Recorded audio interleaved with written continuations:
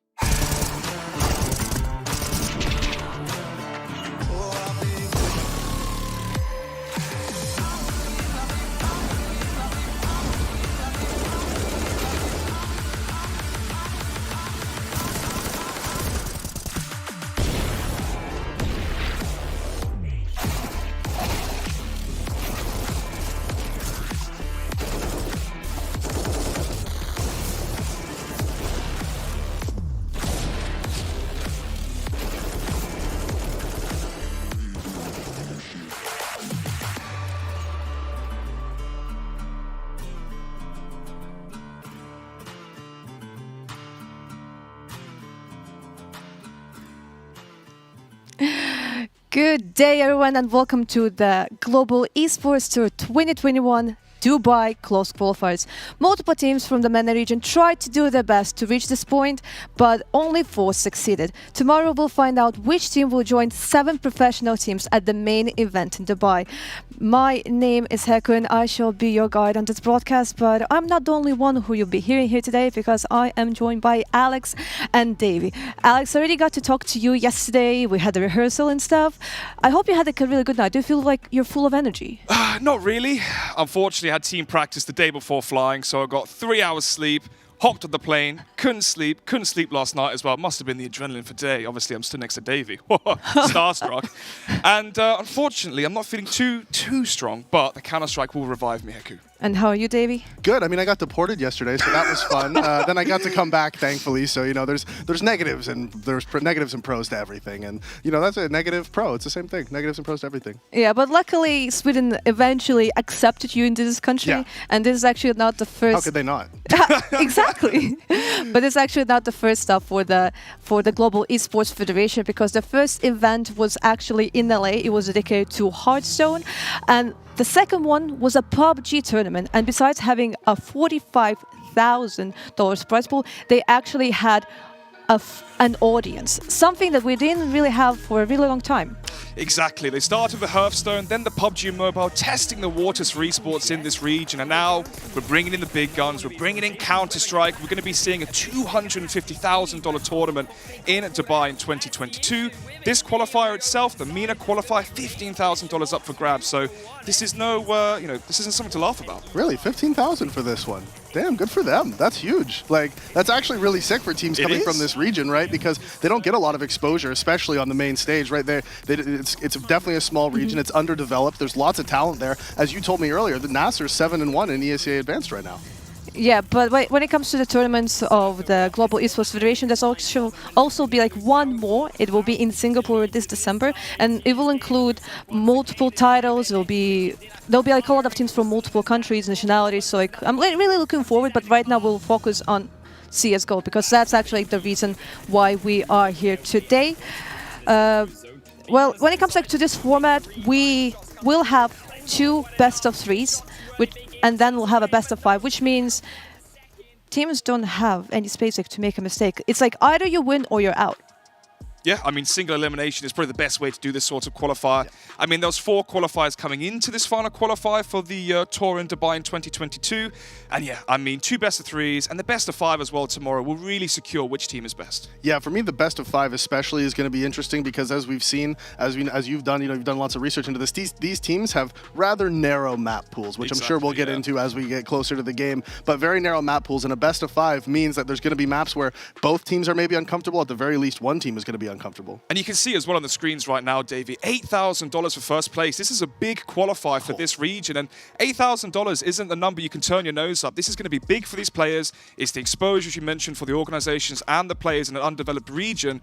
Plus, it helps with, you're playing 12 hours a day Counter-Strike just to be able to prove to your families that this is worth my time. Yeah, and especially, the $8,000 is definitely nice. Like you said, you can't turn your nose up at it.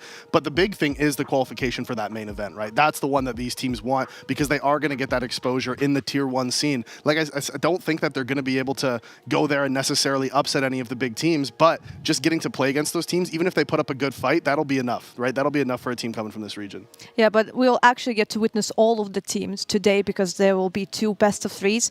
We will start with Nasser and Doomsday, and I think it's like a pretty interesting series because we kind of have the favorites and a team that we don't really know that much about. Yeah, I mean, favourites with a question mark, an asterisk against it because of the fact that they are fielding 2 substitutes. NASA Esports, that is, of course. The main roster itself, you mentioned earlier, Dave, in the broadcast, they're in ESEA Advanced, currently 7-1, but that's with the 2 Latvians. They're playing with Pokemon and Misty, who are subbing in for... Well, I think the salient point to make here is the subbing in for Keen, the in-game leader.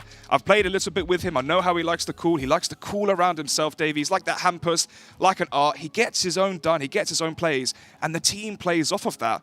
When you don't have that sort of player in the roster, I mean, I have no idea how they're going to play.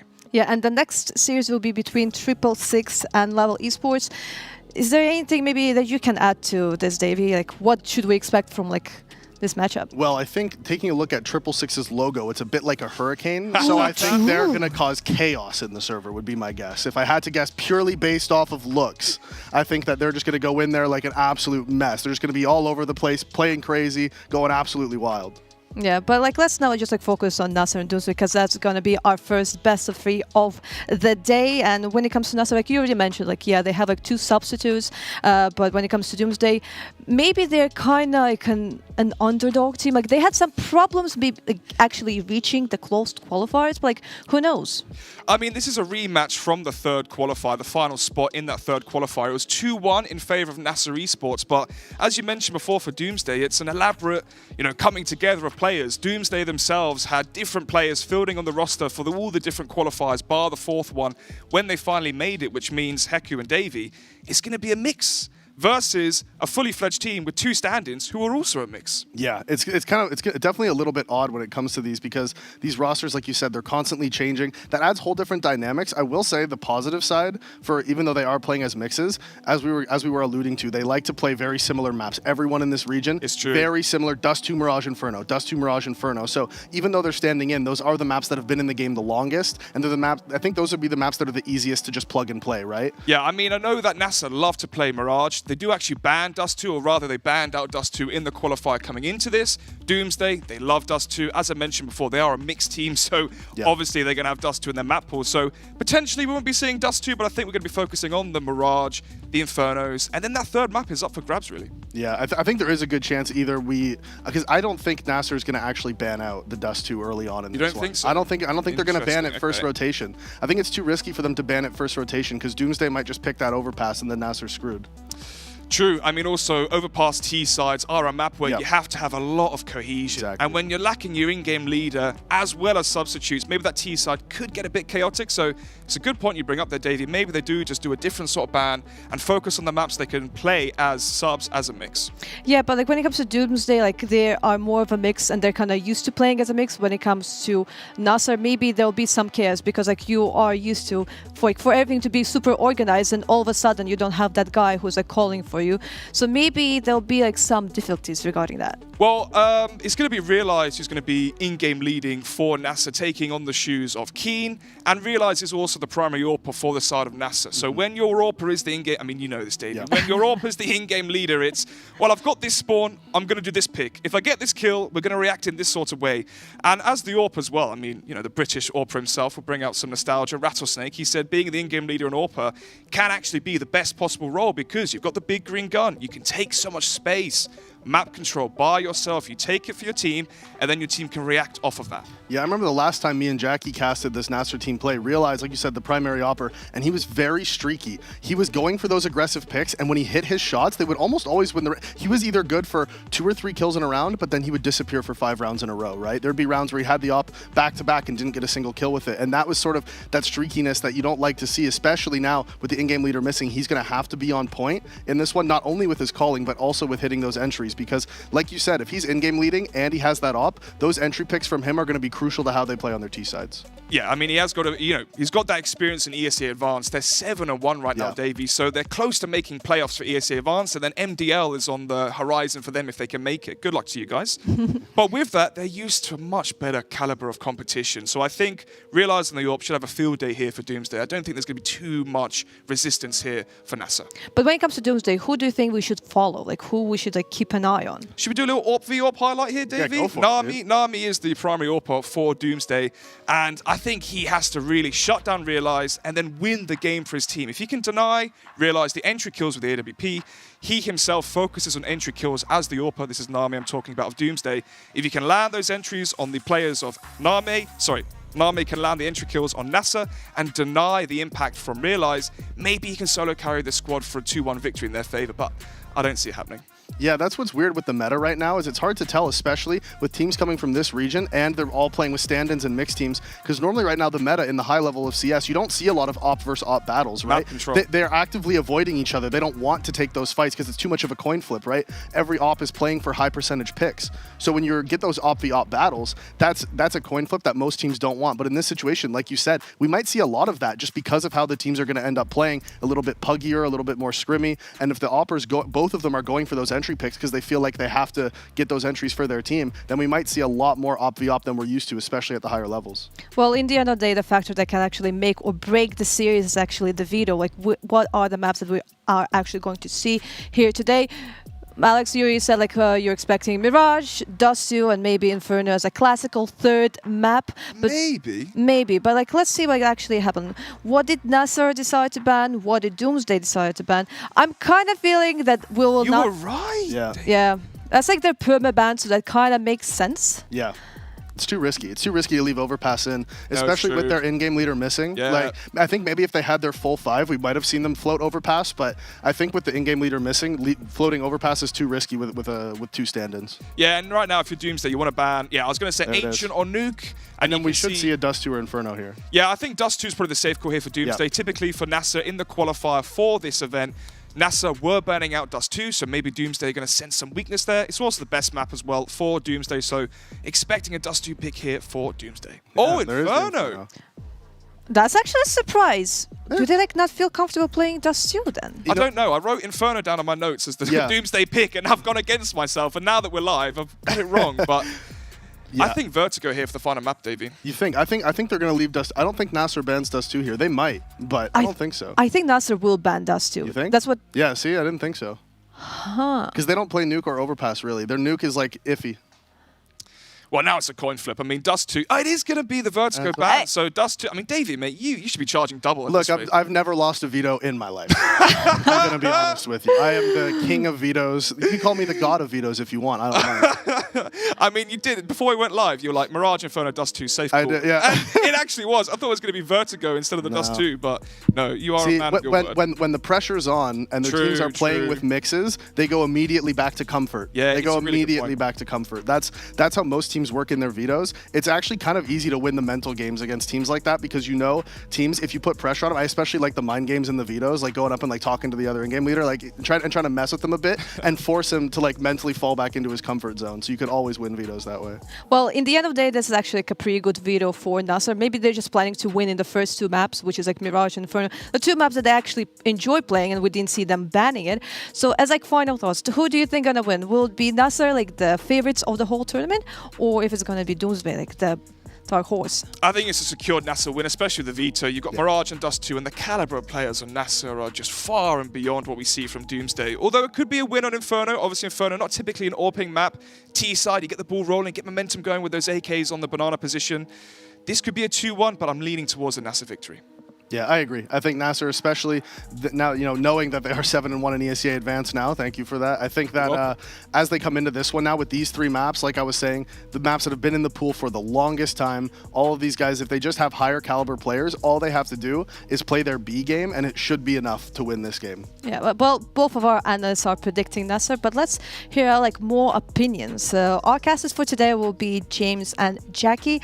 Guys, who do you think has a higher chance of winning the series?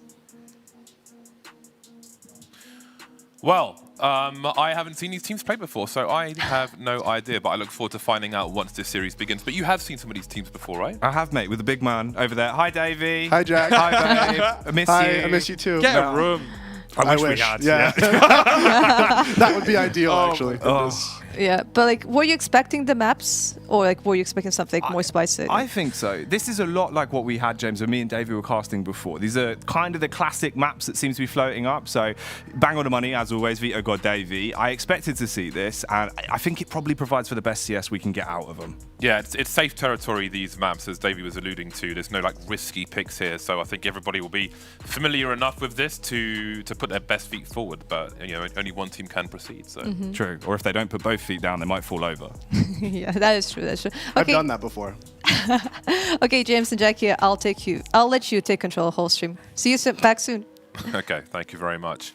Well, I think I'd like to say I have a long history in looking at Counter-Strike from all over the globe. We used to have the Oceania League back in the day. We used to do some Asian qualifiers for majors as well. So seeing some Middle Eastern Counter-Strike is going to be very interesting indeed. One region that I haven't seen too much of, but I know it's very active as a scene. So I love seeing all the up-and-coming players and different regions and the different styles that they have as well. So I'm quite looking forward to this today. I think it'll be really fun because obviously what we'd seen in the past when me and David covered some of the stuff, it's very aggressive, high octane CS, right? Yeah. Which is fun. If you don't have that much sort of strategy in your playbook, you need to play more puggy Counter-Strike. And that kind of seems to work for the region. Very aggressive, very snappy, fast rounds, especially as we were saying as well in the desk, right, James? Lots of mixed teams, this qualifier. If you're in a mixed team, we've mixed together before. It just gets crazy. You have to do something ridiculous, right? Yeah.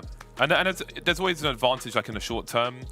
There's pros and cons. I wouldn't say advantage, but pros and cons I think is more reasonable. But a pro is that if you're a mixed team, like you can't kind of anti-strike that too much. You're not going to have expectations versus a mixed team. So that unpredictability can really put people, on the back foot. I think, the economy's in a better place now in Counter-Strike. You generally get more money than you used to, so you won't get punished as bad if something does go wrong versus a mixed team. But it's still dangerous territory, especially if depending on the strength of your map pool, let's say you're thinking, okay, there's a fair chance we've got to win it in 3, right? Then if something goes wrong on your map, then who the hell knows? It can all just turn into chaos very, very quickly. So we'll see where the chaos kicks off. We are on Mirage to start it off. Nasser versus Doomsday. Obviously, Nasser, really kind of the number one team in the region. They always looked like they would be the best. They were kind of touted as the squad to look out for in the qualifiers that me and Davey had seen before. So I'm excited to see them. But as they said, it's a bit of a different roster. And we are straight into it with a bit of carnage kicking off on the A site, James. The USPs are out in full force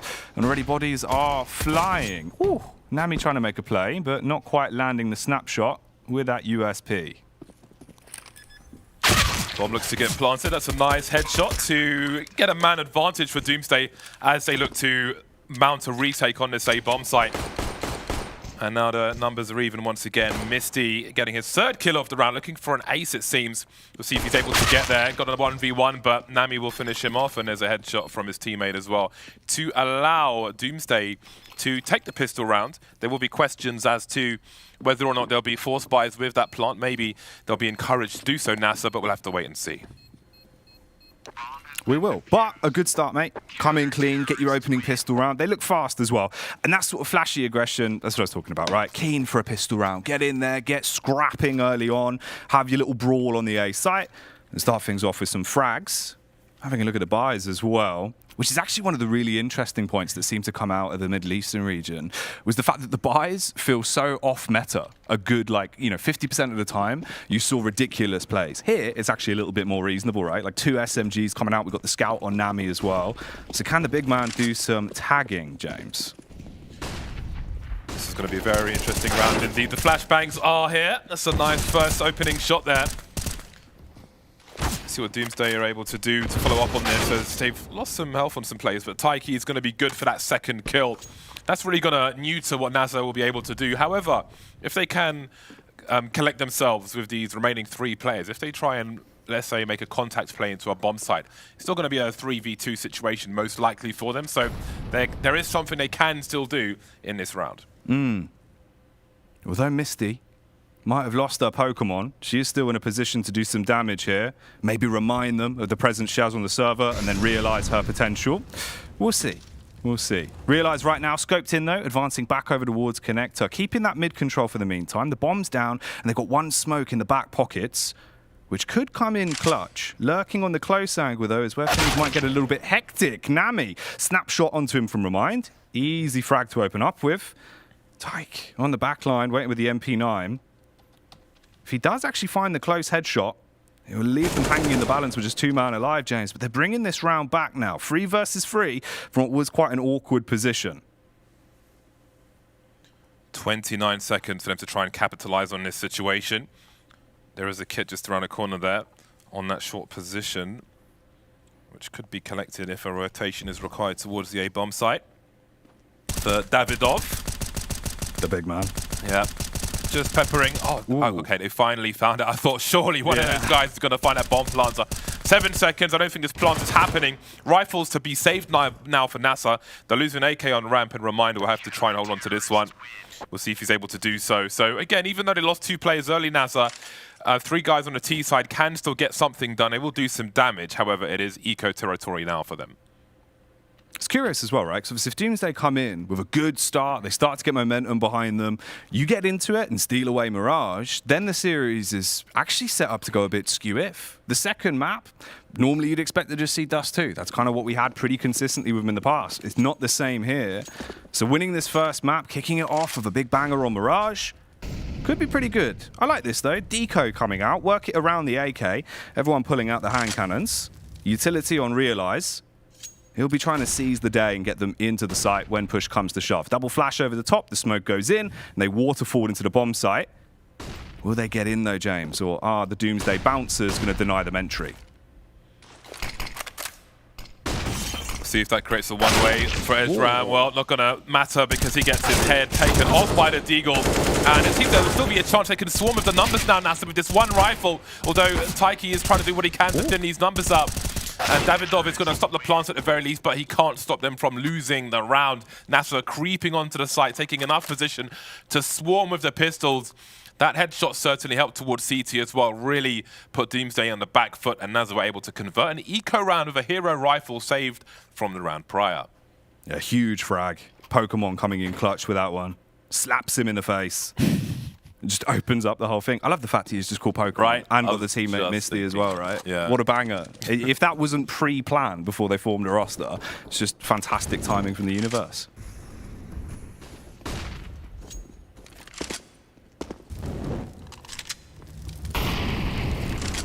We see the force buy from Doomsday here. A mixed bag for them. 2 MP9s, which are very strong, especially when you're on the CT side, of course. Able to put smokes down, play close to ramp, for example. They will have 3 players on the A-bomb site for now, Doomsday. Conceding mid, essentially, although they do have Taiki in the ladder room.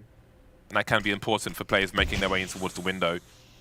Now the smoke is up, he won't have all the information he wants. If he was on the other side, of course, he would be able to detect players jumping up as they break his view of the light through the smoke, but he doesn't have that luxury. Well, A will be held down for now.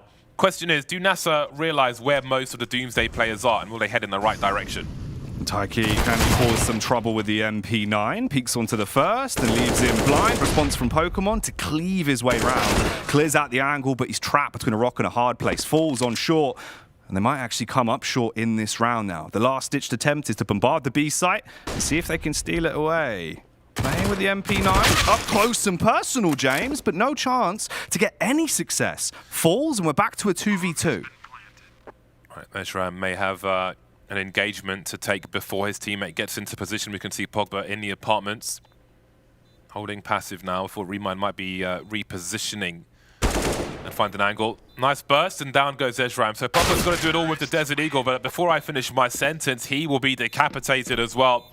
And we find ourselves with a 2-2 scoreline. Eco territory for Doomsday. A difficult start for them, despite winning the pistol and so on.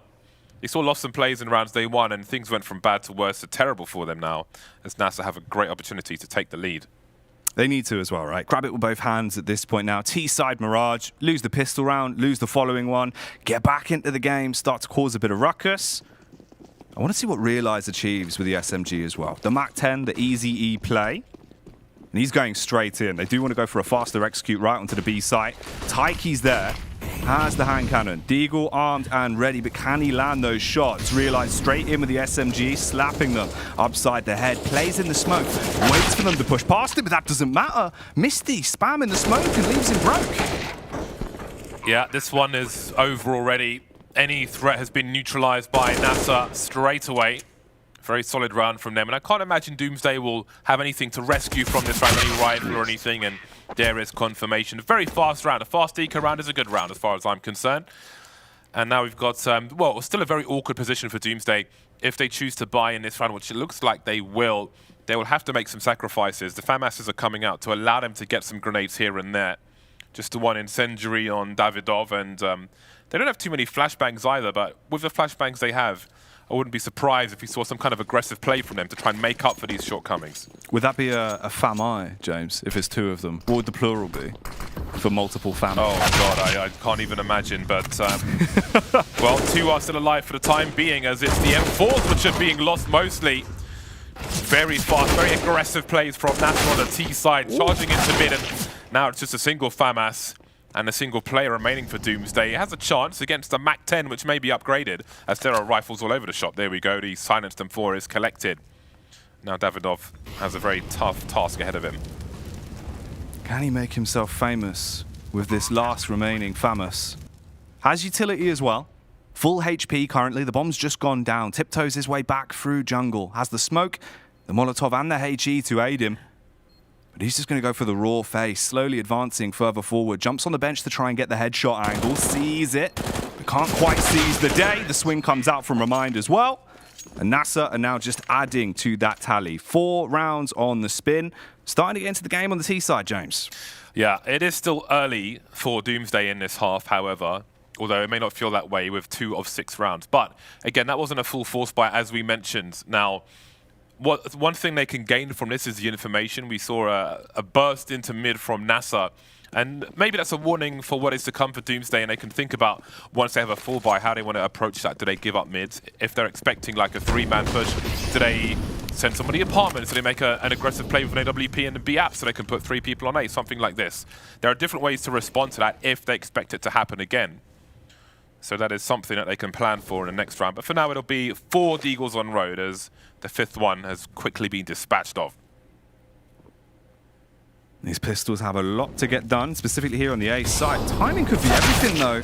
It was a nice play, straight up the ladder. Tried to get the execute off, but it didn't really work. Backstab from short as well. Just the one as Pokemon will fall. And down to 2 remaining players. Nami, he'll probably be the first to engage. His teammate's been ripped to shreds. And ideally, maybe if they push past, he can find himself an exit frag, scavenge an AK, but I don't really think there's too much more, and that's not even going to be happening, James. He's left on the bricks.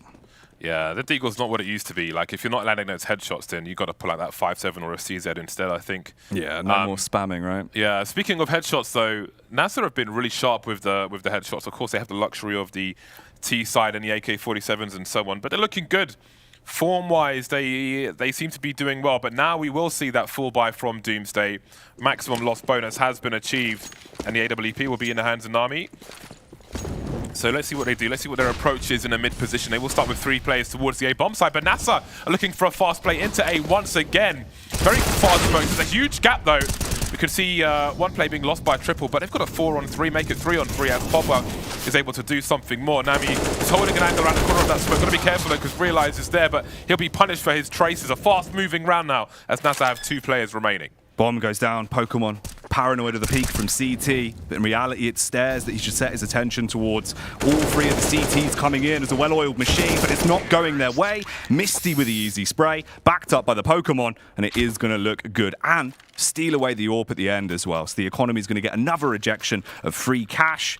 And that was your kind of big pivotal play, really, for Doomsday, right? You finally get the AWP in. You need to make the most of it. You have to have a big entry with that bad boy. Get yourself into the game. Show the presence that you can have with a big green. They don't. The economy now falls to tatters once again. So we're back down to a decode. And Doomsday have basically just been stuck in a rinse cycle, James. Yeah, I don't know if there was flashbang support for the guy who was standing at triple. I think those were some dry peaks there. You can have some flashes, even from short towards that bench position, which you might have to look away from a little bit, but at least that'll give him a safer peak. And again, we see the problems for Doomsday. NASA previously with a surge in mid, this time a surge on the A bomb site. They're keeping it simple, and they haven't really been given a reason not to just yet from Doomsday. So I wouldn't be surprised if they don't change the pace in the rounds to come. Ooh. That time it works a little bit better for Pogba up close with the Deagle. Controls the spam. He spams straight into the back, and it's an easy round from that point. Remind cleans up onto both of the boys waiting towards the A site and runs away with a 7th round. But, as we said, it was just Eagles. It wasn't really the real firepower that we need to see coming out from the Doomsday squad. Now they can go full Dr. Doom level. Nami back on the AWP. Has to have an impact with it this time, though. You know, 3 to 8 at the minute. Nani. Mirage, Inferno, and Dust 2 are the maps if you are joining us late. This is the first of the series, of course, and NASA have a great start on this first game of the series. Doomsday now looking to make a response. Will there be more flashes for Pogba, or is he going to move up dry? Well, what is the T1? Now, oh, nice. He's got 2 kills out of it. That's pretty good. 2 kills. I think if you're making a play like that, you've got to get 2 kills out of it, really. So they've got an advantage now, which is something we haven't been able to say in the previous 9 rounds. Yeah, it's a brilliant start compared to everything else we've had. So hopefully now they can maintain pace from this point forward. Don't get overzealous. You have an advantage here. Playing for the trades and locking off those choke points will be vital for their success. The bomb is still on Realize as well. He's down, low HP, about 59, but he does have the AWP. The issue is his teammates might not survive. What? Remind just flicks around, eventually gets the shot off. Taiki runs in to try and deny this entry, and at least puts things back into the balance for now. A 2 versus 3 with 50 seconds on the clock, but they're isolated. Pokemon towards short, and Realize still just lurking back towards B. The fight on short does not go well, and it has all crumbled away, James. Yeah, it's going to have to find a quick scope entry with the AWP. If he scopes in first, he'll concede his position. But Nami has the angle with an AWP of his own, so I can't see how Realize gets anything else out of this. He can, as we can see, he is going for the jiggles. 25 seconds on the clock, and Taiki's not too far away. Jiggle won't work out as Nami will deliver that kill. A much needed round for Doomsday, surviving with the bare minimum 3 people, which a lot of people will say you need to spread the wealth amongst the players who have been lost. You need to survive with 3 players to really get a proper buy in the next round, and that second kill is so crucial for Pogba. I was looking for more flashes from the back. Not really not as much synergy as there could be, but he still managed to deliver 2 frags there, which was very important for them. Yeah, I suppose it was surprising as well, right? Because as you said at the moment, he literally just played around the T-flash and then peeked off it once it had gone off rather than getting flashed in himself. So the fact he gets away with 2, he was probably licking his lips and counting his blessings. Nami Is he going to be blessed with the scope? Close towards apartment, swings in, gets the opening kill, and puts one man down early. That's good. They haven't had too many entry frags to start off rounds, but they might be tested here. Back towards Connector. Again, pressure being applied, but look at him. A silent assassin. He just runs through the smoke, cleans up on another frag, and now they've got a 2-player advantage. Beautiful. Doesn't outstay his welcome. Not running around the smoke looking for more. Get that kill. Disengage. 5 versus 3. Very nicely done indeed. And they don't need to take risks here, Doomsday. They've got a 2-man advantage now, holding down Connector as well. And there are questions for NASA. They've had a nice run at the beginning of this half, but now they are facing adversity. Can they overcome it is a question. Unlikely for this particular round. But maybe Doomsday will take control of the remainder of this half. 2 players left for NASA, and we'll have to see if they look to make a play. The bomb has been spotted by the CTs in mid, which doesn't give them all the information in the world, as there is somebody lurking around the map, and that's Pokemon. Slowly backing up, heading up towards short. Oh, Pokemon spotted the player jump spotting as well. Davidoff has to fall off. The flashbang will go over to keep him blind, keep him in close position. Realize wasting time though, down to 20 seconds. They have to be swift about this. One wrong foot and the round's all over. He doesn't know he's right behind him. A simple tap, that's the AWP down, that's the bomb down, and that's the round gone. 2,600 in the bank. The rest of his team will be able to buy next round, so Pokemon can just hold on to this. You know, there is an opportunity for him to try and do some damage and keep that economy poor on the Doomsday side if he is given something, but no need to chase after it too much. So Doomsday will get their 2nd round in a row after a string of 7 for NASA, and those 2 rounds have looked much better for them. Again, NASA's fast plays into bomb sites and even in mid have been overwhelming for Doomsday, but in the recent rounds they've been able to make plays themselves. So I do wonder if NASA will go back to that now and just try to storm the A bomb site with a full buy. It's also the first 2 rounds I think we've seen Doomsday actually getting both of the early entries, right? Every time the opening frag's been going the way of NASA, which has just helped them out massively when they've been going for those really aggressive, swift bombardments. Doomsday being able to not play with as much respect, play a little bit more aggressively, go for those peaks. Hopefully keep the AWP on Nami as well now, because he's starting to ease himself back into the game. The foot's on the pedal. You're 5 to 8. You're getting into it. You're starting to land those shots. It does seem like we're going to have a slight pause as well, just to get everything resolved on this one. 7-4. It's a good start for NASA. It is their map pick as well. You're coming in swift on Mirage. They love Mirage. They were fantastic on this when I'd seen them previously. They do love a bit of Dust 2 as well, but that is going to be our decider if we need it. I believe it's Inferno after this one. It is indeed. Dust 2 a decider should it be required. So after a good start from NASA, I think it's unclear who may end up the victor on this one, although I would like to see some more aggression from Doomsday once they move to the T side as well. Yeah. So there'll be one player reconnecting to the server. Mirage, I think it's been out for like 7, 8 years, this version of it. And many people still can't smoke the window in mid. Really? Yeah, even to this day. You know what's interesting, James? I was talking about this to Davey recently. I realized about 2 years ago that I have aphantasia.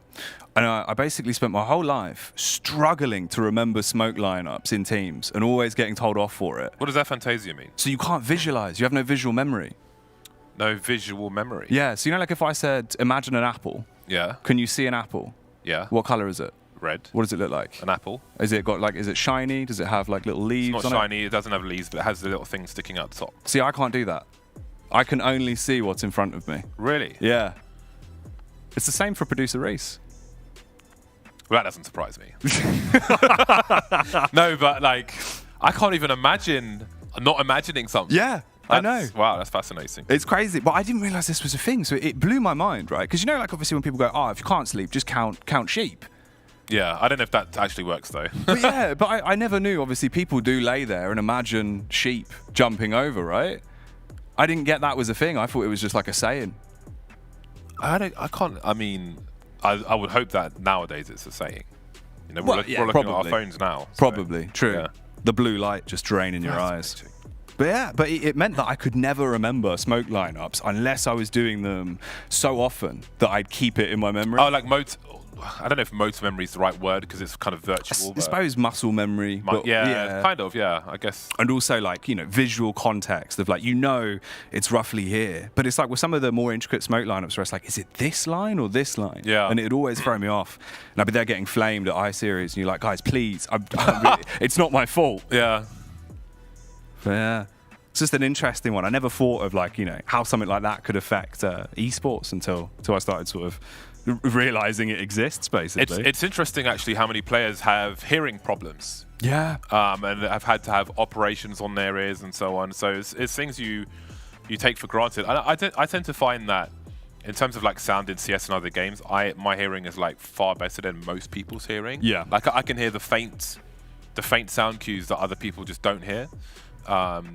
So that's another thing. And it'll be really cool, without breaching people's privacy, right? If you could like measure people's hearing at an event, just to see, even if it was like anonymous, to see the level of like the average person's hearing in general, like in a wide world. Yeah. And then the Counter-Strike players at an event, who's got better, who's got worse. That would be quite an interesting. That would be interesting because I think there's a lot of stuff like that where obviously some players don't think about it and they've played on their settings for years, and it's like you could probably have a way easier time if we just came in and tweaked these settings, big man. Like, you know what I mean? You don't need the volume this high. Let's just compress that and bring it down a bit, because that was what I always did. I just got into the habit of like compressing audio, so that the louds are also the same as the quiets, which is probably a really bad way to describe it, but I'm sure you know what I mean. I know what you mean. Yeah.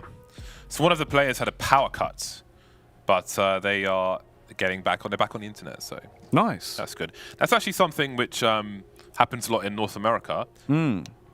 So, I've often spent about half the year there, and when I'm playing Counter-Strike there, people will be like, okay, there's a storm in my town, so I might lose power, which is just different problems.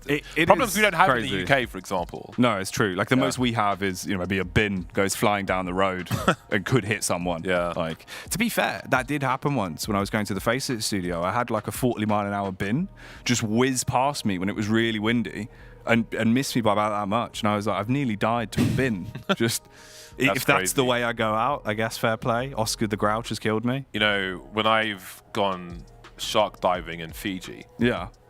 There's this place where they have like 40 plus bull sharks all swimming around, and they have a wheelie bin on ropes, and the wheelie bin is full of tuna heads. Right. And the reason it's on ropes is because obviously the chum and all the blood and stuff, you don't want to be like next to that, so you put it below you by holding onto the ropes. But they've got a rope on the bottom and a rope on the top, and obviously the bin is sideways, and they're like pulling the ropes one at a time to get like a tuna head to fall out of the top of to it. like shake it Yeah, out. yeah. Right. Yeah, to like wiggle a tuna head out, and then it just starts sinking, and then a bull shark just goes to like God damn. just snap it. To take that whole bad boy home. So that's my notable wheelie bin experience. That's a cooler wheelie bin story. Yeah. Like, Yeah. That's living your best life as a wheelie bin. Yeah. Right? True. That's the wheelie bin you want to be. In like the wheelie bin tier list, 50-mile-an-hour wheelie bin, that's pretty good. Yeah. You wouldn't be upset about it. It's either that or be, full of rubbish. But full of fish heads and feeding sharks, probably the dream, really. Yeah, right. That's what I want to do if I was an animal That's object. how plastic should be in the ocean. Right. That's a good implementation. That is true. The mad thing about that is as well, I was reading something, James, where it's like, I think humans are now like 15% microplastics. We're just all plastic. Nah, those numbers are nonsense, man. We'd all be dead if we were 15%. I don't know. Well, because But, we're like what, 70% water, 15% plastic, and 100% But skill. if you eat like processed foods and things, like we're plenty of percents of all kinds of stuff that we shouldn't be, So gotta watch out for that stuff. Yeah, not Davey though. He's just 100% cute. He's got a clean haircut. I'll say He that. does look good. He's looking fresh, man. He rocked up and I was blown away. I had to tell him to tone it down. Pretty clean for a gamer. Oh hell yeah. Yeah. Hopefully we'll get some clean gaming going on with this one as well. We did have a power outage for one of the players, so we're just getting him resolved, back into the game, and then we will carry it on. Relatively slow start for Doomsday. They've had 2 rounds either side of the 7 that NASA were able to steal away. It does feel like NASA have just kind of woken up, James, and after those first 2 rounds, basically stopped playing with respect and went back to the NASA team that I had seen in the past. One thing that's been interesting in the recent months is the grenades. Of course, there was that update where you can drop grenades and spawn and so on. And I was in the camp of people who weren't a fan, like Nico wasn't a fan, MSL wasn't a fan either, because like the grenades and things you're seeing around the map count as information. Yes. So trying to discern what a team is trying to achieve is harder if there are like a bunch of grenades rolling around or someone throwing 5 flashes into a site. Obviously, like if they're all being thrown one by one, that's a clue, but you could have 4 people there and throw them one by one, which I haven't seen yet, but that would be quite interesting actually, if it's like as a double fake. But anyway, in reality, the impact hasn't really been negative in the way that we thought it might be, which is great. Yeah. But it is something that you forget about, or if you watch the game and don't play the game as much, you might not even realize that you can drop grenades with G now.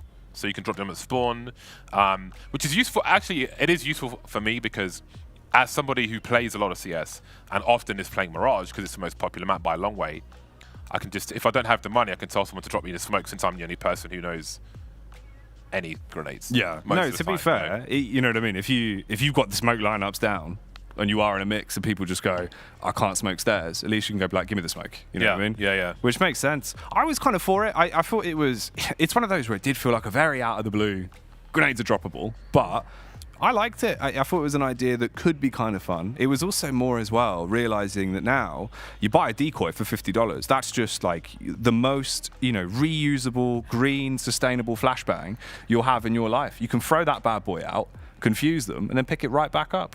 No damage to the environment. I have a replica flashbang which I bought from eBay. I actually have a lot of things. I have a Nova. I know you do. I have a Nova. I have smoke grenades. We have Hayset have smoke grenades, but I have a Nova. I also have the replica flashbang, but it looks like a real flashbang. Like all the materials are metal. It's not a cheap like plastic thing. It looks real to the point where I'm hesitant to actually. Well, I'm never going to pull the pin just in case, because those things are like really, really dangerous, and who the hell knows? God, yeah, take a finger off, or at least blind yourself for a bit. Yeah. That's not going to be good, man. Yeah, be careful with that boy. All kinds of things. We did the series of sounds of CS:GO. Yes, I remember. And I was going to do one with a flashbang until I looked into how dangerous they are. You were taking yourself out. Like, they're extremely dangerous, so I'm not going to do that. Also, you said you have good hearing in CS. You pull that flashbang, James, you'd never hear again. Quite possibly. The tinnitus. We did once launch an anti-tank cannon at a car, and I had to punch the thing on the side. It has a nitrogen recoil system to stop the cannon from flipping over immediately and just like landing on its back. The sound of that was pretty insane. Yeah. But I think the physical, like the shockwave of it was. I guess you felt that. I could imagine. That just went through our bodies. Right through, yeah. That was pretty crazy. Hey, we've got 10 people on the server. Nice. They're all back in. Here we go. Man. It will be nice to see how this one develops as well, because overall, I think in reality, this is the side of the bracket that was a little bit more stacked as well, having Nasser and Doomsday on one side. Doomsday, they tried their best. They had a pistol round. They got into the game. We are running a match medic as well, getting everyone back to where they should be, and it does seem like we can kick it off. And this will be nice. We still got the AWP on Nami as well. And he was kind of the salient point, James, right? He was the one pushing the envelope, getting them back into the game and trying to wake up the boys on Doomsday. So can Dr. Doom on the big green keep that going now as we head into the 12th round? Yeah, I wonder if NASA are going to just rush the A-bomb site again or somewhere, maybe mid. You can see 4 of them are moving together with Remind lining up some grenades, and we've got a 3-man burst top mid, it looks like. Probably waiting for some flashbangs. We'll have to see. But Doomsday mixing things up as well. They're coming with 2 players on short, probably for a boost on the bricks there. Indeed, they'll be doing that. So they're changing their setup every round, which is pretty important and something you can take for granted, depending on a region of Counter-Strike that you follow. But that's certainly a good sign for Doomsday, and I think Pokemon may have just spotted something there. It seems likely.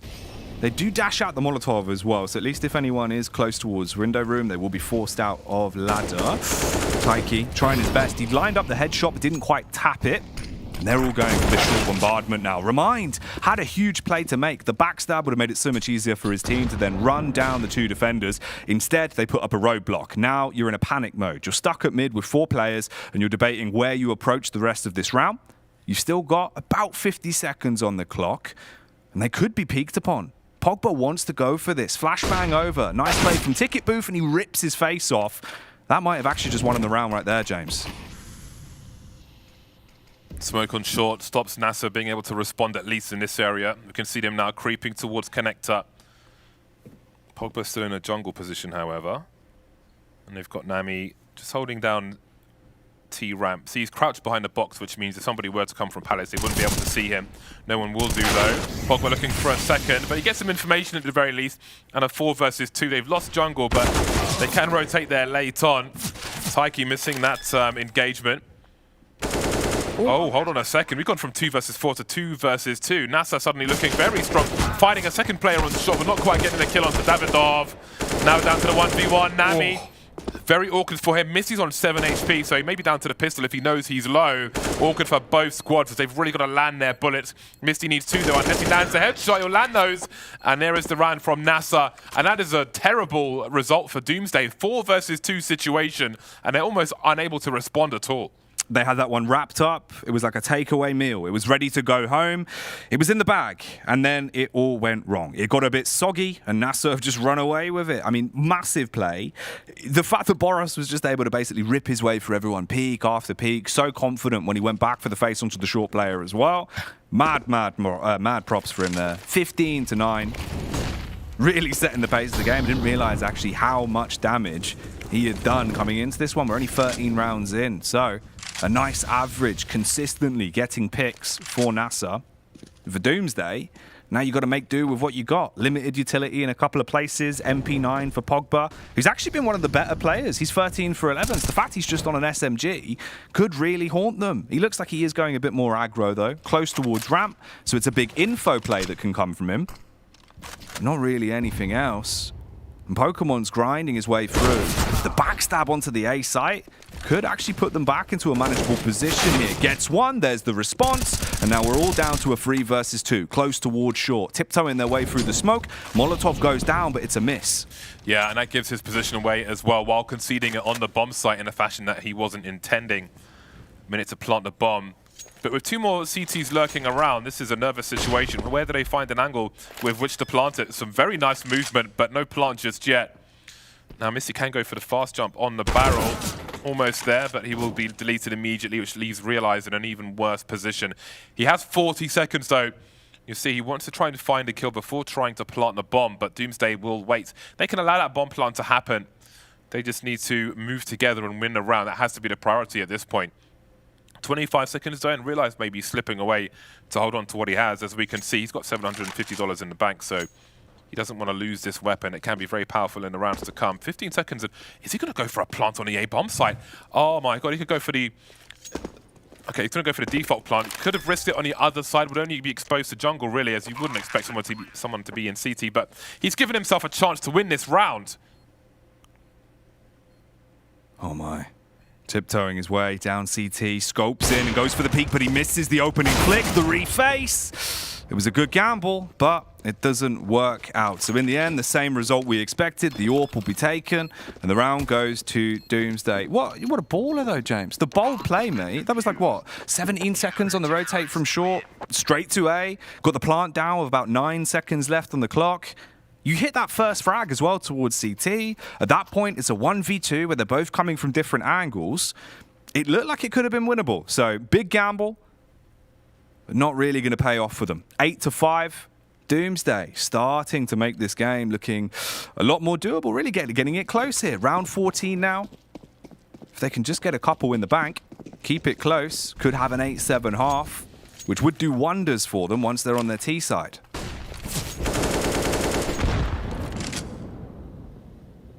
Yeah, this is Very important situation for Doomsday to keep the score competitive. It has been a very difficult start for them, and maybe it's about to get worse. That's an AWP that will be very quickly collected by NASA. They've got the numbers as well. You can see them jumping to try and create space, but there's no trade kill. Davidoff holding things down, but down to 20 HP, gets a third one out of it. Very important headshot.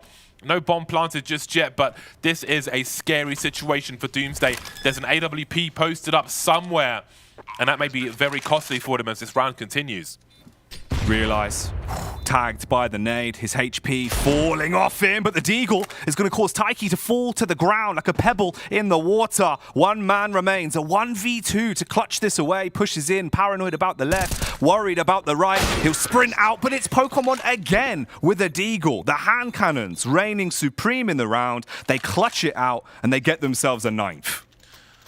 Doomsday are losing too many favorable situations. That was pretty much a full eco from NASA, and they still lost the round there. Utterly disastrous. Lost to AWP, and despite Davidoff's best efforts with that very late third headshot as well, still unable to convert it. I mean, that's like losing the AWP on the balcony, didn't even need to jump off to collect it, is a disastrous situation. Davidoff did the best he could, but his team could not follow up on that. Again, we laid everything out at the beginning of that round. Very important for Doomsday to try and catch up, but this may end up as a 10-5 score at halftime. It could have been closer as well. Although it's such a one-sided scoreline when you look at it, there's been rounds that are down to the 1vx's, down to the wire multiple times. And Doomsday are just not able to get it over that final hurdle. This time playing very laxed as well, more just for the choke point control and allowing them to take deep mid. They have made their way down. There's been a bit of an info play from Remind as well. I think he actually pushed the whole way through Palace. Basically cleared up towards the first corner. Has a bit of info from it, but they're losing players. Pokemon's going to go down to the Famous already. There's only 4 Ts left to play in this round. But here comes the battle towards middle. Doomsday just peeking, going for the wide swings. You've got that opening frag. You had an advantage, and now they've given free away for absolutely free. Nothing that can be done. Realize, racking up the kills on the AWP, flicking around like a lunatic, and it's all down to Davidoff just with the Deagle, back towards short. Has the Deagle in hand as he advances further forward, going to peek out. No one's there. They've all scarpered, apart from Realize, who lurks in connector, cleans up with a quad kill, 4 frags in the round, leaving it at a 10-5. Yeah, that's a fantastic half for NASA. It's a terrible half for Doomsday, and it's not because of the score, it's because of the opportunities they had to make it at like an 8-7 or a 7-8. So they really lost some spots there, and they will become more reliant on the pistol round to try and catch up. And who knows, you know, on their CT side, they lost plenty of rounds when they were at a strong advantage. It remains to be seen if the same will happen with them on the T side, but it first starts with the pistol, so we'll see what they can do there. They've got 3 players with utility, and they're all headed towards the A-bomb site. Pokemon, bit of a headhunter. He's been sniping with the pistols previously. If he can do the same here, it would help them an absolute ton. Double flash over the top with a lamp. That'll be the smokes coming in as well. Pokemon takes a cheeky peek, little tag, little bit of move in as well, doing a jig as he knows they're coming towards him. They actually slow it down. No hard commit just yet. All the smokes go up. They wait, play it right with the timing, push straight through the smoke and go and try and get connector control. You need to go hard on this together. There is a 1-for-1 trade. Realize as well, steps up to the plate. Misty comes through with another one, and it's starting to get dire for the T's. The backstab! How has he thrown that? 2-on-2, still salvageable. Bomb to be planted. That's an important headshot for Realize, but again, it being the pistol, only need to deliver one more, and Realize will do that. So NASA will take the pistol, 11-5. The worst has happened for Doomsday, ironically. What a Doomsday. It is just rough, mate. Mirage clearly not being an oasis here, James. I don't think there is any water. There's no palm trees. There's nothing redeeming. It's a mirage. Oy. It's some of my best work. That was really good. Thank you. I enjoyed that. Well, NASA have taken both pistols, which is always a promising stat with who is likely to take the game. That's how you flash top mid. Learn it at home. When your player in the window is swinging, that will certainly help him stay alive, him or her. Doomsday creeping up a ramp now, but Pokemon's playing it safe. He's looking for information, not engagements. We'll see if there's flashbang support for him. Actually, there's Yoni flashbangs on Boros, who needs to keep his gun out because he's by the stairs. It's a big swing now as we lose a player on both sides. There's that one flashbang, that golden flashbang in the hands of Boros, but who does he have to flash now? Pokemon smoked off in CT. Taiki. He's waltzed his whole way into the rear. He's back deep CT. If his teammates can at least just survive for a few more seconds, if Davidov can buy time, he could have a ginormous play to seal the deal. Rocks up, peeks onto the first. Pokemon's going to go down. Boros trying to do everything he physically can to keep the round in the balance. Taiki on the ticket booth. An easy headshot that he shouldn't have even hit. Man was in midair and moving. Decapitates the first. Misty straight on the bomb. 2 seconds left. The tap shots through the smoke. The sheer confidence of it. A 4K for Doomsday. A round that looked like it was done and dusted. It should have been a 12 for NASA. They should have started to grind this game out to close it down the CT side. But finally, a lifeline given from Pokemon. That's exactly what they needed. But they need to follow up on that. One round won't be enough. And that was a huge leak from NASA, not having anybody thinking about the jungle position. It's a spot where when you're rotating towards A, you've got to go in there late with your teammates rotating in elsewhere. But if you have no one there, you've got to be cognizant about your 6. They weren't on that occasion, and that gives Doomsday 6 rounds on the board. And it puts NASA on the pistols. But we know what they were capable of on the T side. They're not the aggressors now, but they could have some sneaky angles. So I will make no assumptions going into this one. You'd think as well, with the way NASA were playing, round like this, where you are basically just on the deco, the 1CZ thrown into the mix, you could go for something a lot more flashy, go for the aggressive plays. Talking of which, there's the flash in towards ramp, the 2-man push. Davidov shooting feet by Quentin Tarantino, but he's going to go down to Realize with a first opening kill. So actually, James, CT side Eagles, yeah, they could have some impact here. Safety in numbers for NASA, 3 players on the A-bomb side. That's an important kill though. And that allows them to surge into the B-bomb site, but are they outplaying each other? They've killed the ladder spot. They're all together, but they're just hanging around in mid. Dropping the bomb now as he's going for a play in the window, which is going to be close quarters versus the pistols. It might work out for him, then again, maybe not. Now a rifle's being collected by NASA, and this is looking sloppy from Doomsday. They've split up, and I can see disaster. Running out of bullets will be a gift for Doomsday. As that Galil just ran out there, going for that short plant, but now Pokemon's in CT. It was so simple for them. They had 4 players on short. They killed the ladder player. They could just head in towards B and trade together. They will win the round, but it's looking very, very dangerous indeed. I think they just overplayed their hand there. God. Yeah, that was like the most roundabout way to eventually get the round in the bag, right? It felt like it was going really smoothly for them. And it all got a bit scary in the end. They hesitated. Yeah, man. They hesitated, which gives the CTs time to react, time to rotate. They sent 1 rifle to the window alone versus pistols. The pistols want to be close so they can spam you. And then that rifle almost cost them the game. Getting the kills on connector, but then running out of bullets towards the end was the stroke of luck that Doomsday needed, but shouldn't have needed in the first place. Just even Pogba as well with the instant plant.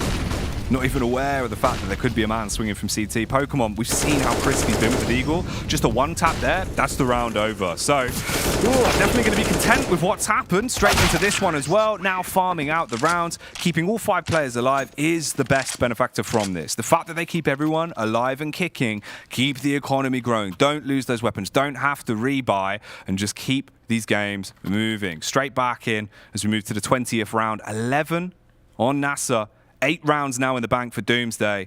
But the big greens coming out. Back on Realize, James. 17 for 12. He could be a monster here. CT side Mirage, the AWP on Realize. I'm a bit worried. Was that smoke missed? I think it was. I think so. Yeah, that's not a great start. Because I was about to say, you know, it's not so simple with AWP on the A-bomb. Well, on Mirage, rather. Because the window's always being smoked. But that's a great position from NASA. They take high ground advantage, which makes it really difficult for Doomsday to try and plant the bomb now. That will make it a lot easier, though. Nami able to trade and take that position away. Would have been very strong, but unable to stay alive while the team are rotating. May have wanted to just chill there, as now NASA have lost all position on the A-bomb site, save for Misty and CT, but his teammates will be holding down on short bomb being planted as the smoke's dissipating. That'll be successful, but look at these kills on the kill feed. Nami now last man standing, 1 versus 3. Down he goes, 12 rounds for NASA. Realize with 17 HP, bides his time for the peak. fantastically executed alongside Misty as well for the execute onto the CT player. Swings up, hits the shot with the AWP, and it all crumbles. 3 frags from nothing. Again, around it looked like it was hard set in stone. It was going to be where they start to grind out the game now. Doomsday bring it back, and we start to get that sort of power struggle. Guess it's not going to be happening as close as I first thought. NASA, brilliant retake, brilliant response, and also it's 3 players that stay alive, one of them with the AWP as well, so your economy will be thanking you. Lovely flick there from Realize, ready for the fast reactions. So Doomsday looks like they're going to have to do this the hard way. Did string some rounds together though, but now there will be another test for them. They've got 5 AKs out though. This time they will land the smoke in the window. So now we see the proper test for Realize as to where he rotates the AWP. Remind could just run off the distraction now. Surely he gets 2 here. Not quite. That was the bomb carrier as well. That would have been a crucial frag. 3v3 and Doomsday are still in this one. Making their play. Towards window, you need to hit that. He's so low, 24 HP, and Realize has shown it doesn't matter how low he is. His confidence is always at a high. Davidov, he's falling down, back to reality, grounded by Misty, and it's all on Pogba. The close range encounter, awkward adjustment, but the snapshot will land. 19 HP and a minute on the clock. Drops down to the bomb site and whips out that bad boy. Gets it down. And is left in the 1v2. Realizes low. He has the AWP back up from Pokemon. He peeks into him. It's the no-scope through the wall to slay him. What even just happened? I don't know if he just on scope to start moving or something, but I wasn't expecting a no-scope there. But respect, doing it in style. Definitely get style points for that one. NASA moved to 13 now as Doomsday going to have to dig deeper and deeper. The bomb plant will certainly help them. And it looks like it may be a force by Taiki with 3,200, Nami with 28. It's not ideal for them, but many of these rounds haven't been. The struggle will continue for Doomsday, as we have seen 3 defuses now in this half, one of them being the pistol, not as important. Well, important, yes, but not comparable, let's say. Early grenades out for Nazareth. They look to hold control and shut down any fast play from Doomsday. It will be a slower one, though, or will it? Taiki walks to his doom, ironically, straight away. And Pokemon certainly saw a second player there, surely. Pokemon, sword, shield, or gun in this situation. Trying to unload, but not able to tag. Awkward for Realize as well, as he'll buckle under the pressure. And the A site is now completely in control of Doomsday. Everyone forced off, lines of strike restricted, as they will have to fall back towards close connector. Remind hoping to at least keep himself in the round here. Playing around the smoke quite nicely. Boros is in the back line. There's 2 potential kills that could be huge for them, but it might only be one that happens. I thought Boros might try to pull out the Ramsey, but instead he pulls away around win. 2 clean kills, all down to Pogba. Trapped in connector, connects the shot onto the first. 1 more to find. If he can machete his way into jungle, clear back the vines and shut down Misty, it's still winnable, James. It's going to be a very hard task for him, though, with 16 HP. The barrel of the gun has been seen, and it's all over now. Surely Misty, oh no, he's the trigger discipline. Oh, and he's found him as well. Patience to keep an eye on that smoke, and there'll be no goals for Pogba towards the end there as NASA moves to 14. God damn. Some of these rounds here as well have been absolutely hectic. I think it's also the fact that we've had, more bomb plants and defusers in this couple of rounds than we had the entire first half, purely because Doomsday are able to get site control. They're able to make the real plays they need to, force the CTs off the angles, but then the retakes are just ruining them time and time again. They're not prepared for these retakes. They're not prepared for the flanks. It feels like once they get that initial control of the site, the commotion of where they could be flanked from, where they're going to be pushed from, just goes out of their heads. The amount of times they've died to a flank, it's just not sustainable. Big swing from Boros, and they'll look to take the game even further away from Doomsday. Not going to rest on them having pistols. Well, remind that's going to be a painful one for him. Misty now trying to hold things down as he waits for that rotation to come through. Needs help from Boros at the window as well, and he goes straight through that window to help him as best he can. Charging through the smoke, they're lining up for the spray down. And Nami now trying to get his reload through. Will make it a 1 versus 2. Realize to finish off the job and put NASA on game point here on Mirage, the first of the 3-map series.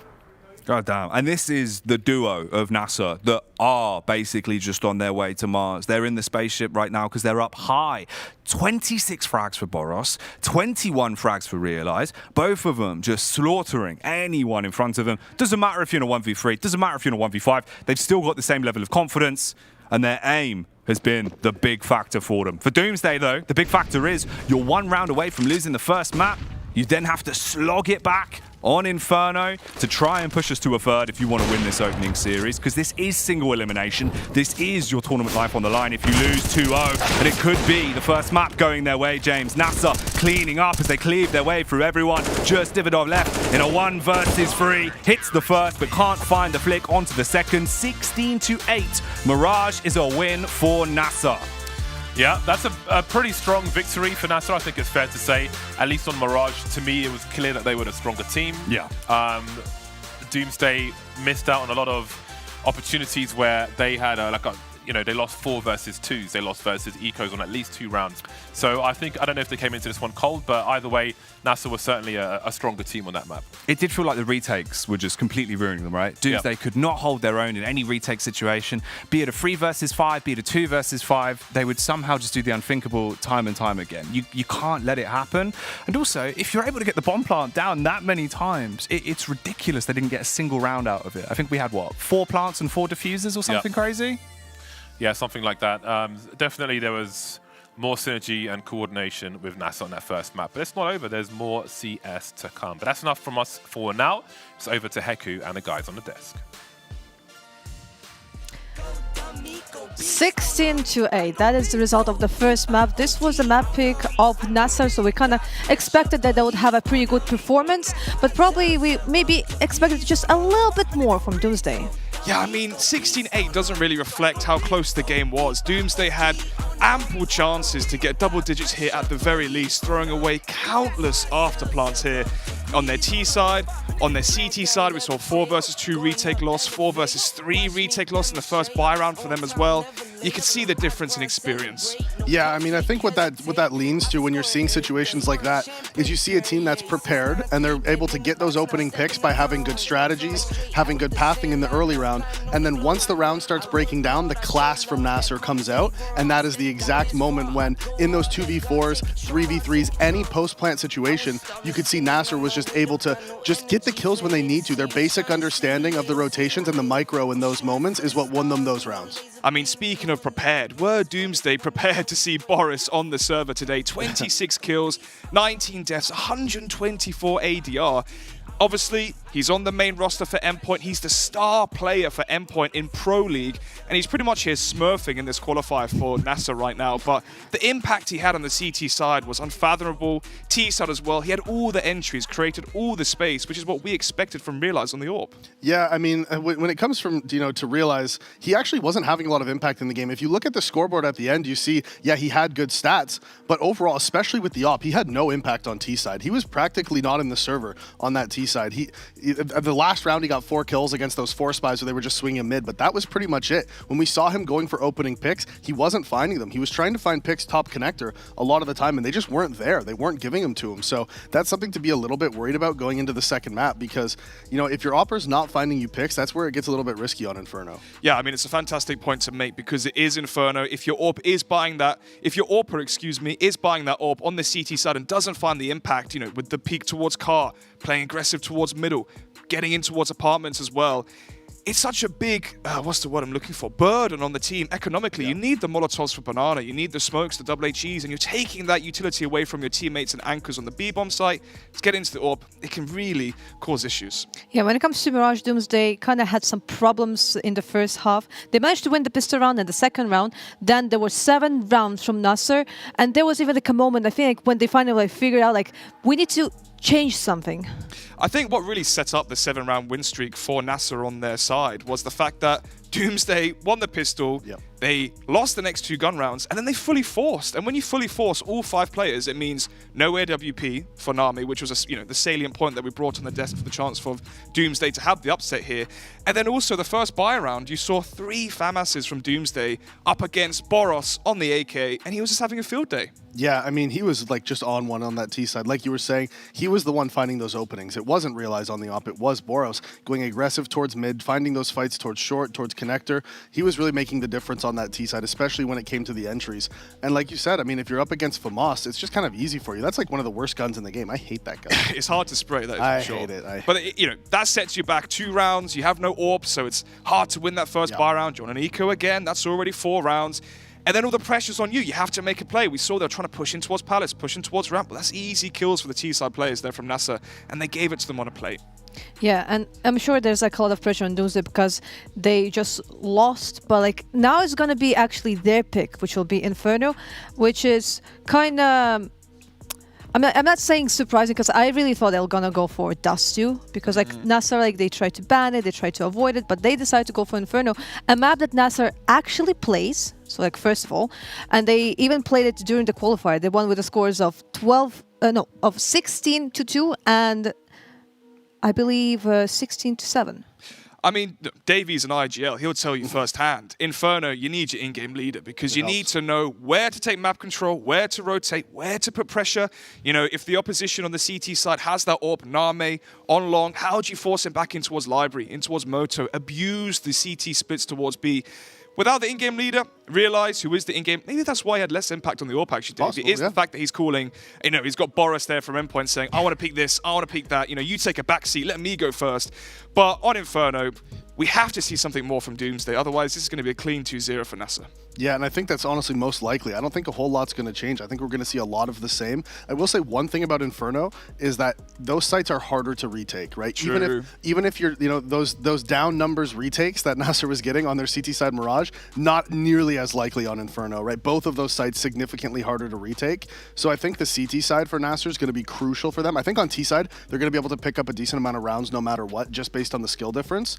But on the CT side is where it's going to be huge for them because they're not going to be able to get those sort of miracle retakes like they were having on Mirage. And it's the flip side actually as well for the terrorist side on those after plants, especially on the B bomb site as well. You have to take Ruins control. You have to have the crossfires from Triple in towards Banana, in towards Dark at the back of the bomb site as well. And we saw the after plants from Doomsday where they would have a 4 versus 3 advantage, the round where I believe it was Pokemon pushed in towards Palace, got that kill, then he ran through a smoke, got himself killed, got Boros killed. They had the 4v3 and then, you know, James Bardov, he pointed out how nice the AWP flick there was from Realize, but that's because Doomsday were just peeking them one by one with no grenades, no flashes. You can't have that sort of team cohesion on Inferno. But also it comes to like how good are the teams actually at adapting, because like quite recently CSGO had like a new patch and you know now you can drop grenades, and when it comes to, for example, Navi, they have Perfecto and I believe Boomwitch on the B side, and they just start the round by just running to B, just dropping all of the grenade and just moving back to the position. So like I wonder if we'll see the same thing here, or like if they'll be like just like playing their just pod games, like they're just holding everything for themselves. I mean, there's a strat right now where if you're the AWPer, I mean, I am the AWPer, you have a bad spawn, well, I can't peek mid, can't peek apps, can't peek B. I'm just going to drop my grenades towards B and then go hold long. Yeah, makes sense. I mean, there's lots of teams that are doing stuff like that now. On Inferno, it's definitely more viable than on other maps as well. Yeah, well, we are looking forward to see what is actually going to happen on Inferno, but we will get to that game pretty soon. First, we'll go on a short break, but our castles will be happy to see you back again.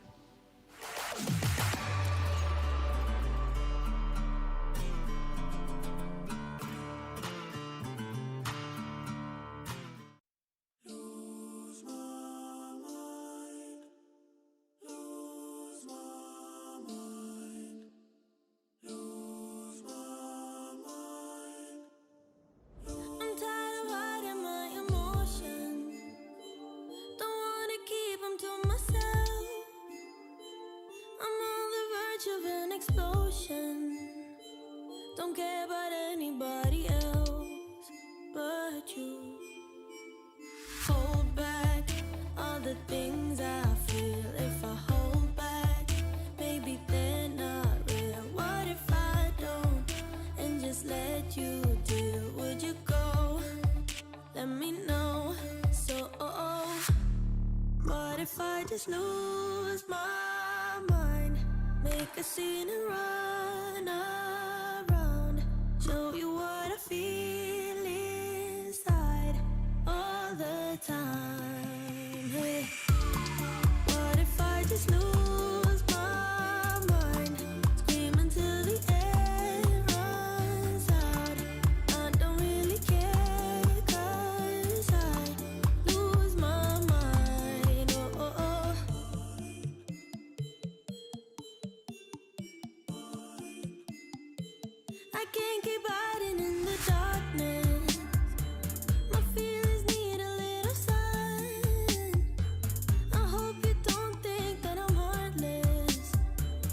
just can't be the one you want right now.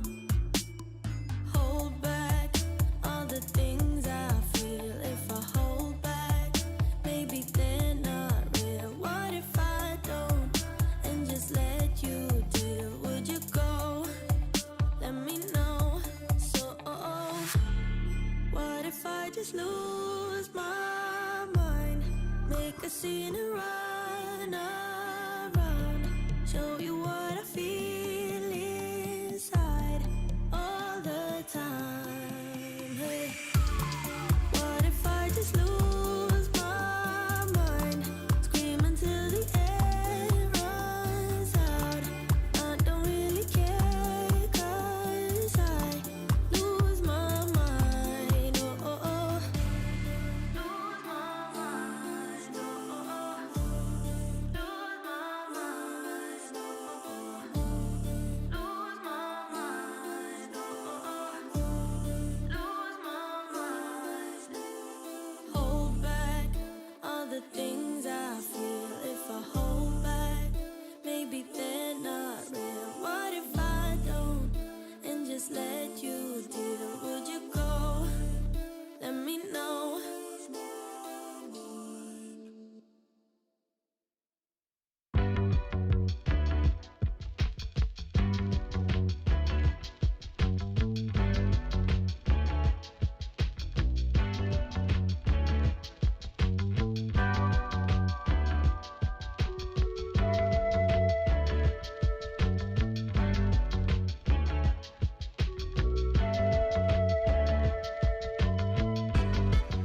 Girl, give me a reason, even when it ain't enough. Holding and believing, show me what we got in love. Girl, give me a reason, even when it ain't enough. Holding and believing, show me what we got in love. In love, show me what we got in love. In love, show me what we got in. You said it all the time, you never like that.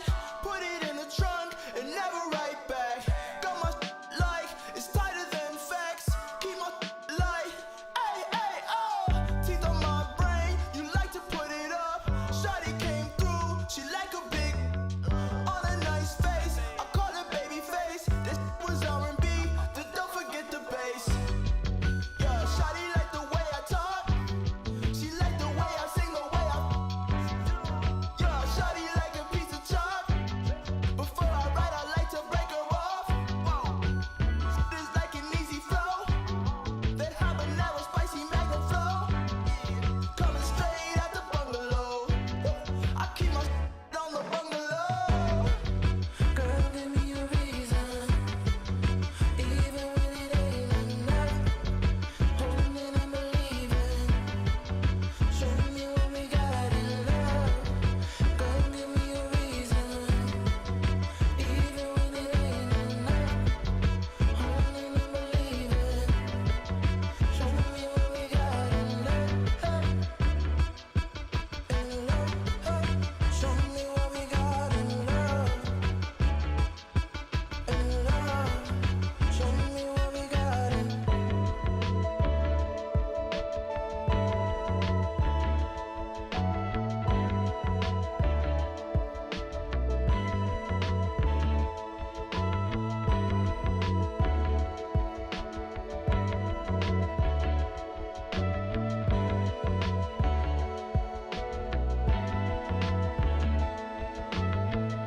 I'm torn up like some pieces of the paper.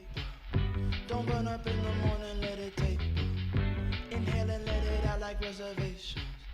Exhale and breathe, I'm praying for some patience. Proceed, I think I might as a kite. Don't call me for the light, I want a bright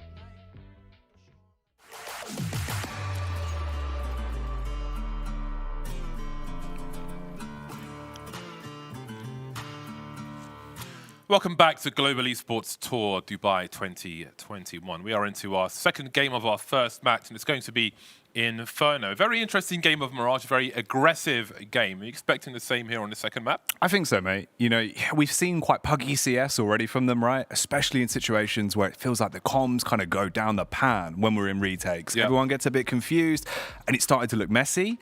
At least moving into Inferno, maybe we can get some more positives out of that sort of start. It's a little bit more streamlined. It's not as puggy as Mirage. So hopefully more sort of structural Counter-Strike, James, is what I'm looking for.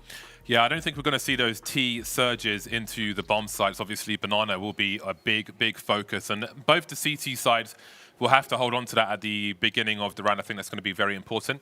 Probably more so for Doomsday once they move into the CT side based on what we saw in that first game. But it looks like they will be the aggressors to start off with here, starting on the T side of Inferno. So we'll have to wait and see. Interestingly, NASA will go all Kevlar, no defuse kit or grenades or anything on their CT side. And that shows confidence to me, which I like to see. Yeah, no dualies, unfortunately. The North American influence not on display here, of course. Unfortunate to see, mate. I do love a bit of dualies. They've been coming out more and more. I've been all about them. I've been hyping about them. What's your thoughts and feelings? Okay, so for me, the P250 is the best weapon in the game. Okay. It's the most balanced and honest and true weapon. So I'm a huge fan of the P250. I do like some dualies though. I do like some dualies.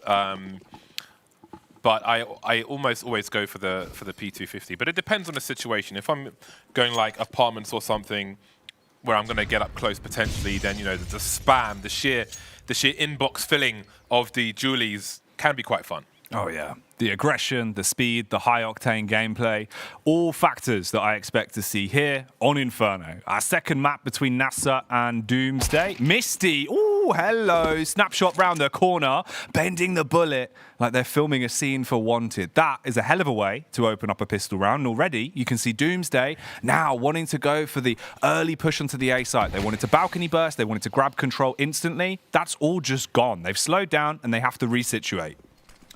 Yeah, this is their only smoke, and I think Davidov flashed himself out of the apartment, made his way towards short at least, and Pokemon will hold down top mid. All these individual aggressions not really working out, and as we can see, these Kevlars have worked out for NASA. Headshots galore, and now Pogba's got it all to do here in a 1 versus 5 made 4. He's got the first kill, but he won't even make it to the bomb site. That was crisp. All of those shots were really, really crisp. Specifically, Misty to start it. The shot in apartments, that is worldy, and it just derailed everything. Doomsday wanted to go for that quick, fast, classic Inferno play. Bombard your way out, and then that happened, James. He's not even peeking. The man was on a different server by the time the shot landed. Really patient one-taps that we've seen here from NASA again. Nothing but confidence oozing from these players in this matchup. Doomsday, despite the lack of the bomb plant, will go for the force buy, as we can see here. A scout on the T side of Inferno is no easy task. Very patient from Taiki there as he gets the first one. Unable to, if he got that second kill, that might just be the round there and then, but they will not be able to hold on to the top of Banana at the very least. It was sick though. Nice tracing, good trigger discipline, as you said. He locked himself in, battered him up like a cod, and now they're starting to set their focus back towards middle. 3 players there, one of them lurking down towards Banana. That's Davidov, who does have the decoy. Issue is, this mid play has become one very expensive decoy for Doomsday. 1 by 1, they just get fed into the meat grinder, and they're completely done for. Just a deagle now on the last remaining member towards Banana. You've got a minute on the clock, maybe some economic damage. In reality, just going to get slain by the 1 bullet from the M4. A clean 2-0. They've conceded no goals, NASA. The clean sheet is still here for now. Doomsday will have the Desert Eagles out once again. I do think, especially on the T side, especially on a map such as Inferno, where you've got those closer engagements, that we will see a rise of the Tech 9s in this post-Eagle world, where you need 3 shots to the body. So 5 Desert Eagles here, maybe not quite caught on to Doomsday, but especially with a pop flash, and of course the running utility of the Tech 9 as well, it is very powerful, especially on Inferno. Your top mid picking somebody standing short, that's a headshot, that's a 1-shot kill with those Tech 9s. So I'd hope that we'll see some of those later on, but again, the confidence from NASA, the no-care attitude, even with that kill, they are just happy to engage Doomsday whenever they want. No on problem. their terms, man. Just, taking the fight to him time and time again. Realize does upgrade as well. Throws away the MP9, grabs himself the Silenced M4. Okay, that's actually somehow a nice frag found by Taiki as he adjusts to the Deagle. Wow, backstab as well from Davidov. It looked like he was setting himself up for a huge play from the ramp, at least maybe taking down 1 or 2 guns, but no. Zilch. Nada, as we do go through with 3 rounds on the board for NASA, starting it off in an amazing position. CT side Inferno as well, so if there's ever a time to grab the ball by the horns and get those rounds in early, this would be it. At least now, James, going into the 4th, we have the AKs on deck. Everyone's armed to the teeth, and we'll see if they can slay with those AKs. Yeah, we'll see what the approach is to Banana as well. I think Pogba will be throwing an incendiary towards the top indeed, but we can see that NASA already have control of Banana. 2 Molotovs down and the smoke as well. So this is the first thing that any CT side wants to achieve on Inferno, control of Banana, because if the Ts don't have control of Banana, they can only go towards the A bomb site. And maybe there'll be 4 players there waiting for them. So you need to have Banana, so you have the threat of going to either site, which will spread the defenses a little thinner everywhere.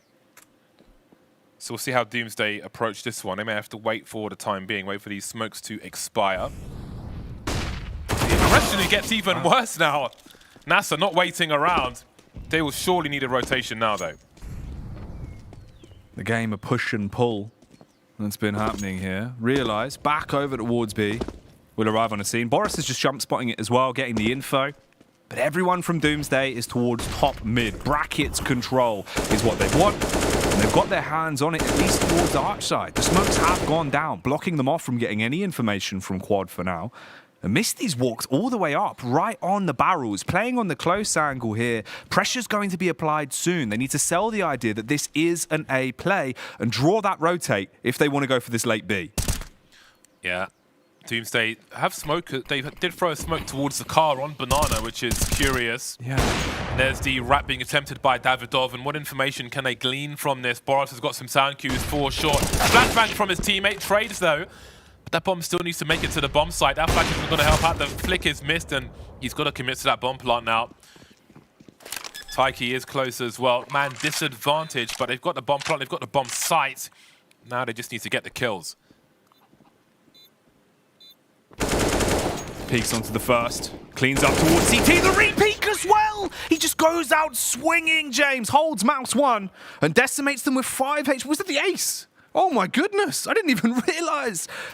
If that's your way to make your debut into the round, that's how you come out swinging with a 5k like that. Hell of a play, hell of a way to set it up. This round looked confusing. There were so many small blips where it felt like it was going wrong. But I guess if you can just hit the ace, man, that's a hell of a way to bring it back.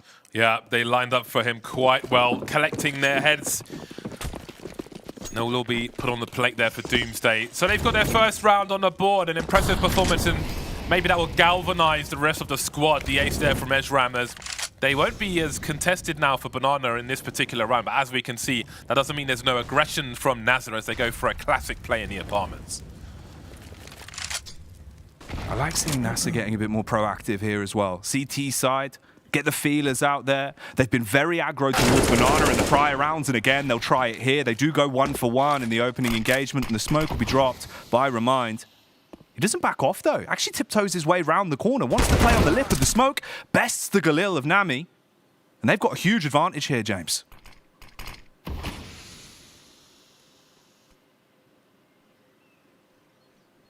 Everybody shift walking. Not wanting to give any sound cues away.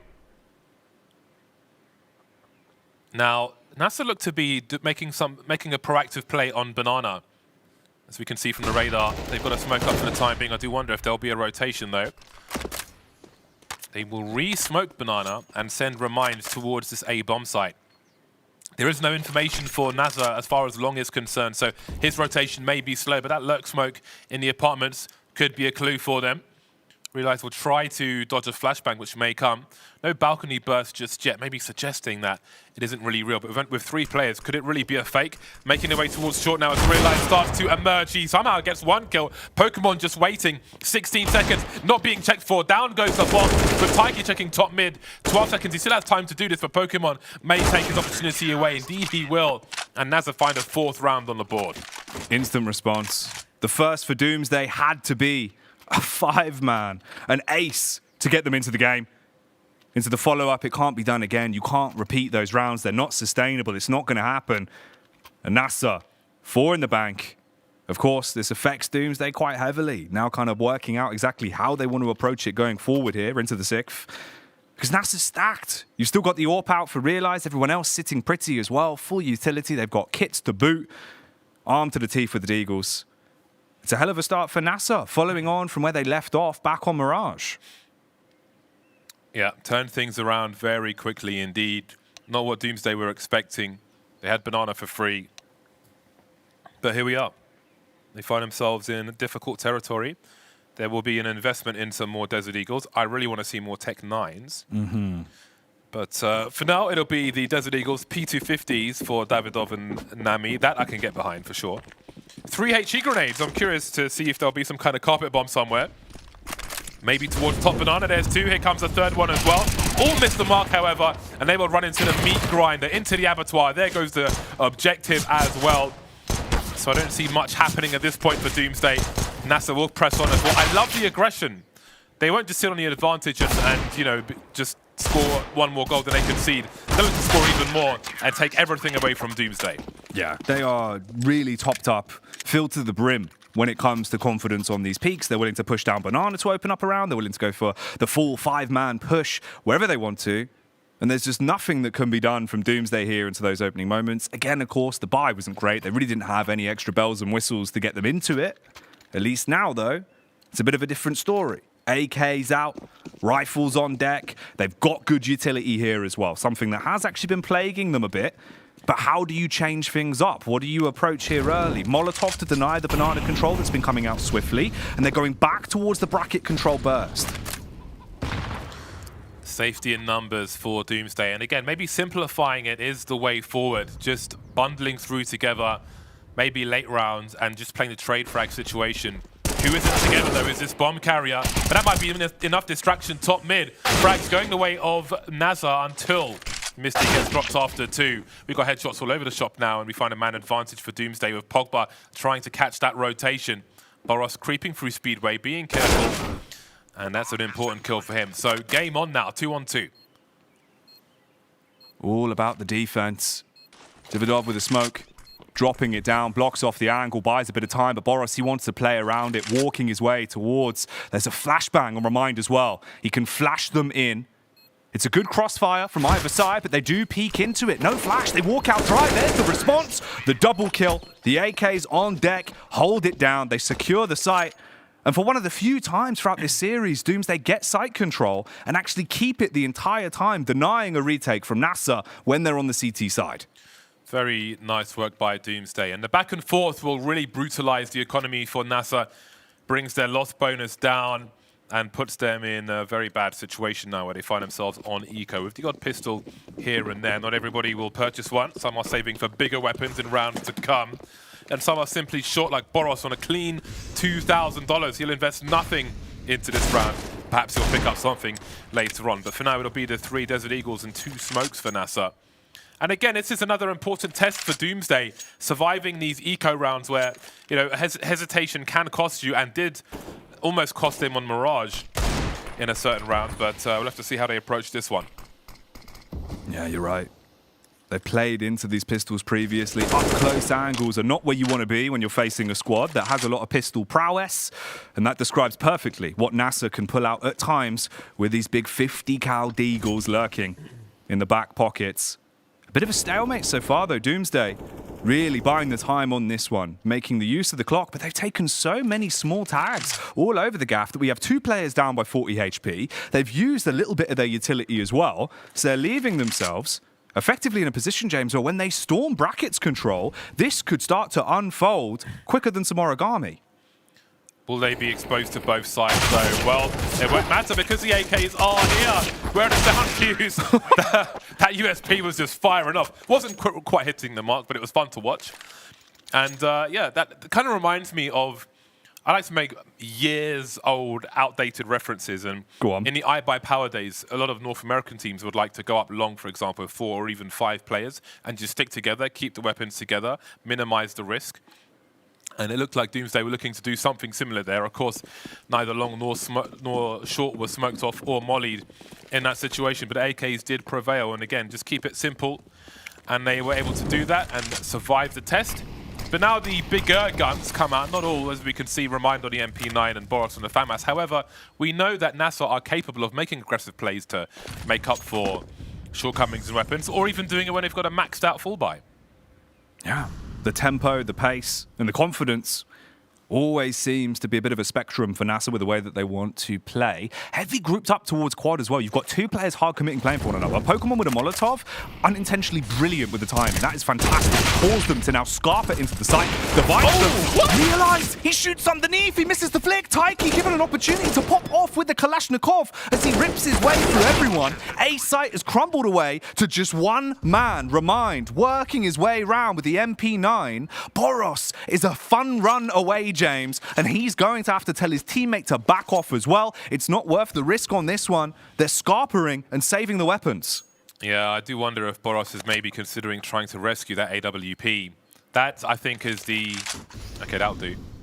That was I think, the easiest shot I've seen missed in a long time. It was so slow as well. Yeah, it was like we were in slow motion, but, you know, who am I? I've missed every shot there is to miss, so... I'm pretty sure when we went to LAN, you hit every shot. So. I did bait our teammate, though. I gave up long and didn't tell anyone, and then Matty got shot holding down short. Yeah. I remember that. I do remember Matty turning and just go, "Why are you baiting, James?" I like to learn things the hard way by making catastrophic mistakes, and that was... I don't know, it's just, I don't know, like it works for me. You've never baited again, to be fair. Exactly. Yeah. That was the last, you know, the first and I'm a last. fantastic support player. It's just the fragging where, you know, I have problems. And NASA may have problems with fragging in round 10, as Remind has an AK-47, but the remainder are lacking primary weapons. But I don't really think that NASA have been finding it hard to frag in this series altogether. But again, this is a very challenging situation, at least towards the bomb site. Now, having lost position, I would imagine they'd look to hold on to this AK-47 unless something crazy happens with these Desert Eagles. Yeah, the Dirty Deagle retake. Are you feeling lucky, punk, is what's going to be being said here from Boros. But unfortunately for him, there is no luck in his corner. He goes down. Pokemon is forced to trade it, but they're so low. Their HP, basically a thimble left for Misty. 2 HP to work with. The close range contact on CT goes in favor of the T side. Remind, unloaded into and falls down, dead as a doornail. Pokemon grabs the Kalashnikov, but in reality, getting out of here is the only play that makes sense. Yeah, it's got to dodge all these bullets. It's a simple thing, but I liked that we saw a flashback peek from Doomsday as that smoke was dissipating. Something we didn't always see that I was looking for on Mirage on their CT side. So seeing some evidence of that basic synergy, which is important, excuse me, especially as we head towards their CT side, as we are now in the dying rounds of the first half. 5 for 5, they've got half the rounds on their T side. That's not too bad at all. No, this is actually way closer, right? Especially in terms of the fact that Doomsday are actually getting bomb plants and holding the site, which just wasn't happening on Mirage. The retakes were far too clean from NASA, whereas here, it actually feels like they're a lot more human. The AWP does get picked up, though, by Nami. Nami's having a slow game, James. 1 to 9. He had a lot more impact when he had the AWP on Mirage. Even then, there was left to be desired with more impact, but here, he could probably actually cause a bit of commotion. Thing is, though, T-side AWP on a map like Inferno, you need to have impact soon. Will you leave yourself in a really bad spot? Peek out towards middle means that Realize will find the first pick. Misty's there to back him up as well. And this pressure's being applied. Good use from the HE to clean him up. Misty, spam it away. Easy as 1, 2, 3. Seems that you could see the urgency from Doomsday trying to make up for that AWP being lost, trying to get the numbers up again, but going through the smoke one by one, not really realizing they're being shot by a Silence Them 4 from that short position. That was some discoordination, and we didn't even get to talk about AWP there. You know, Nami needs to get into a post-plant situation with the AWP, so to be pot flashed like that first man to go down is disastrous, but what's even more disastrous is this afterwards, one by one by one. almost hesitation from Ezram until his teammate had died. He's kind of facing short, standing in the smoke, didn't go through it until his teammate had expired already. So you're not going to trade frag in a situation like that. That's the absolute worst approach, going through a smoke into enemy territory. So they kind of gave that one away. I think they had to accept that they lost their teammate and lost position with the smoke going up. I think, obviously, they got their kill on along with the HE. Yeah. But then all died to shore, kind of unbeknownst to them. So I don't know if there was a miscommunication or what, but that was definitely good money after bad, let's say. I'm curious about this as well, because obviously Nami's basically been pretty much steady on the AWP the entire time, but Davidov's picking it up this time. 3 for 7, the AWP, a weapon that can really get you into the game, especially if Boros makes a play like this, crouching on the corner to get the nade out, leaves himself susceptible, and that's where the AWP has its big impact. Opening round moments, you've cleaned up on Banana, and the CTs now have to resituate to make do. Yeah, I'm not sure if that was spawn-based or feel-based. Either way, it has worked out for them at the beginning, but they need to convert these rounds. Wow. Very important shot from Taiki. I think Pokemon fired first there, but that's exactly what Doomsday needed. A 5-on-3 now. The flashes will pull Realize back a little, but Ezram's there on the flank. Now, he was holding the angle, Realize, to stop players crossing towards pit. So if they do go for the retake, they know that nobody was on that left side, which is really important info for the CTs. No info for them left, though, as his eyes were closed, and it's about trying to conserve what they have remaining. And we can see that Doomsday are hungry for more now. Got a Warlike Ares looking for more skirmishes. Missy's been spotted, so we'll see how much they're able to keep into this. But looking at the T-money as well, Ezram, Davidov, and Pogba are all short on cash, so I don't think they want to throw all the weapons into this. Remind completely blind of a nice headshot, and maybe that should bring things to a close here before Doomsday lose too much. Yeah, they're still just throwing bodies at the problem and hoping that something will change here. Remind, waiting, peeking over the top of the smoke. As it dissipates, hits another headshot. Whew, cleans up on the kills at least. So, really just down to Nami surviving. They do get the round, but it's a lot of money thrown to the wayside for either team. Quite a detrimental one there on the 12th. Yeah, they lost the AWP.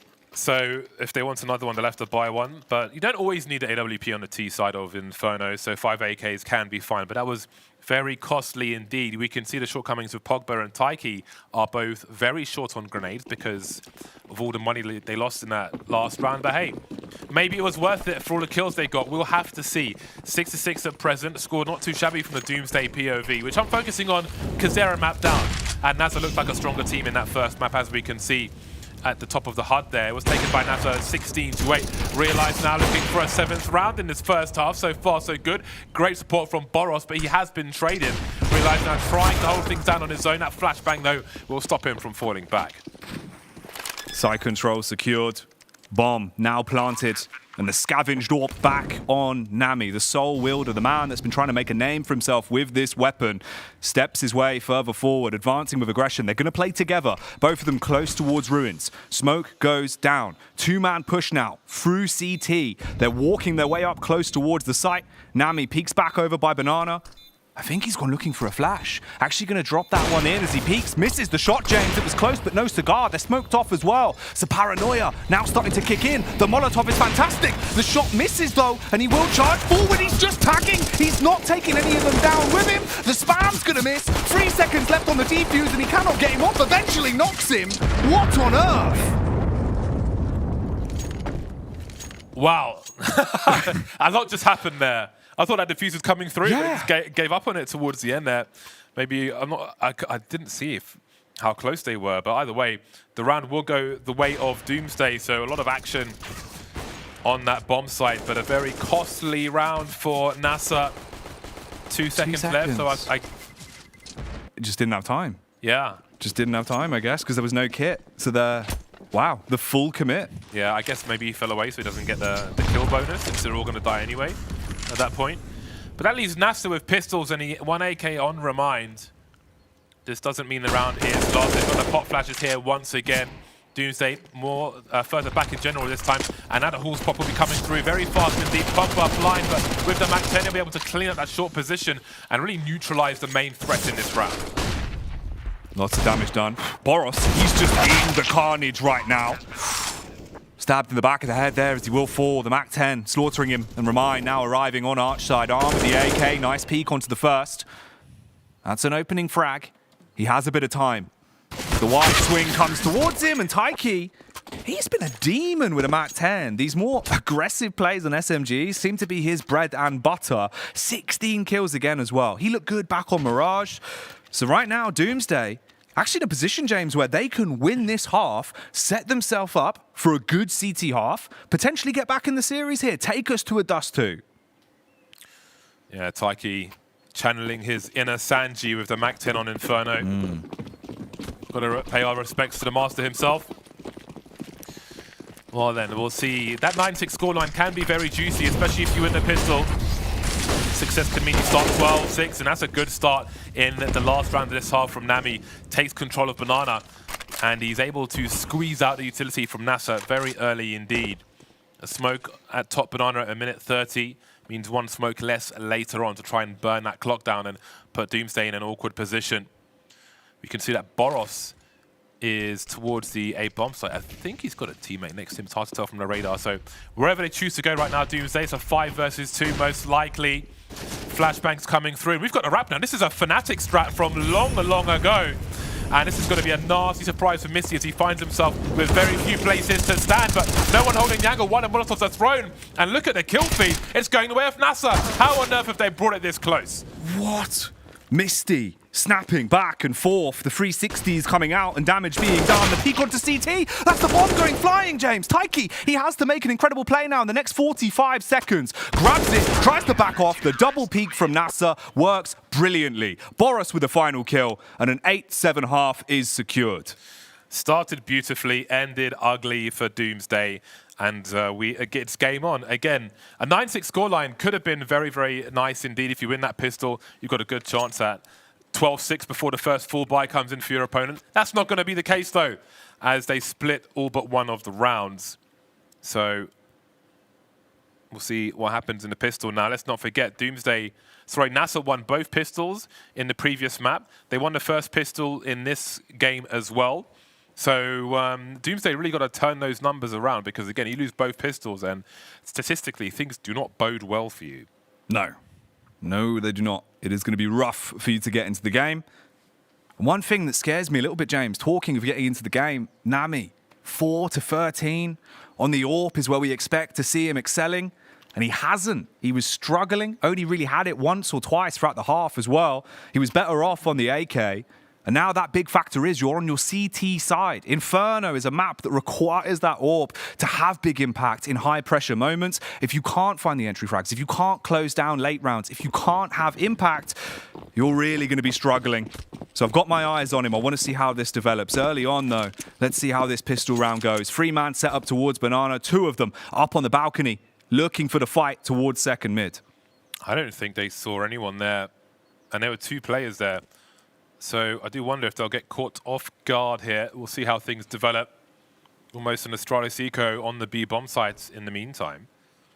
There's only one player with a flashbang here. It is in the hands of Realize. Well, there's the first tap. P250 for Boros. Spots 1, spots 2. Now, what do they make of the remainder of this round? We can see the bomb is considering heading towards the A bomb site. Realize did the barrel smoke towards long on the site itself, and here comes the push now from NASA. Wow, I was going to say the dink onto edge ram should mean that he doesn't really have that much impact, but he stays alive, and he is really packing a punch. The wide swings on the USP cleaning up, but through the wood he will fall. Misty taps him down with a wallbang, and the bomb is going to be planted by Boros. So back into a 2v2 scrap on the A side. P250 so good in these situations, but so is the USPS. Misty has one of his own now, against 2, against 1. They've really got to win this one. Doomsday, NASA looking to stop that from happening, but has he got a kit? He hasn't got a kit. Nami actually defusing the bomb in the corner, draws out Misty, got to land the kills though, and it will go the way of NASA. Misty delivers the 4th pistol round in a row. Unbelievable. The fact that Misty's just so consistent on these pistol rounds, I mean, the last bit, not quite consistent, but for the most part, the snapshots that he's been producing are unreal. And how can you win this many pistol rounds and the game still be this close, James? I was distracted during that pistol because I could see that his Steam group says fat but cute. So he's running around and it says fat but cute Misty. Brilliant. I used to have a Steam group, a bunch of UK guys. It was called Fat But Fast, and that was the classic. Twitchy fibers, the calf muscles. Oh, hell yeah. What have we got going on here? Is this a mother's meeting towards the B side? It is a concentration of their best efforts with these USPs, mostly, as they've gone for the eco, having lost their 4th pistol in a row. I like to put a molly down there sometimes before a smoke grenade. And here is an attempted burst, but they've all gone into the worst possible gun. The SMG, the MAC-10, bonus money for Remind as he gets some nice stats from that round. Yep, the fat paper coming in. Dead President's lining his pockets. 9-8 now. The game still close, but this is where we start to get back into the meat and potatoes, the real action coming out now. And this is the point I mentioned a few times. Nami on the AWP. It's been a slow game. This is where he has his chance to spread his wings, really fly, and have that big impact. You're coming in with the AWP. Peeks down mid early.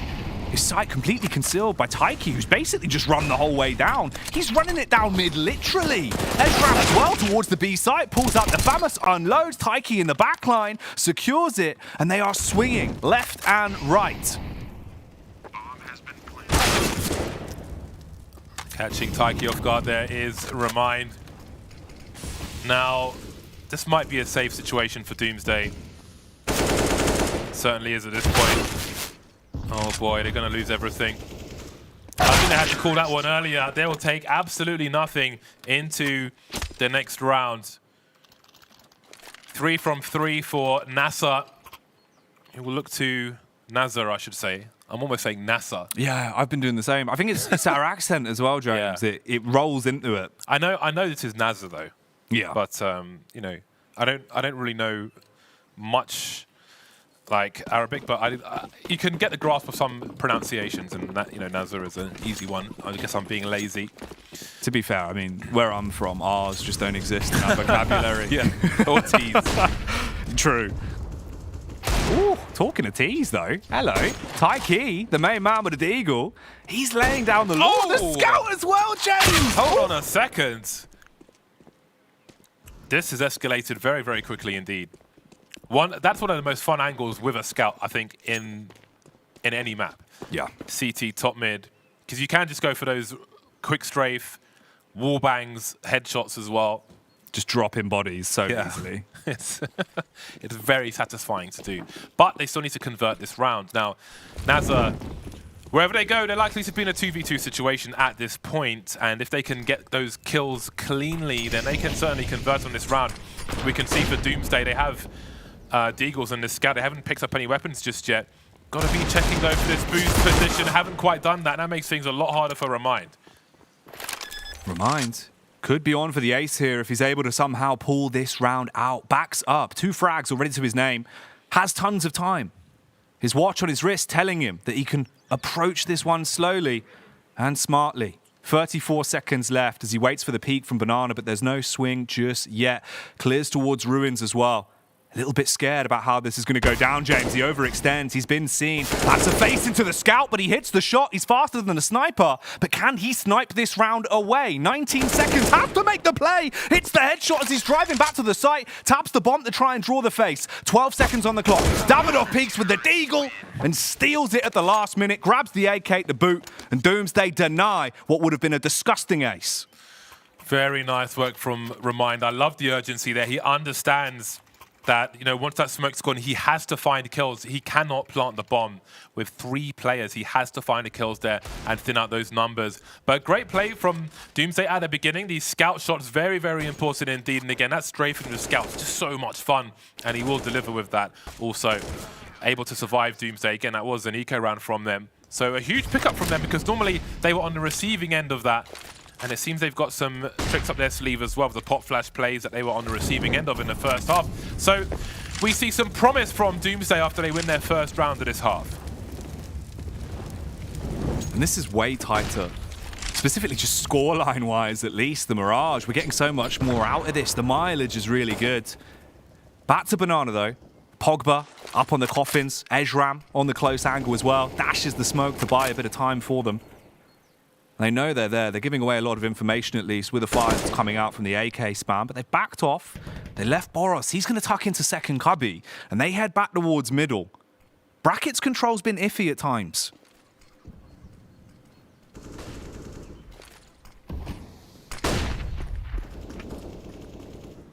Surely this doesn't work. Yeah, too much smoke for the time being. And they're going to get sound cues when they fall off as well. With 3 players here, we'll see what Nazar choose to do. Taiki moving into the corner, so they've got almost a crossfire set up now.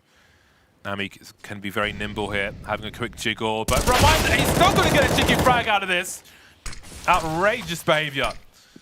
The bomb, though, is heading towards the B bomb site, going for that fast smoke of CT as they look to swarm in. The HE may come a little too late, or maybe not, we'll have to see, but the frags will go the way of both teams. But Doomsday now have one better. 3 versus 2. You can see Ezram trying to buy as much time for that rotation as possible. The bomb down. Put themselves in a 2v2 once again, back towards the B site. This is where they've made history already in this game. If they can do it again now, it would be huge. The retake, though, is a gigantic prospect for Doomsday. They do have a kit in play. It's on Davidov as they will push their way back up, going through ruins. Close hold towards CT as well. But the T's are in good angles, James. They can't really throw this from this post plant unless they do something audacious. Oh, that's down to Davidov, but not for long. Pokemon with 2, and Nazar will get another round on the board, making things very difficult for Doomsday. As we can see from their money, they're all sub $3,000. They've won 1 round from 5 in this second half on their CT side, which is more expensive to play over the T's. So this is really not going their way right now. Man. It's been a tight game. Okay, interestingly enough as well, what we've got to work with here coming back out, of course, is just Eagles for the most part, and then 1 orb. It's out towards middle. We've seen it changing hands a couple of times. Nami not really wanting to pick it back up, it seems, since the move to the CT side. Fire off a warning shot, basically just a big flare down middle, alerting them that the AWP is stationed on A. This might cause the T's to back off, but instead they just go full aggro towards apartments. Pokemon with the entry. There's the follow-up from Boros. The awkward spam towards Banana as well means that Pogba's going to be dead. It's not looking good. It's just on the AWP. I mean, if he wins this, fair play. Yeah, this is a question of survival. Or is it? The bomb is actually headed in his direction. Oh. The aim punch. I don't know how he gets a second kill out of that. That's pretty impressive, but the situation is not for Doomsday, as things are looking somewhat grim for them at present. Even now, Davidov's got $3,000 in the bank. The rest can buy, and it would make sense that they buy together here, I think.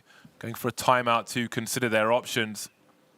So we'll see what they choose to do. But again, they've got to find a way to turn their fortunes around now, because it's 5 rounds from 6 they've lost in this half. They've never really got started, bearing in mind that 1 round they won and the fashion in which they won it. This has been disastrous for them. Oh, is this the flick as well? Wow, okay, literally like the last tick before he dies. That was a despicable shot. And this is actually quite despicable, James. Here we go. I'm a big Tech9 supporter as well. I'm in that camp. I'm fully invested. I've loved the Tech9 through nerfs and buffs. And finally, we have a bit of Tech9 turmoil coming out. Misty's donned the weapon. If we get any love from it, though, that's a different question.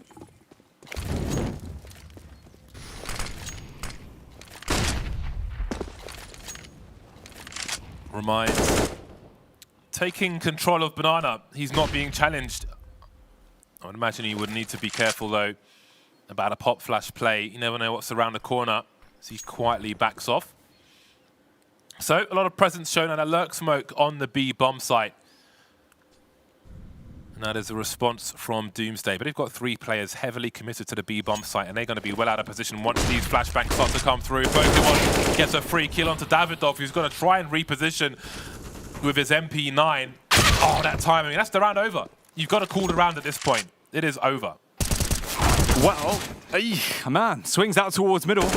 And they're just running back in. They're feeding all the guns away. I mean, Pogba's now the last one left alive, who's actually just fragging them. He's in a 1v2 from absolutely nothing. Double flash and a smoke in the back pocket. Grabs the Kalashnikov and chucks out the Molotov. Now he's going to go swinging straight through the smoke. Eventually falls as Misty will tap him, supported by Pokemon. 13-9. They're running away with the game now, James. We're getting close towards that dangerous territory, and the money's not going to help them at all.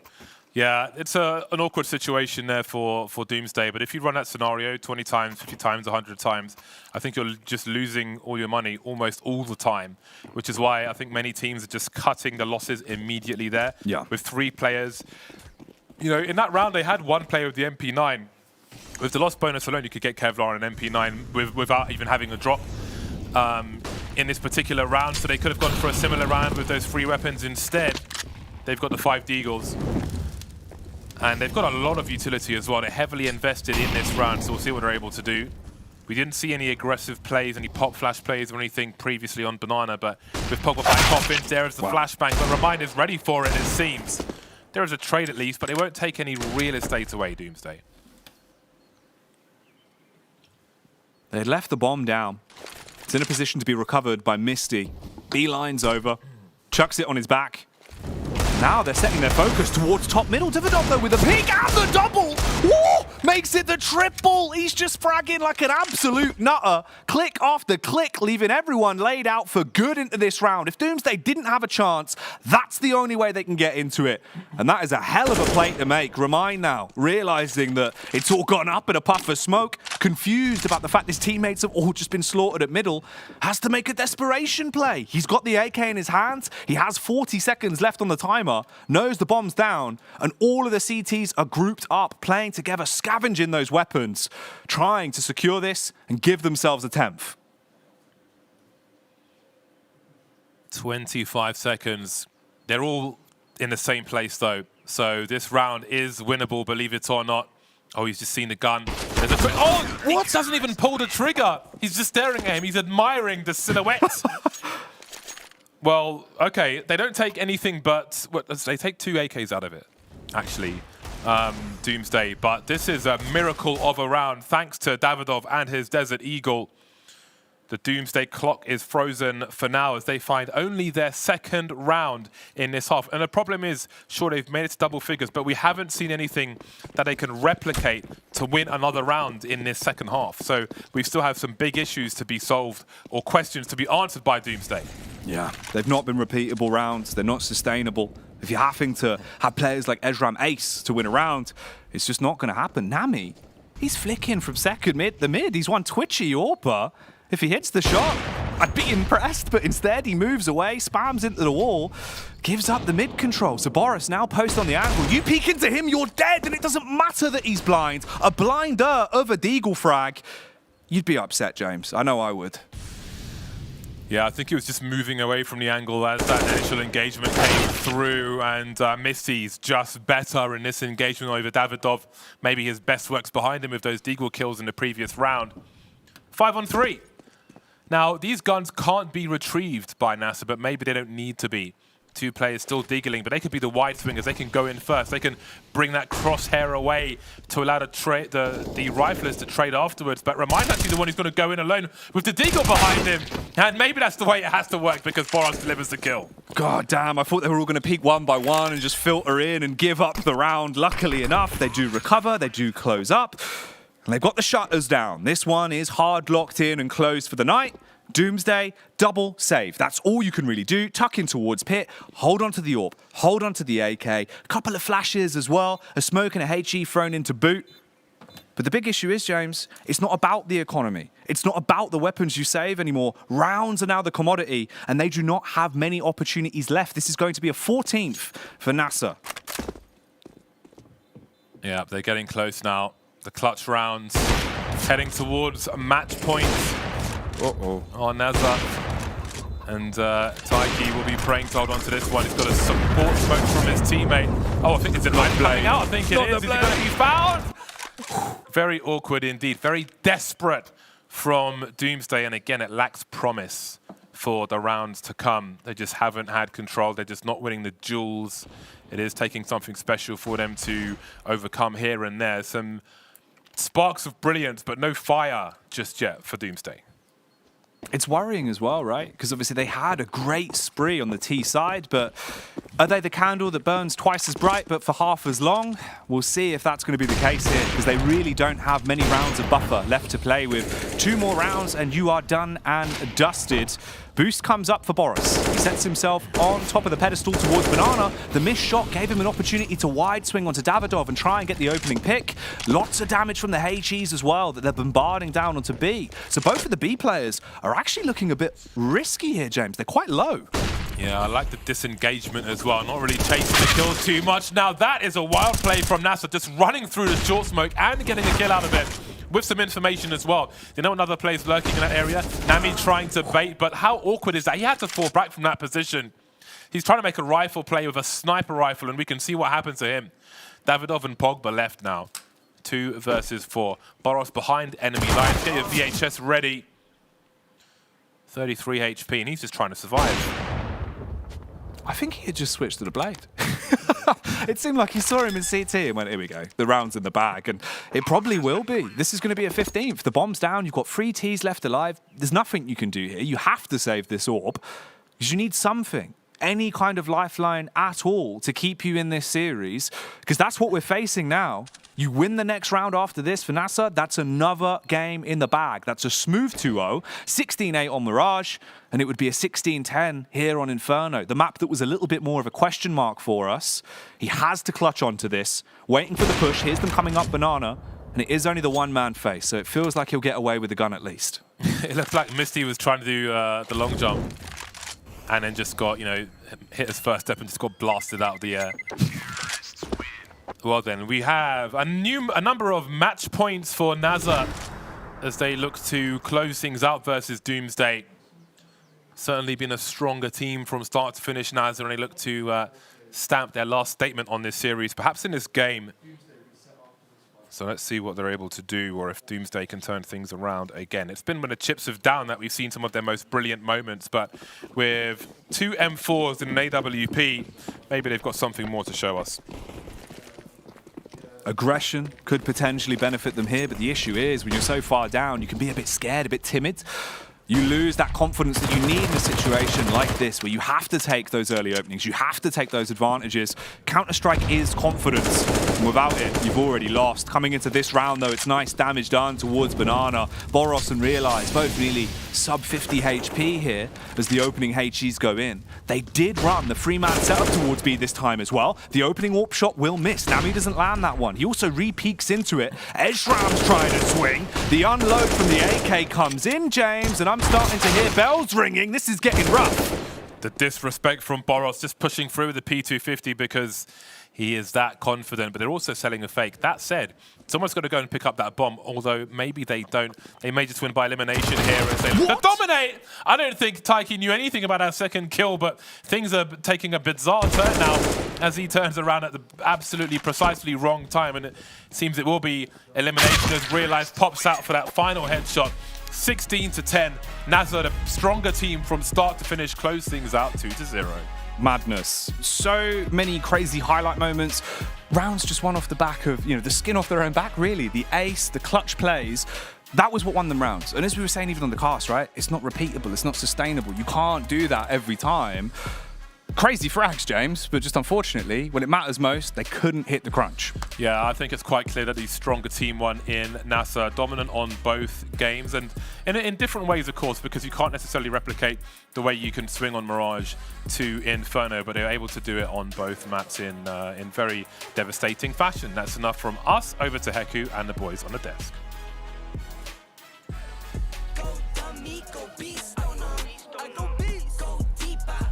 16-10. This time the score was a little bit closer, but still like they kind of struggled. It is good to see that NASA, like this time, they managed to win Inferno, because when it comes to the previous time that these two teams, you can kind of say meet, because I mean both teams have stand-ins. Like both teams went through some changes. This time NASA won with a score of 16-10. Yeah, I mean, we can talk about those stand-ins as well as the first part of this segment. NASA, they had Pokemon, Misty as their stand-ins, Pokemon playing towards the apartments, Misty towards short, and we saw Doomsday. They had the strategy of popping out apartments, doing the flashbangs over the chimney, jumping out apps, onto short and taken over that A bomb site. It worked for them 3 times in a row. And then Boros, he was like, okay, I've had enough of this. I'm the Don in this server. He rotates from being the B anchor, suddenly he's the A anchor, and he shut them down on that A bomb site. And we saw from Doomsday as well. Urjam, he tried his best, over 20 kills, nearly 80 ADR as well, but it just wasn't enough to try and will that match into existence here for Doomsday. Yeah, we saw Doomsday get off to that early lead, right? They were up 5-1, especially we saw that crucial early gun round win by them, and that was massive for them in order to sort of get that early lead. But in the end, once Nasser started getting the guns and started getting that money in their hands, I mean, like you said, they just started to run away with it. Remind their massive stat line from him, 27 and 16, that's huge. But even look all the way down, I mean, realize the Opper, he's been the only one who hasn't really shown up today. Everybody else is fragging out pretty well. I mean, we saw glimpses of it on Mirage with the AWP whiffing some of the easier shots. Realized having much more impact with the rifles and pistols on Mirage, but here on Inferno, I mean, he didn't really need to have an impact. He had Misty on his side towards the A site, who was annihilating Doomsday every single time they tried to brute force their way in towards middle. But I mean, David, we spoke about it while the match was happening. I mean, where was the utility for Doomsday? They weren't throwing flashbangs in towards middle. They were walking into the crosshairs, sometimes running through smokes, and they gave the game on a silver platter to NASA.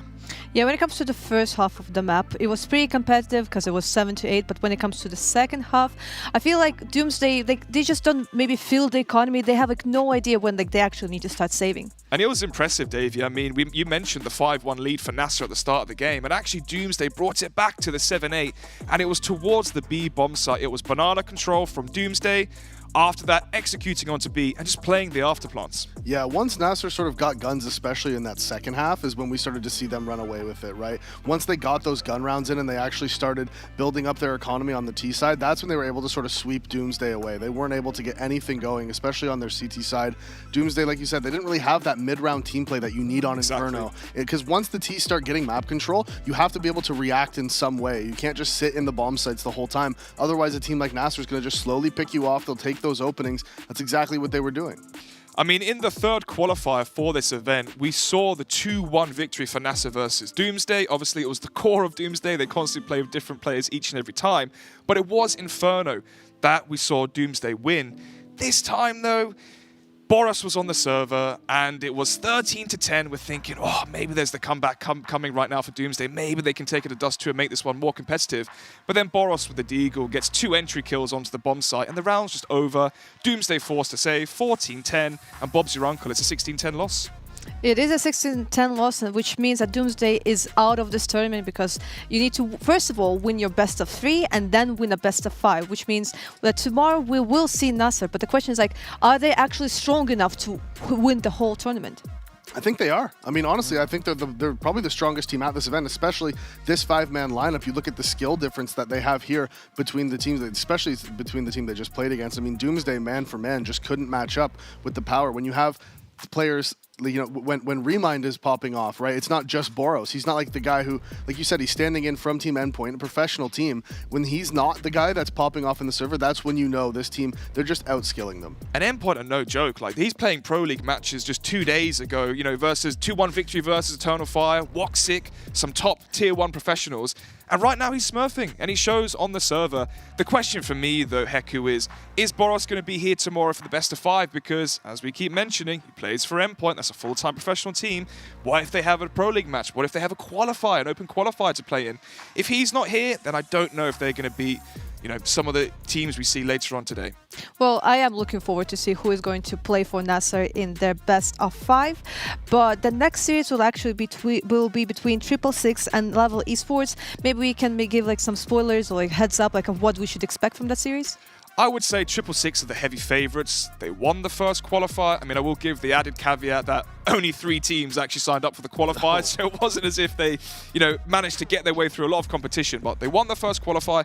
They're winning a lot of the tournaments in this region as well, and the important fact is they don't have stand-ins. Right, I think that's going to be the big thing. They're one of the only teams that's there fully with their full-man lineup. I think that's going to be huge for them, right? That it's a big difference between all these other teams that we're seeing right now, where it's very puggy and they're relying a lot on sort of mini little team plays, especially Nasser. They're relying on, and don't get me wrong, it's still good. Like, they're doing it well. They're executing their game game plan really well. But I think when you come up against a full team, I think that's probably the only team that's going to be able to match them. Not necessarily man for man, but the team play aspect should be able to sort of get them over. Not necessarily going to put them above Nasser, but it's going to mean that they have an extra edge that Nasser doesn't have.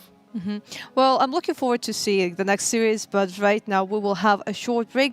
During that time, like, you can enjoy the highlights of the previous series, just in case if you missed Nasser and you want to see like what Doomsday like I managed to actually show on the server.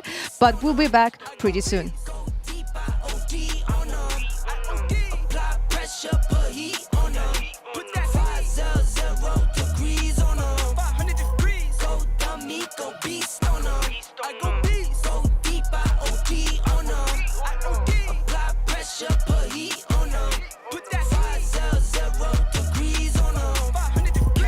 Levitate, going up, elevate. Watch me demonstrate.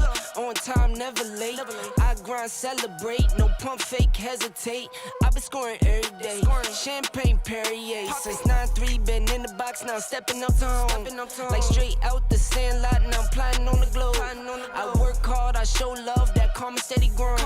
Got this far, I go hard, let God take control. I was starving skinny, now my weight up, got no energy for haters. See you trying, see you later. I'm shooting for the stars, need no laser beam blowing like the greatest, but it's one who's always greater. Yo, go dummy, go beast on 'em.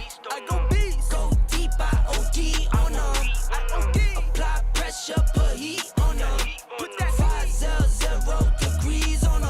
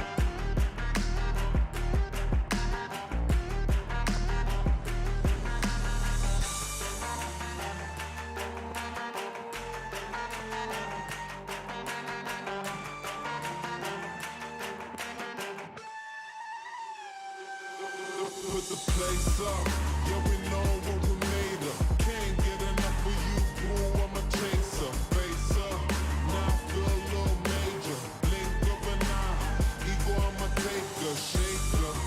Yeah, she was a born shaker, she shake me out that door to no place. Damn, why you doing all that? Thought you was my wife, but you stabbed me in the back. Sounding like a rose when we came out there, we settled facts like Da Vinci. I'm breaking codes and breaking backs. Come on, get your ass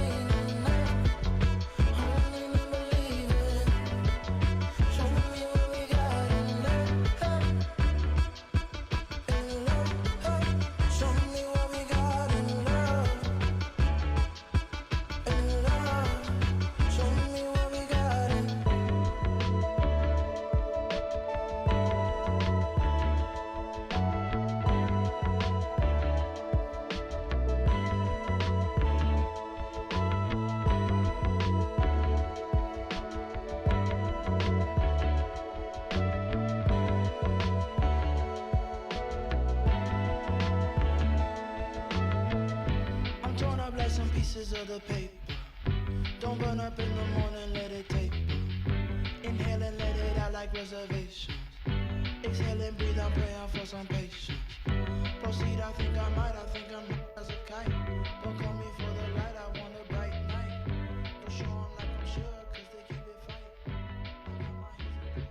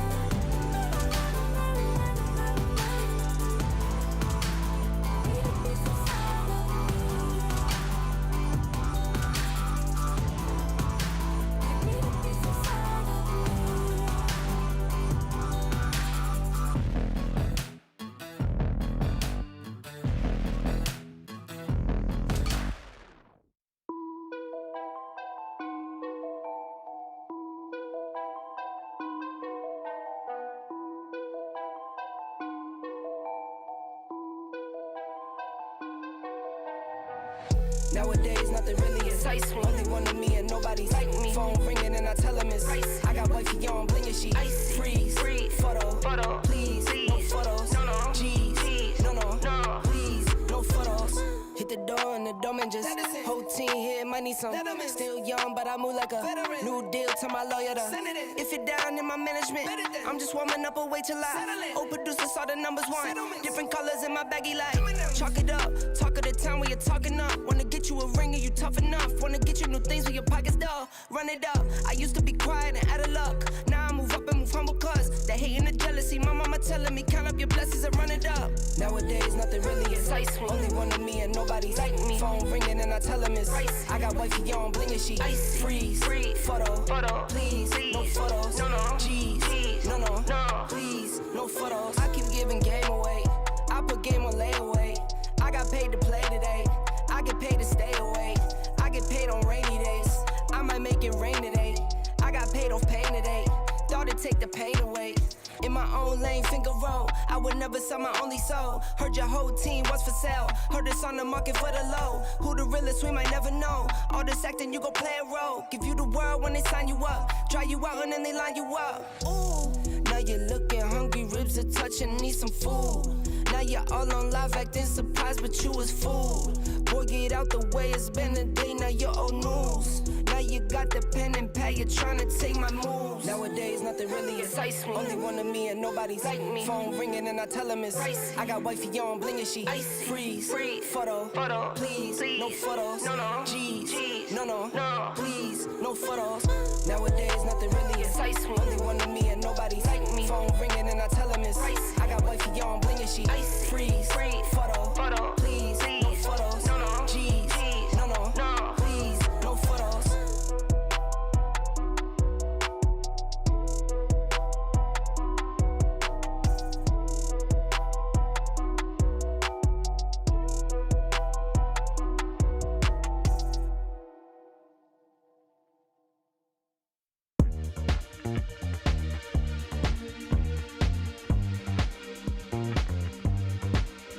Just another sunny day in Southern California. It's where the people came to play. Don't let them transform you. Oh.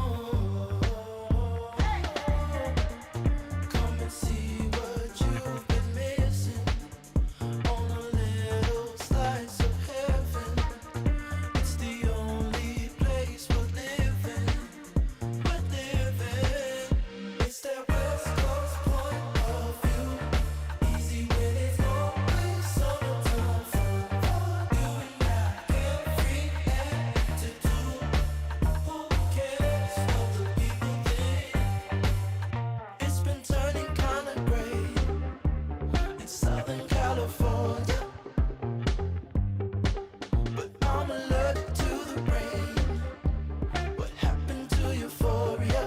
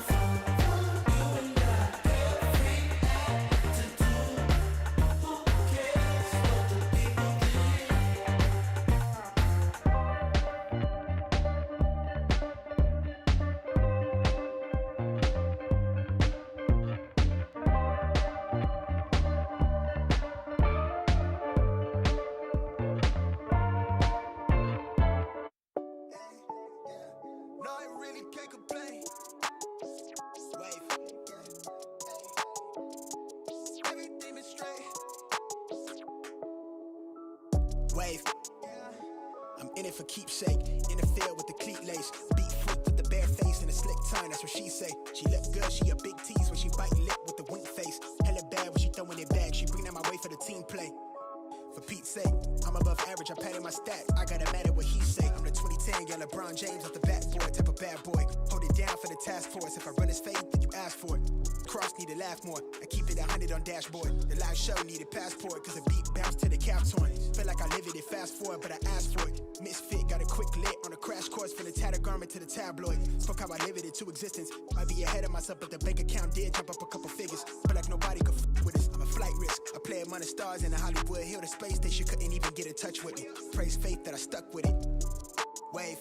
No, I really can't complain. Everything is straight. I've been on a wave. But everything I say turn into the real thing. I tell her run it up, cause you know it ain't a thing. We made it out the slums with the words on the page. Everything is straight.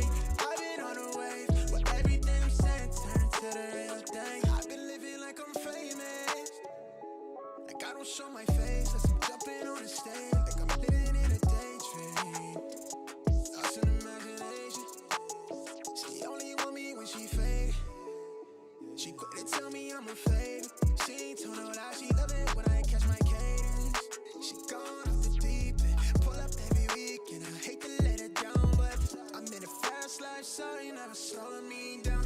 Heart rate jumping like you don't sleep well. How you switch up, you always help me down. Wonder why I turn into a cold of me now. It could be worse, right? I got where I'm at without no work-life balance. You tell me that it's love, but I'm knowing that it's madness. Squad with me, God, cut us from the same fabric. No, I really can't complain. Everything is straight.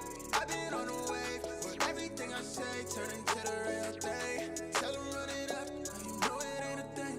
We made it out of Psalms with the words on the page. Now everything is straight. I've been on the wave, but everything I'm saying turn into the real thing.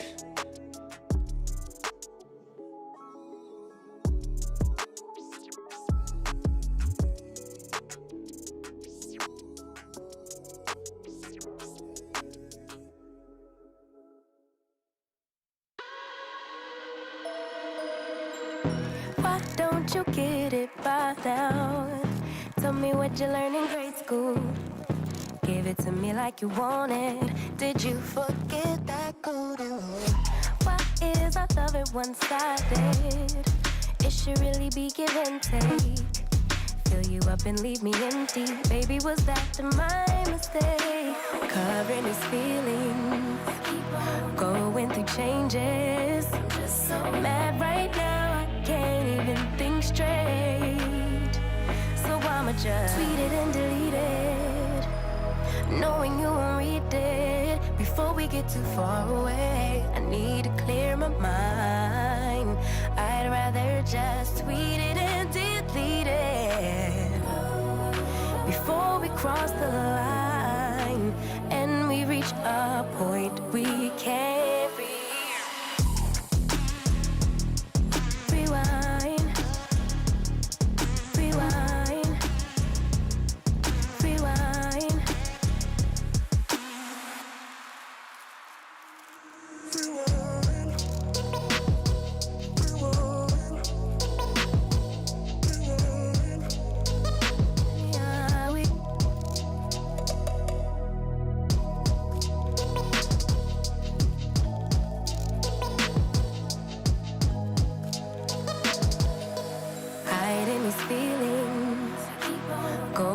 Changes. I'm just so mad, but now it's at my own expense. So I'ma just tweet it and delete it, knowing you won't read it. Before we get too far away, I need to clear my mind. I'd rather just tweet it and delete it before we cross the line and we reach a point we can't reach.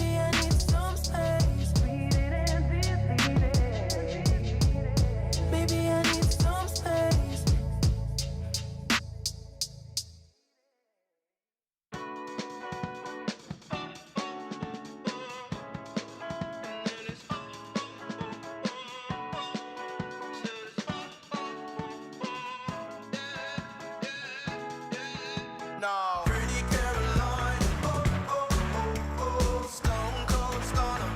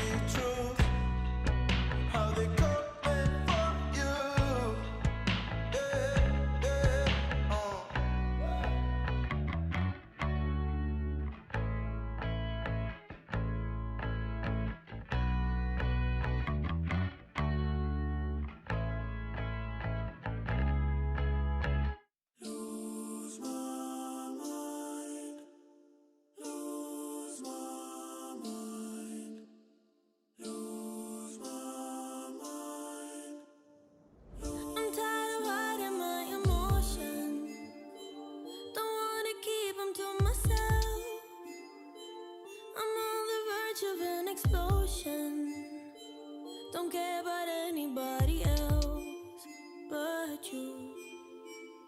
Hold back all the things I feel. If I hold back, maybe they're not real. What if I don't and just let you deal? Would you go?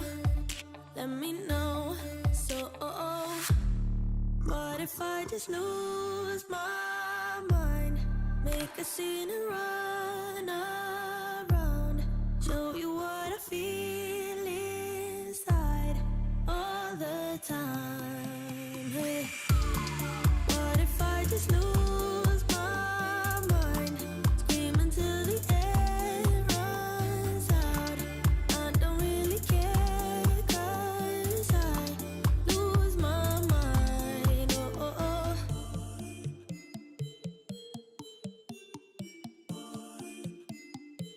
I can't keep hiding in the darkness. My feelings need a little sun. I hope you don't think that I'm heartless.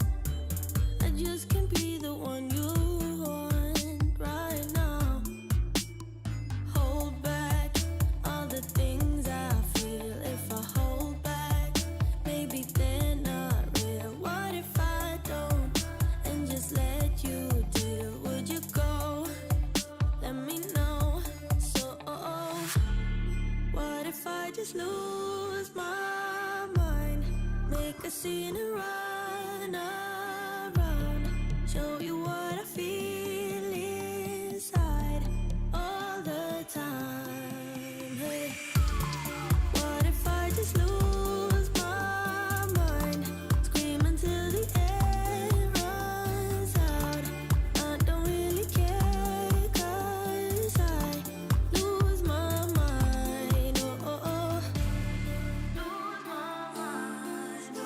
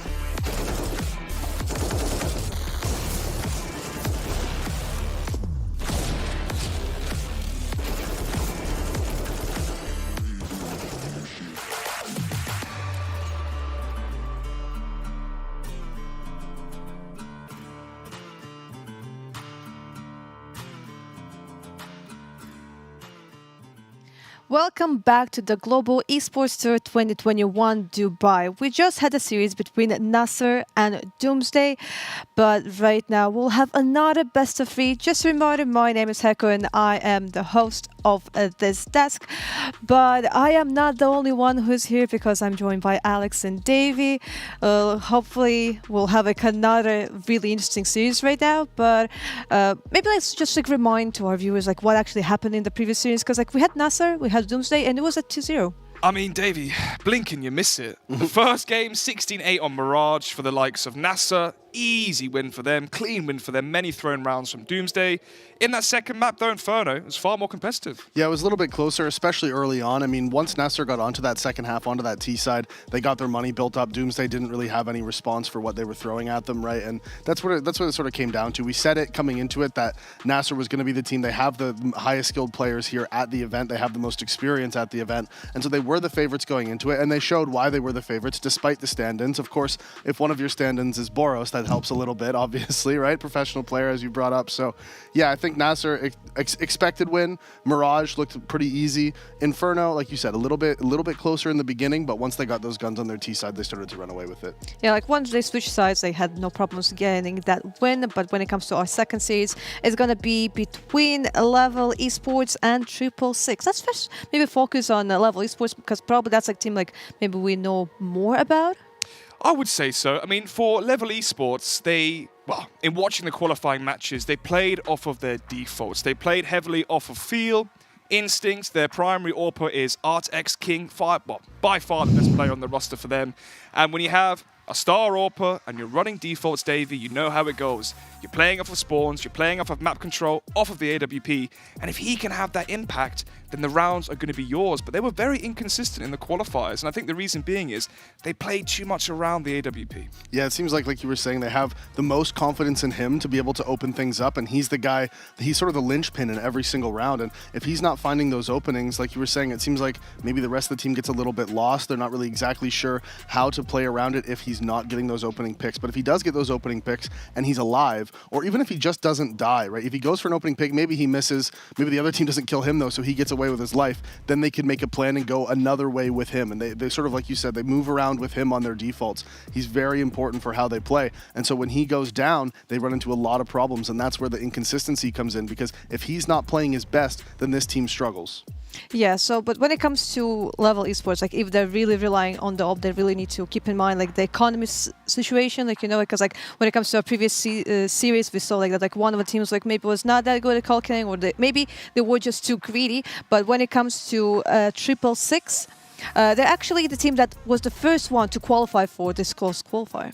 Yeah, I think the salient point to bring up about that first qualifier is the fact that Nasser Esports weren't there. So we haven't had the clash of the Titans so far in the MENA region, which is going to be this Nasser Esports versus 666. If they can take the W here today versus Level Esports, and maybe we have that show match tomorrow in the best of 5 with Nasser versus 666. But this could be anyone's game. I mean, it's going to be default heavy. It's going to be Dust 2, Mirage.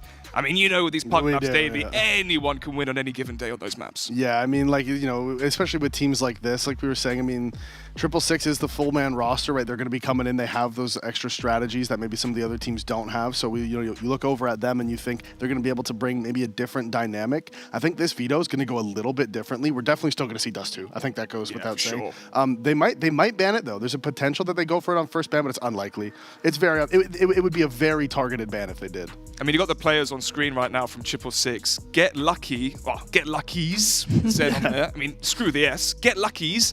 He is the in-game leader and AWPer for 666. We highlighted the AWP, obviously, from the side of Level Esports. We have to mention Get Lucky here. Very aggressive AWPer, plays for the entry kills, and then they like to execute off of that. So this AWP versus AWP matchup is going to be prevalent in this game. That's for sure. But when it comes to the video itself, we saw Level Esports play 2 Dusts and 1 Inferno. So those are kind of the maps we kind of expect to see. But when it comes to 666, they actually got to play Overpass, which is a pretty team map. Oh, I mean, doesn't really get much more team map than Overpass. That T side, you have to take so much map control on the terrorist side. You have to really get the economy going in your favor, because without the Molotovs for B short, the smokes in towards toilets, banana, without the flashbangs flashing off the CT AWPer off of every single angle, you can't really do anything. It's an AWPer's dream on that CT side. Yeah, and especially like you were saying, if you don't have that team play to push that AWPer back, there's so many places for the AWP to be. He can be in connector, could be going aggressive short, could be going for monster picks. Overpass is a map that really lends itself to aggressive AWPing, and not just aggressive AWPing. There's very few maps where you can get into those. I say those mid points in a round where you're not aggressive, but you're not falling back either. Right, just in the bathrooms area, close to that divider, right near sand, where you're AWPing down towards top of connector, and you haven't fallen back to the site, but you're also not going aggressive. And those are those fights for the AWP on CT overpass that feel very good for that CT AWPer if the Ts aren't clearing them out properly. Then let's just check out like what is the video. What did they decide to ban? What are the maps that we are not going to see today? When it comes to this, like to the previous semi-final, we almost got to a third map, which was Dust 2. When it comes to this one, we will see. Maybe it will be a traditional Inferno, keeping all of the stuff up. Yeah, I mean, the Inferno game we had in the last matchup was amazing to see. Oh, a Mirage ban. Okay, that's quite unique coming out from 666. However, their best map is Dust 2, so I'd like to see Level Esports take out Dust 2, take out the best map from 666, but how deep is the map pool for Level Esports? Yeah, so this is what I was saying. So they went for that target ban. They just wanted to make sure, even though they can play it, they're fine on it, they decided, you know what, let's just get rid of their best map. We have a deep map pool, and we see the Dust 2 ban coming out. We expected the Inferno pick. Now is where it gets interesting, because this overpass pick is definitely possible. This is a possible overpass pick. I mean, I think we're going to see who the favorites are for tomorrow's best of 5 based off of this Inferno pick here from 666, because we saw how good and prolific. Yeah, and exactly. We saw how good NASA Esports were just a second ago on Inferno. Now we have to see it here for 666. Yeah, I absolutely love that Ancient pick from them. It's a massive pocket pick. A lot of teams in this region, like you were saying, they don't play it super often. They really don't have that deep of map pools to begin with. So now it's going to come down to, are we going to see that overpass third or potentially a vertigo third? I mean, we mentioned before, in the prelim before the actual veto started, the fact that Level Esports, they love defaults. Yep. Ancient is a default map. You take mid control, you take Bernardo control at the exact same time, you smoke top mid, you molly mid, and then you try and fight for map control and execute off of that. And again, the nuke ban coming out for the side of 666 Esports, and I like this. It opens up overpass that we were expecting.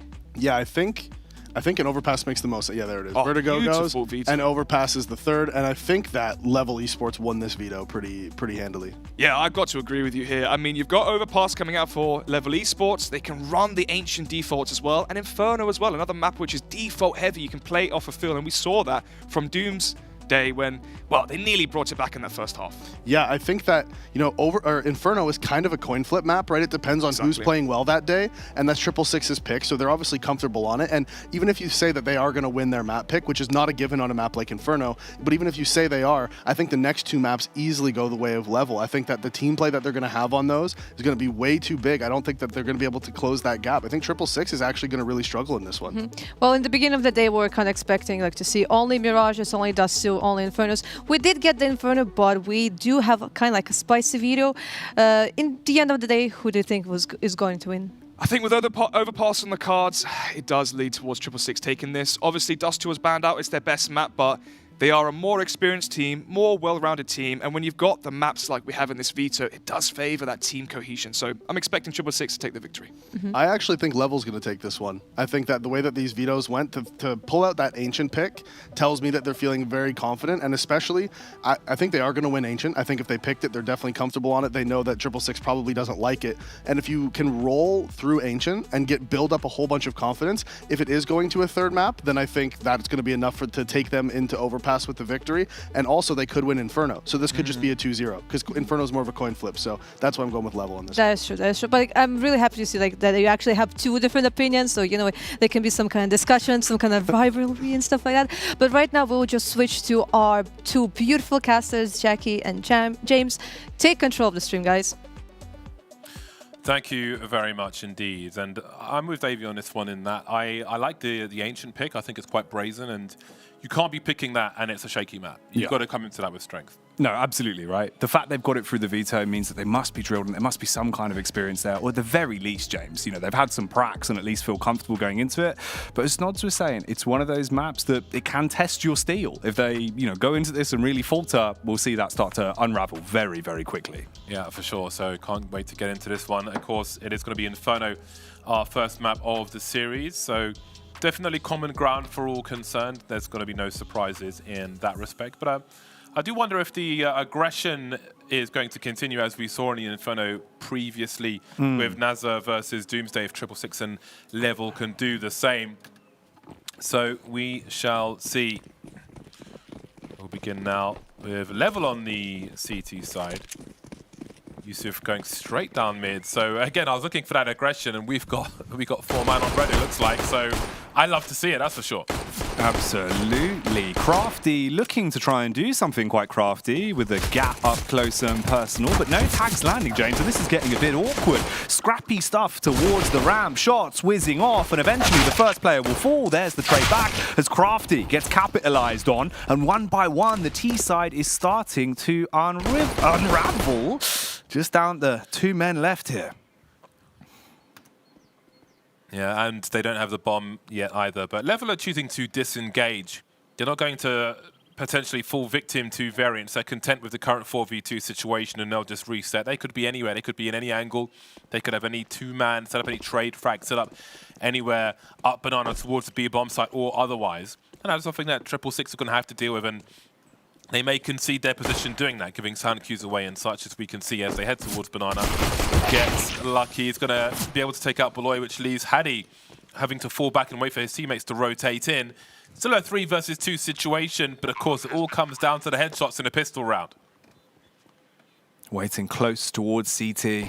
RX King spamming through the smoke, hits the first, takes down the opening player just at the back line now towards Nubox. Get lucky, he's trying to be lucky in this situation, James! 1 by 1, tears them to shreds with a Glock. A hell of a way to open up the game. 4 frags to his name. If that is not a pressure point instantly put down, I don't know what is. A hell of a round there. That last kill was absolutely brutal as well. Great way to make a statement in the opening round of this series. So we can have a look at that again now. 1 versus 3, high health, but this last one, honestly, that was a flick and a half. Beautiful work there, and that shows a lot of mechanical skill for the series to come, and I hope it's equaled by the other players on the server as well. Yeah, not get luckies, I guess, just get skilled on, apparently. What is going on? They're struggling with the boost. Man, there's a barrel, there's another barrel on the way there. The guy who's boosting just stands. You hop on that first barrel, then immediately just bounce off there onto the guy's head and then onto the roof. Nice and simple. Easy as that, James. See, that should be a little guide, little content piece. That would have helped him out. Yeah. Next time. Now they know. When they watch back the VOD, it will be a little bit smoother.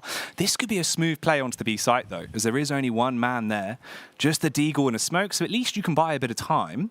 But no real contest just yet. They have tons of utility to their name, so they know they can make the full use of this timer before push comes to shove. You can see 666 had no intention of following up with that grenade. They're looking to eke out the grenades of their opponents and maybe cause a rotation towards that B bomb site, but Level haven't bitten on in that regard. So we can see they still have 4 players focused on this A bomb site, excuse me. And maybe that's familiarity with each other. Nice, he got shot. Very patient with these shots as well. And he's done some damage which can maybe be capitalized on. Perhaps not with the scout though, but Yusuf on short. Dropped the bomb as well. They're not done with this round just yet, Level, despite it being just the pistols. They've done a lot of damage. Pistols, pistols, pistols. That's what we're looking at into this game already, but apparently it's the nades we should be thinking about.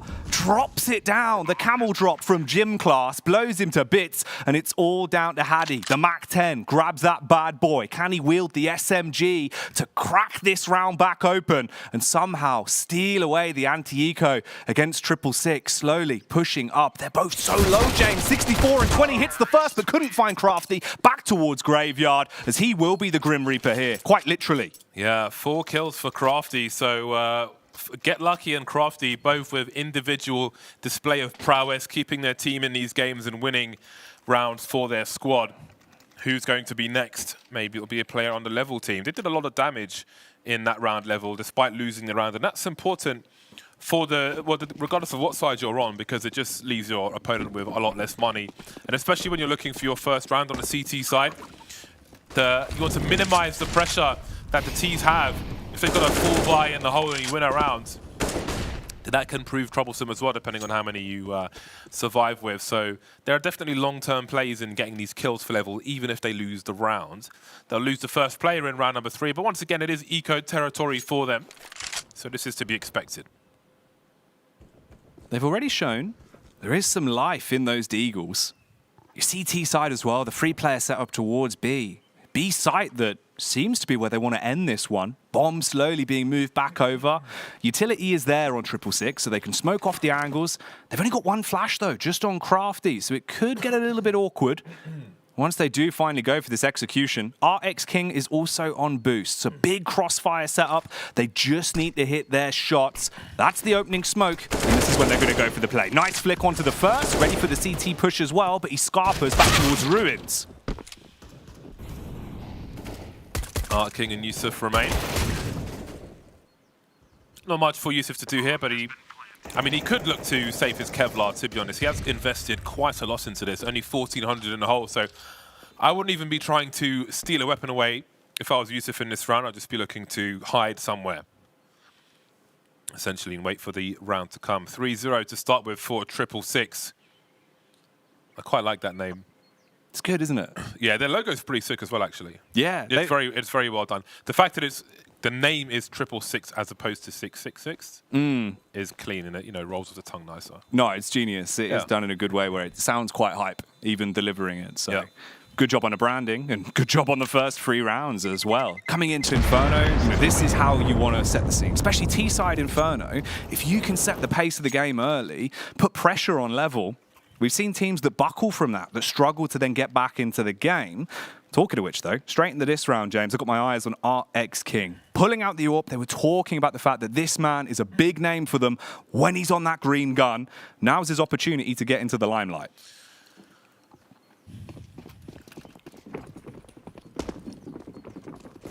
All right, we'll see what he's able to do.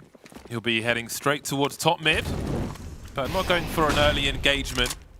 And sometimes, those riskier plays you might see from a CT squad when they have a full buy in the hole. So if they can take a risk and they can still buy that next round. Not the case here, as Level have got nothing really left in the bank as they look for their first round. Banana being taken by 666. Some re-aggression from Level, though, at least towards the half wall. A lot of fun, this half wall. I wondered about it when it first came into this map of Inferno, but there's a lot of play around it. It does allow for many different things to happen, as we can see here. So Level will suggest that they have more aggressive positions, and that will cause at least a flashbang as 666 re-established presence top Banana. Mohamed waiting to see if anyone will swing towards him here, just locking down middle early on. The rest of the squad can now set up towards top Banana as well. Tons of utility in those deeply lined pockets. They don't actually want to commit to this. Again, they like to set their focus early towards Banana, play with the audio cues, play with those bait smokes to try and force the rotate. Then they go back to brackets, James. Haven't quite completed their take of top mid, but they may have done enough.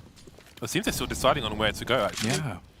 And it seems it will be the A bomb sign as that smoke dissipates on long. Art King is just holding from the back, but the sound cues have certainly been heard here, which is going to allow the counter grenades easily avoided though by Mohamed, who's still looking for the first player.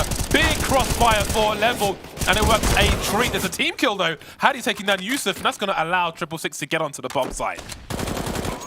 Hope the best. Spamming through the smoke. The beast, rather, as this man needs to let his claws out, show those teeth if they want to mount this retake. One silenced M4, a single flashbang, and a FAMAS is everything they have to their name. Likelihood of winning this round is slim to nothing, and it does feel like they are just holding at this point, looking for those exit frags, looking for the kills as 666 back out. But if they're smart about it, James, it should be a pretty clean round from the T's. Yeah, Level still unable to get their first kill on the board. The setup looked good, though. Unfortunate that some stray bullets went into the chest of a teammate, but sometimes it'd be like that. Maybe his demise was inevitable anyway.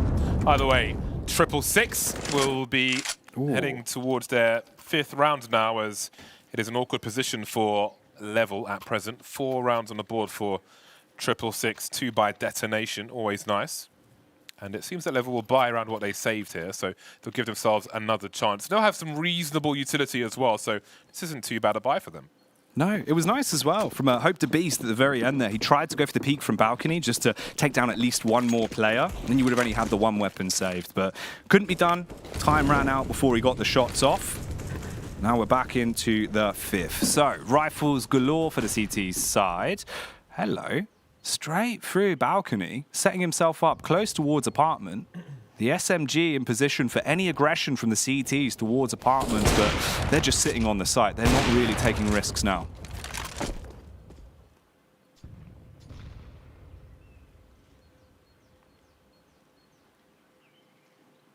Noise has been cut, as they say. Can make things very nervous for the CTs when you don't have those sound cues. A minute 10 on the clock, we feel like an eternity. Looks like we might see a long smoke being lined up from Mohamed. So it seems 666 are not shy to play the late game. A lurk smoke, and who knows what could be behind that. Could be a balcony pop, could be a lie, could be just a single player. But here's Walu, who will clear short house immediately, but he's going to press on towards the site. No smoke on long will allow an extra player to defend the level as they hold down for the second wave of assailants from 666.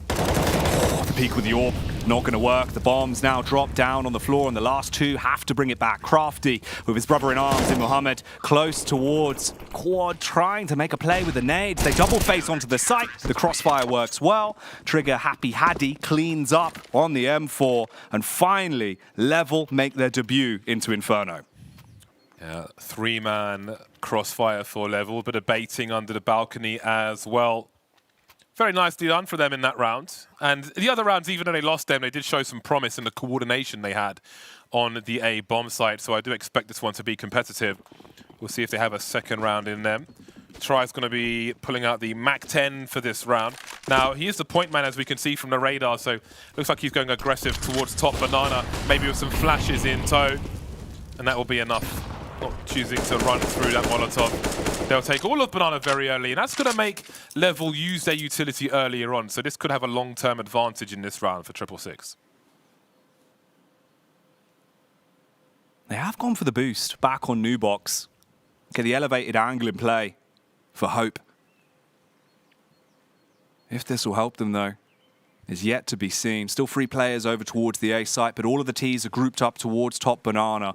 And this is where that advantage with utility will come into play. Smoke towards CT, smoke over by Grave. The flashes go out and the push comes in. Struggle to connect though. He gets himself a free frag, backed up by his teammate as well. The Ts left in a treacherous position, but Crafty, blind, yet still fragging, hits the shot onto Art and gets the bomb down. Yeah, and he gets it planted in that elevated position as well. By default, you might just go and stand next to the coffins and plant a bomb, and that leaves you susceptible to spray. You can plant on the coffins, so the wall covers you if anybody's behind that smoke. So there's good attention attention to detail, excuse me, from 666 there. There was no one to spray, but it's a detail to be aware of at home. Definitely go for that elevated plant rather than the normal one. And with that, Level, excuse me. Level will, that's just their score. They'll have to go back and hold on to what they have. Now, we can see Hattie's got 3,500 almost in the bank, so there's a chance they could choose to drop their teammates again. Art King's going to have the money to buy 6,600 indeed, so I imagine we'll see 5 rifles coming out for Level. However, the CT side is not going the way they intend it. They have conceded 5 of the 6 rounds so far, and that's never how you want to start any CT side. It's not. But to be fair, James, I do like the idea that they're called Level because every round they win, they slowly rank up, like 1 through 16. You know what I mean? Once they hit level 16, they're landed. That's the GG in the bag. You know, if you spell their name backwards, it would also say Level. True. I'm not sure if you knew that, but now you certainly do. Now I'm aware. It's also, have you ever heard of antigrams, James? No. So if you take customer service and take all the letters, you can spell store scum with the exact letters. Just an antigram, which is genius. It's good to know. Well, this is looking to be a fast one from 666, trying to catch Level off guard. Had some flashbangs as well, but this one's starting to look a little sloppy as the defense is working for Level. And maybe this is the gift they needed from 666, who have gone for a brazen attack towards this B bomb site, finding 3 players there, but not the results they were looking for. Orb in the hand. No scope, firing off, hoping the bullet would connect, but it's not. The cleave coming around from Crafty, though. Close quarters engagement as he cleans up on one. Punctures Art. And it's all on Get Lucky. Knows where the bomb is, peeking back round towards the bench as well, hoping a peek will come towards him. Timing is everything, but he couldn't land the shot. He'll fall, and they upgrade to level 2. Yeah, it's going to be great while they're on the left side of the HUD. Level 2 they have achieved. Well, that is a turn up for the books. I love it. That's a dangerous round, though. It's a scary round from 666, just looking to surge into the bomb site, maybe expecting a CT to be on Speedway as it's all quiet or something, but I think, I don't know, you run it 10 times, maybe 4 or 5 times, they get some kills there. But this occasion was not to be, and that allows Level to get back into the game quickly. And that proves to be an expensive round for 666. Have a look at their money. Walu's got 1750 in the bank, so that is quite the problem for 666. They may have just opened the door for Level. Yeah. And not just a little bit as well, not just a crack. The whole thing's basically blown off at this point. They need a new door. At that point, you've got to find a carpenter in the local area. Could be a nightmare, James. I prefer metal doors. Oh, really? Yeah. Harder to kick down or open. Yeah, I mean, to be fair, you are right. Have you ever kicked down a wooden door?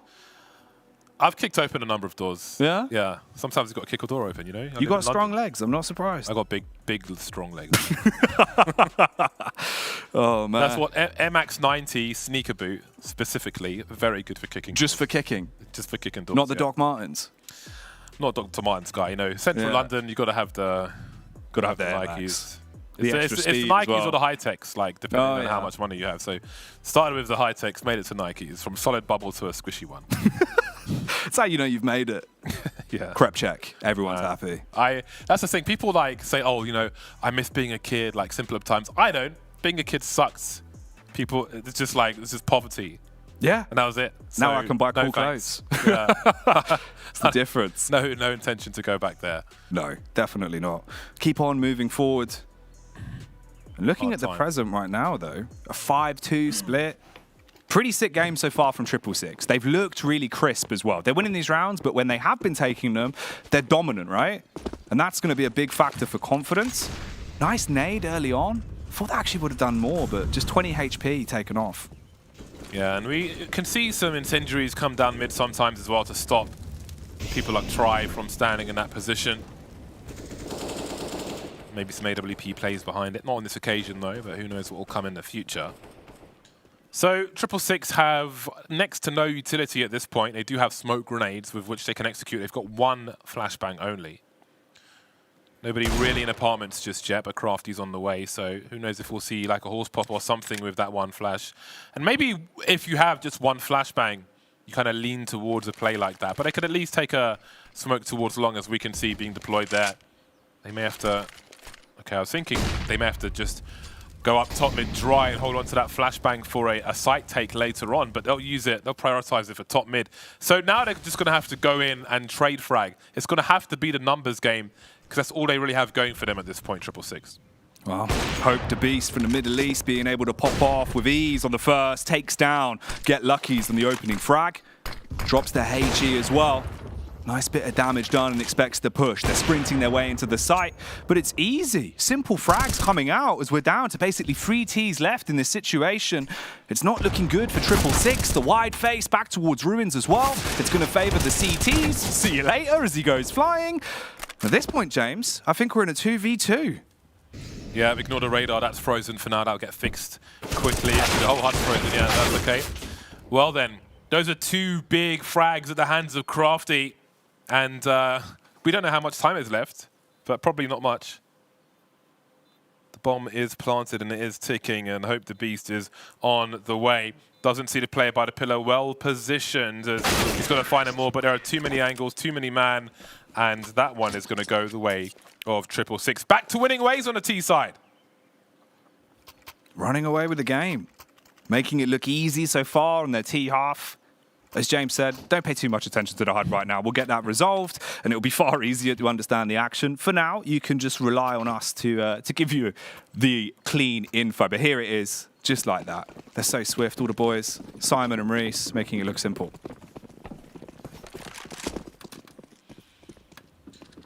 Well then, after an expensive round for 666, they're able to turn things back in their favor. And put level 2 on pistols, all Deagles for the level 2 squad. So let's see if they can deliver those headshots, as they're needed even more than before. Honestly, a crouch spam with like 2 to the chest was so good with the Deagle, but those cheap days are gone now. Requires a little more skill. It almost felt like he was actually set up to best Mohammed there on the close engagement, but not going to happen. No connection, and this is really good for 666. You've got both of your AWPers alive. You're in a position where now you're fighting on the right foot, really. Down to 4 CTs left. One of them scarpering back to B. Double AWPs on T side is a spicy one. Oh, I look forward to seeing how that works out. When the full buys come through, losing a player might do them a favor in a situation such as this, because again, I think most of the utility of one AWP on the T side of Inferno is after you plant the bomb. From the bomb site. James will attest to that. Actually, no, he'll just use it whenever. If it's a 2 versus 5, he'll win the round if he has an AWP. But for most people, post-plant is where you really do your best work. So to have 2 AWPs is just going to reduce how nimble you can be. It can often slow rounds down. I love how careful they're being, but 20 seconds, maybe a little too slow. As well, I don't think Hope the Beast is going to find some smokes to... I don't know what that smoke is. Hold on a second. There's 10 seconds now to plant that bomb. He needs to swing and try and stop that. That's how you win around here, but he doesn't even try and go for it. I think... I mean, yeah, he's probably doomed to die, but you've got to try and stop that bomb from being planted. Then there's some anarchy, and maybe you can steal around. Either way, it will go the way of 666, as it should in a round such as this. Yeah, no. If he would have just fully committed to the swing after the opening Deagle shot, could have been a chance. But as you said, I suppose in that situation, a little bit scared to die. Any slight hesitation means that we'll fall into this position. Normality now achieved, really. Bomb down, you've got such a big advantage. Not only in the battle of attrition, but just in general, really. So should be another simple round going the way of 666. And they're just racking them up. 2-man save, I believe. Only really Deagles from what I've seen. Bit of armor here and there as well. So they'll take those over into the following round. There hasn't been a substitution either. Don't worry. They haven't had an AWP dropped off, James. The AK buys on the CT side, as we do get that HUD fixed. Yeah, it's actually a bug in the game where if one player disconnects from the server, it does that, basically. Just causes carnage. Yeah, it's just a CS bug. Classic. 7-2. 2-7, the worst hand in poker in Texas Hold'em. Statistically, back and forth affair in these recent rounds, as we can see, but it's down to Level to string some consistent rounds together and start to catch up. They haven't been able to do that just yet. They've all been won in isolation. 666 trading the rounds. It's a good HE to avoid had he didn't want any part of that.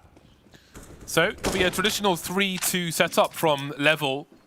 Actually, I say traditional. Really, tradition, I would imagine, would be 3 towards B early on. Not the case here, as they will hold with the AWP. Not really offering utility, but certainly spotting a little waste.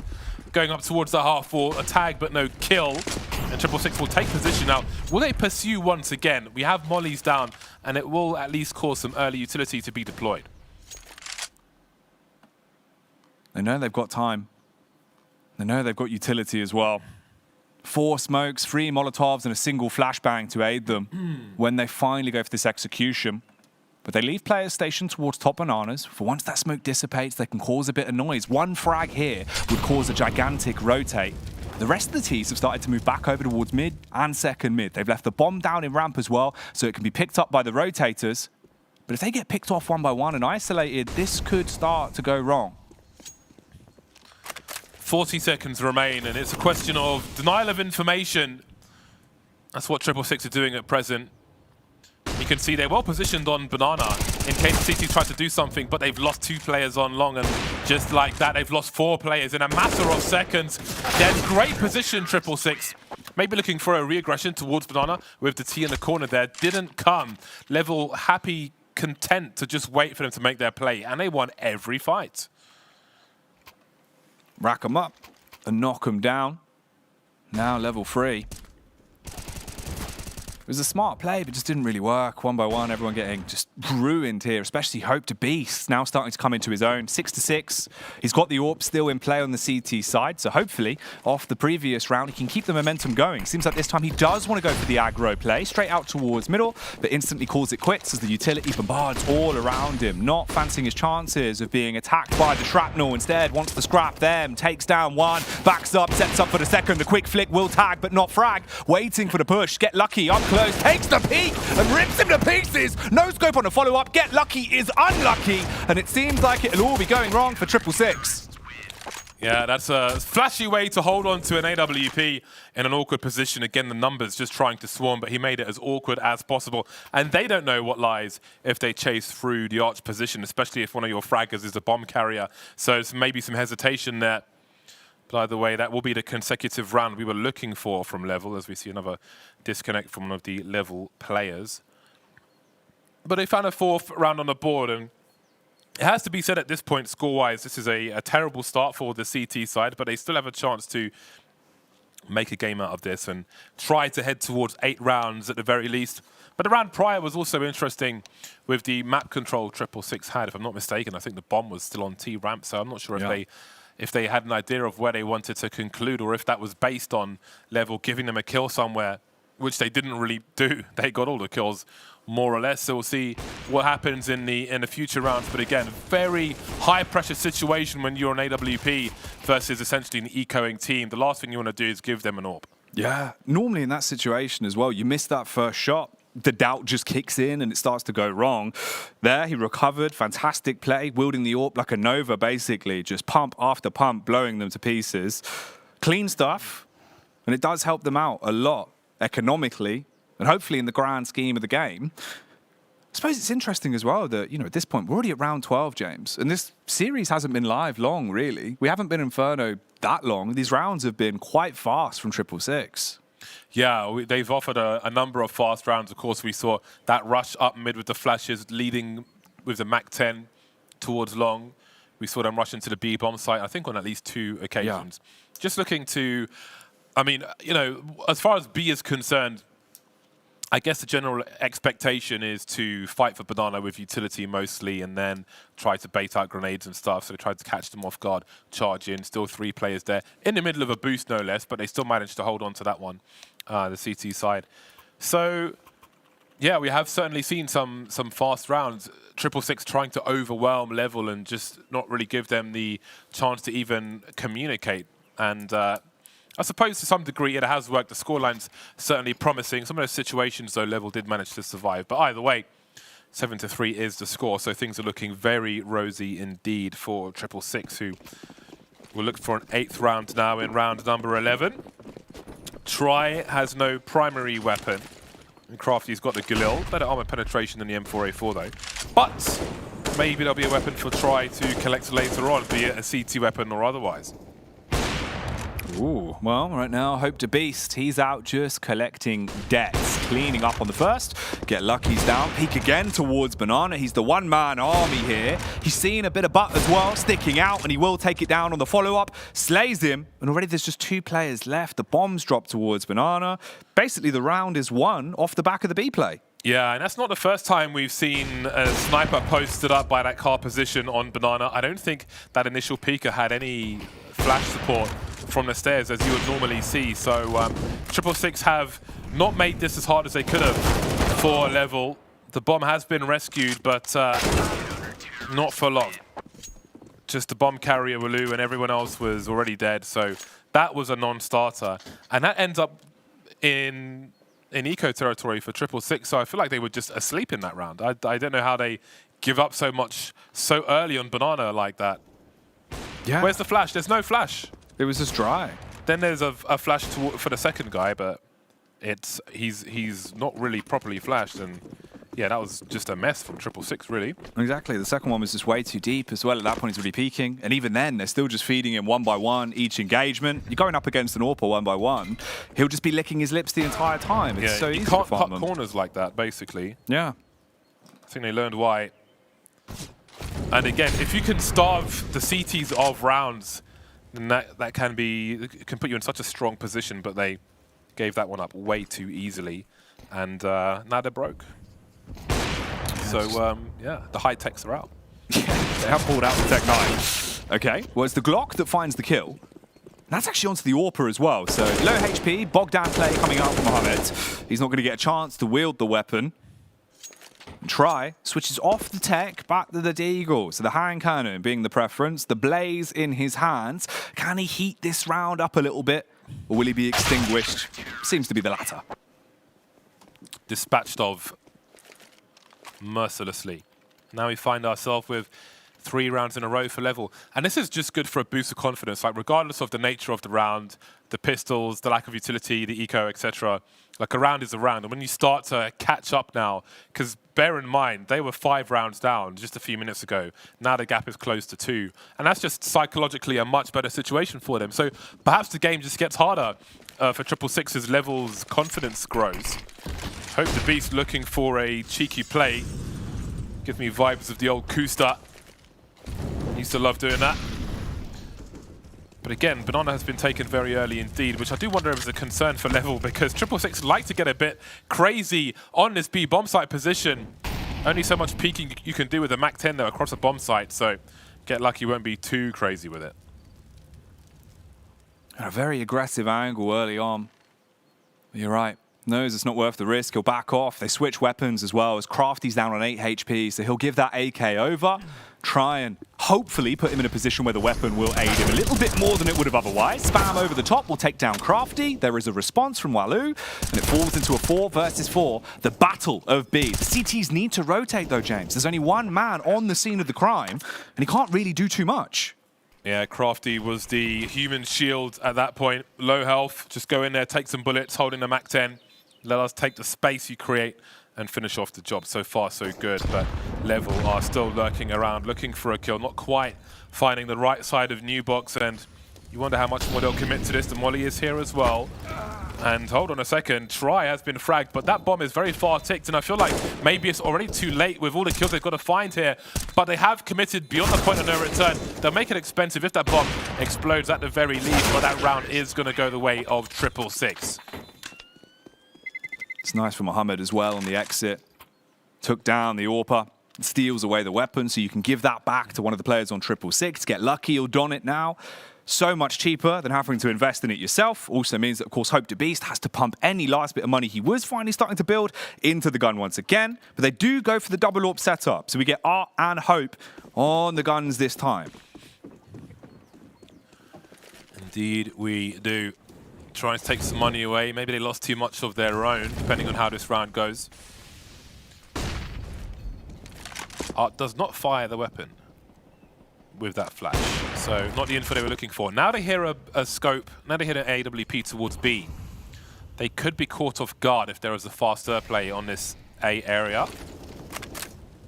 So it may take them a while to identify that there are 2 AWPs, and that may be very costly to receive that information. But for now, everybody's up, and they're taking control of the apartments, 666, in this second last round of the first half. Almost down to the final 60 seconds on this one. Mohamed in the apartments has the smoke set up. Walou lurking close towards Boiler as well, as the rest of the squad is arriving on the scene. Step by step, boot by boot, making their way up middle into the final 50 seconds now. It is going to be a 5 versus 3 full-on fight towards the A site. Hadi has an important role here, playing on the back of the site. Yusuf as well. If he lets them leak out through quad or balcony, it will come back to bite them in the bottom, James. 40 seconds will feel like a long time as they wait. 1 flashbang remains for 666. It's looking for a dry entry from Crafty, but they've got so many numbers here. They have to start swarming now. They've got to get something out of this. Moonwalking onto the site, and they'll get there eventually. Level now lost position. And already I think they may want to save. Beloy can drop for his teammate. Arkin can buy for himself. That would be 4 guns in the next round. Crafty and Try are low though. Oh, that's quite the frag from Hope, and now 2 versus 2 will surely spur them on. Looking for a warbang, he was pretty close. There's a kit on both of these players as well. Knows one of the players is in the pit. Does he go for warbang towards the graveyard or something? got to be careful. You don't know if someone's going to pop out. But again, that bomb starts to tick even closer. And there'll be an instant trade frag for 666 as they make it cost everything for level. They've been willing to basically put their lives on the line on these retakes. That's the second time now. It's been incredibly close. But in the end, they don't get over the finish line. And it hurts them. The money's in a bad spot. Again, they will be able to get one AWP out at least. But Hope's just down to a Deagle now. And hello, is that P90? Oh my goodness, James. The SMG is out. The P90 is in play for Willu. Yeah, he's got the spawn. Well, he had the spawn for it. Nightmare. So we'll see what he's looking to do with the P90. It's a banana special for Danish teams. And that is quite the peak now for Get Lucky, maybe expecting an AWP there once again. It's a fast opening kill for a T-side AWP. Now it's down to them to convert. AWP is collected by Hope the Beast just in time. Able to fall back and will let them know we have an AWP again. The airdropped AWP being delivered off the back of the HE. Smart stuff. But will the weapon be a crutch to help them in this round? He is back over by Arch. He was sick at defending Arch last time. If you can just run that back, replay that memory and do it again, it'll be huge. The P90 from Willu has an opportunity to strike. It won't work though. The Famous up top, dropping on them as they're all getting beaten to a pulp. Mohamed has to clutch it, goes huge on the entry, has to switch out, grabs a different AK to try and slay, but it doesn't look like he can force them off the angle yet. Has the smoke, will buy himself a little bit of time and fully commits to the plant. No offensive utility in play for level. It's just flashbangs. He levels the playing field literally with the headshot. 1v1 now, back on top of the box. The hardcore parkour could help him clutch this one, but Yusuf knows where he is and he's waiting, lurking, waiting for that smoke to dissipate before he peeks into him, hits the shot on the Famous and stops them from getting 10 rounds on the board. 5 HP and a dream, James. He gets the 6th, locked in for level. Just about. Very scary stuff in that last round of the first half. 5-10 would have been an awful score. 6-9 isn't much better. And again, it will be all eyes on the pistol. 666 took the first, and Level will certainly be looking to take the second. Otherwise, they will be certainly on an uphill struggle. Some of the players were in that first half. You can see Try went 3 for 12. But, I mean, his team did a great job, so not a big deal. And I'm sure they were impact frags, you know? Yeah, man. That's all that matters, dude. If you're having a rough game, as long as they're impact frags, you can just brush it off. Yeah. We never know how high his ADR could be. You know what I mean? It's one of those. He could get away with it. There's plenty of ways that you can make it look better for yourself. But in reality, frags aren't everything. Rounds are what we're really going to be staring at. And at the minute, they're looking good. They've got 9 of them in the bank. They're starting off this half in good footing. We are going to have a little bit of a pause on this one before we kick off the second half. And pistol rounds, again, are going to be a big talking point, right? In the first series, we basically saw NASA going, I think, 4 for 4. I think they took every pistol, right? They took at least 3. Yeah. I think they took 4. I think so. We saw domination on the pistols, so I'm curious if this is going to be a similar situation here where we'll see one team really just having a field day on the pistol rounds, because it did feel like there was quite a difference between the previous lineups that we saw. Well, let's see what Level have to offer on this T pistol, what shenanigans we may witness. On the CT side for 666, Crafty will have a smoke and diffuse kit. Mohamed and Try haven't bought just yet, neither has Lucky, so we'll see if there's anything crazy coming out there. But we've got 2 utility men for Level in Art King and Haddy, 2 smokes, a molly and a flashbang. We shall soon see where they may be headed with this utility, but there'll be a quick chat from 666, maybe to consider their expectations for this round. And hey, let's not forget, I think it was the first CT, the other pistol round. The CTs ran straight down mid with 4 players, which is great to see. So maybe they'll do something equal to that here in this pistol round. They could do. I was interested if they were actually going to go for the Julie drop, because they did have 2 players in 800, but in the end, they go for something a little bit more standardized. No Davey shenanigans here, just the armor coming out, 1 kit and the smoke on Crafty. So all Kevlar all the time. It will help them absorb those bullets, so let's see if Level can land them. Hope the Beast has been made the raid boss. He's got armor and a P250. That's my favorite combo. And we'll have a procession in the apartment, it looks like. Not moving forward too quickly, however. Just inviting a shot, showing the end of the gun. In the meantime, there will be presence towards B, which will invite a third player over in Crafty, and have a look at this rotation. There's going to be absolutely no one on this A bomb site, whether they survive that engagement or not. So they've been sold a dummy towards that B bomb site, a fake of phony, while everybody else is on A. Beautiful. Just absolutely lampooned. They realise what's gone on. But of course, getting back to A, what can you really achieve at this point? Time's starting to tick down. You got a kit on Crafty, sure, but you still have to find these kills. No utility to aid them in that fact. They go as a wolf pack. Everyone walking in together from library. They've got the books, but can they slap people in the face with them? Backstab coming out, couple of attacks here and there. They go 1 for 1, but in the end, it falls back in favor of Level, who walk away with a pistol. Deserved, for sure. They really had a boot on the end of that fishing line, and 666 ate all of it. Died from choking. Great shots by Art King as well. That was very enjoyable to watch. Now let's see what 666 choose to do in this second round of the second half. If there'll be some force buys. No, there'll be almost a completely clean eco. Try with Desert Eagle and Walu with a P250. They're looking for the rifles in the next round. And again, that was an important pistol round for Level to win. You don't want to start the score, the half 12-6, losing the pistol and a force buy afterwards.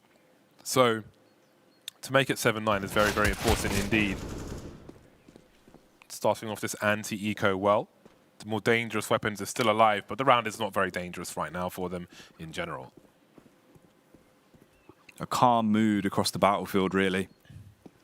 2 players set up towards top banana. And then just 1 man all on his own. Try with the deagle in his hand. Just tucked in by the cubby. He's on the angle, so maybe 1 or 2 shots could land. Well, there's the first, there's the second. Actually, he makes it look manageable here to at least deal more damage. 60 seconds on the timer. It's a 2 versus 3. Winning the round is incredibly unlikely, but at this point, they could still force more guns out of their hands. They have just USPs and 1 P250, so potentially, James, a couple of kills here and there, just make it costly. Are there rifles top mid, I wonder? Because Haddy was in apartments while that was happening, so... Oh my. Yeah, he wasn't really in a position to go and be like weapon disposal service or even upgrade his own weapon. So at this point, I think 666 could just hold on to these weapons themselves, and this would save them about $6,000, which would be fantastic for a CT side looking for your first round. Seems they'll be hanging around to look for more, but... I mean, that's my choice. There's always more than one right choice, but I don't think he needs to be doing this. If he wants to go for the peak after the bomb blast, he would be cutting it close, and it seems like maybe they have comm that it's not worth the risk. He does back up. Would have been unlikely. We saw the reverse attempt previously. It didn't really go too well. So again, they call it quits. And now the scoreline is nearly tied up. We're almost back to a 9-9. Dead in the balance split between these 2 sides. And it's one of the first times we're actually going to get a fairly equal buy as well. Normal weapons on either side. No AWPs in play. Pretty much 10 rifles. There is 1 SMG coming out for Haddy. Maybe he can channel his inner Hadji play. He used to be ridiculous with a MAC 10 on Inferno. The man would not stop holding mouse 1 and W. And he would often rack himself up at least 2 or 3 kills. So if we can see some of that coming out, it would definitely leave them in a good position. Timeout from Level now. An AK on the CT side, always nice. When you're dueling for headshots, that second bullet can be 1 bullet too many. So the AK could make the difference. We'll have to wait and see. A close game of Inferno so far, but the second half really starts now. Once the rifles are out, we see what these teams are really made of. But Level have at least made it close, 8-9. Neck and neck, and we'll see if it gets a little closer, if they can win this one. So what will the approach to Banana be? No early utility from Level. It's only Haddy spotting with the MAC 10, as there seems to be a focus towards second mid. And he's got 2 flashes, and it looks like they might go for a very fast horse pop here. Oh my. Everyone grouped up towards the boiler room. You'd be in for a surprise if you were a plumber and saw 5 men coming at you from the boiler. Try playing on top of the box as well, expecting the face to come out, ready for the balcony peek. Yusuf will be the first to go down. They don't see him. He jumps up on top, gets 2 frags for his troubles, somehow just bullies them from the box. No response, James. Clean sweep, only 1 casualty. Beautiful round from 666. Yeah, they shot that down like they smashed the power button. Level, it looked really good moving through the apartments. They had a clear idea as to what they wanted to do, but they could not find the players just hopping up on double stack. And that silenced them for us getting a lot of mileage in these matches. People just can't identify where they're being shot from fast enough. And that is one of the true strengths of that weapon, being abused well by the CTs in this series. And now Level find themselves with an AK and a Galil. And I want to say not much more, but his deagles have to be respected. Because you never know when a headshot's coming your way. Battle of the spam, really. Here towards Banana. Cascade of bullets. Okay. The second time he goes for it, it actually works. No hope there for Hope, as he will be bodied by the M4. So a first pick for 666 when they've already got an advantage with firepower. It's not ideal for Level. The fact he just sat there in the smoke and reloaded and didn't even bother to fall off. He's like, no, I'm going to have another go. And then just delivers a massive headshot afterwards is awesome. Love to see it. And Level need to respond. Now, Beloy's got full grenades in the hole, and Hadi has some as well. So it's important that they don't lose those 2 players before they're able to execute their plan on what remains of it. Being very careful as far as Banana is concerned. Now, they haven't done anything to take away any information towards top mid. However, there are still 3 players towards the B bomb site. So we're looking at A bomb site, excuse me.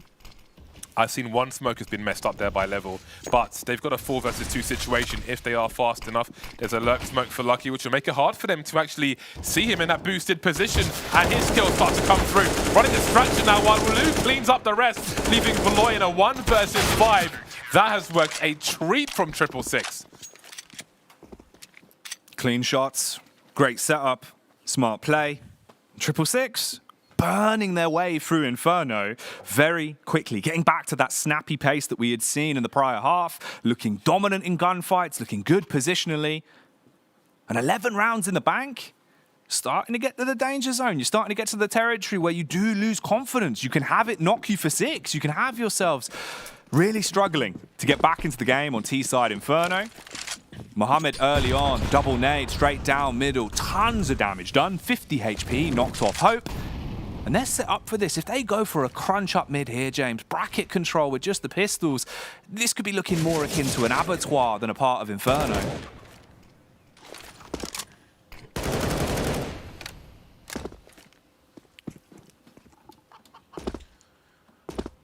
Yeah, this should, by all means and purposes, be a rough one for Level.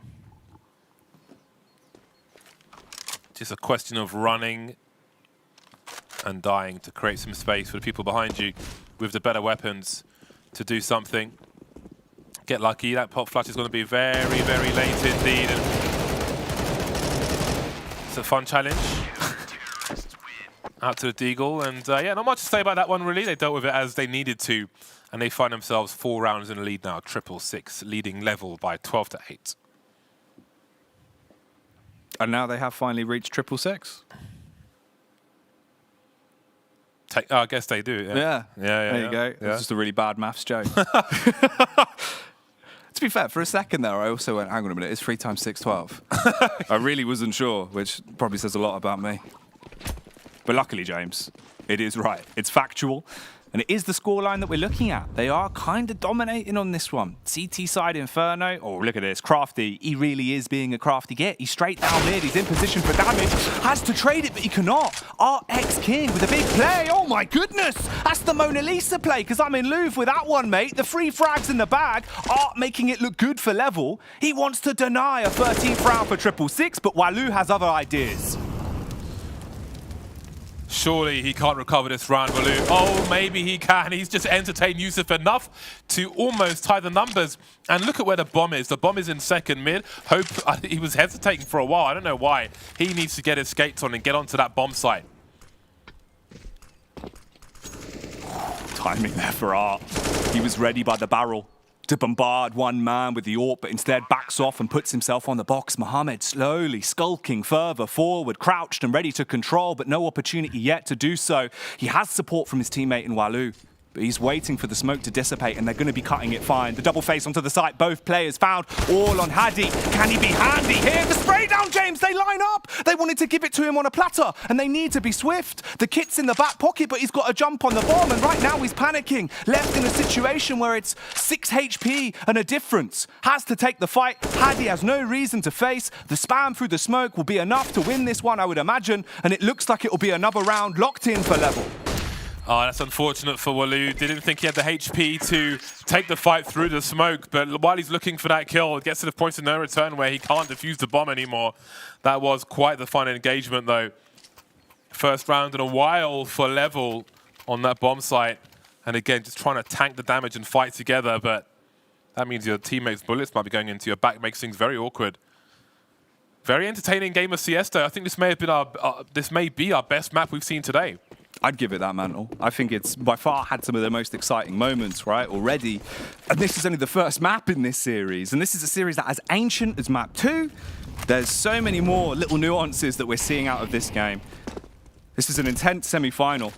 And the team that wins this, of course, tomorrow has a best of 5 ahead of them versus NASA. A lot on the line here. And you can see that being represented. The blood, sweat, and tears that's being pulled out, round in, round out. Here from the Middle Eastern representatives. Big stuff so far. How is the 22nd round going to go? 1 minute and 19 seconds on the clock. Default coming out from Level. Nothing too audacious, James. Bomb towards ramp. Just holding for any aggression towards top mid.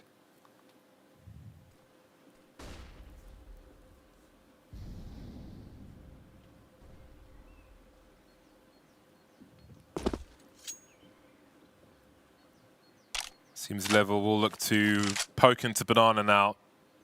666 perhaps reading this will send Try over as the third man.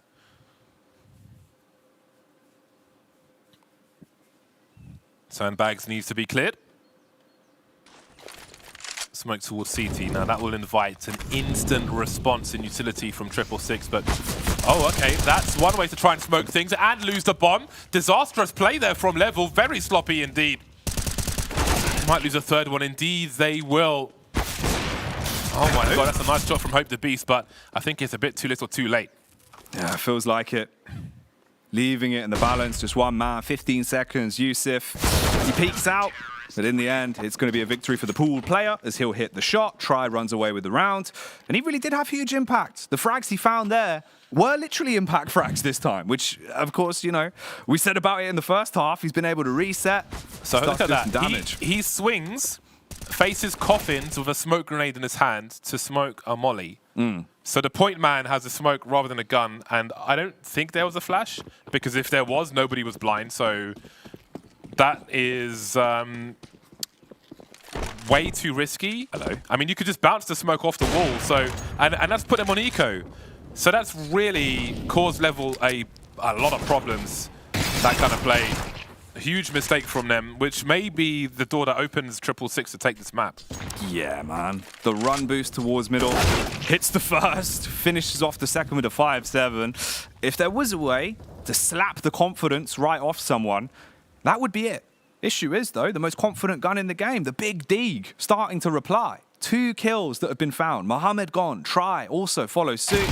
But of course, that 5-7 is trusty sidearm, brings it back to normality, and at this point, it should be a couple of simple frags, get the 14th locked in, and 666, I think they're just setting themselves up for the hard victory here on Inferno now. Man, the timing of that error could prove fatal for Level on this map. Again, if you're going to make a huge mistake, it's better to do it at the beginning of the map rather than towards the end, or at least when your opponent is close to that magical 16th round. But that is something they may lament. But they'll have another opportunity soon. But maybe there's just one opportunity left, one real one left for this squad. If Beloy could somehow plant the bomb, that would be huge for his team. He does need to die at some point in this round because he needs the loss bonus. Unless he chooses to save this rifle, actually, which he's just collected. But the bomb plant would be a boon for the rest of his team, and that is important as well. 17 seconds now, and he'll be put out of his misery by Crafty on long. 666, 2 rounds away from the first map of this series. Looking really good.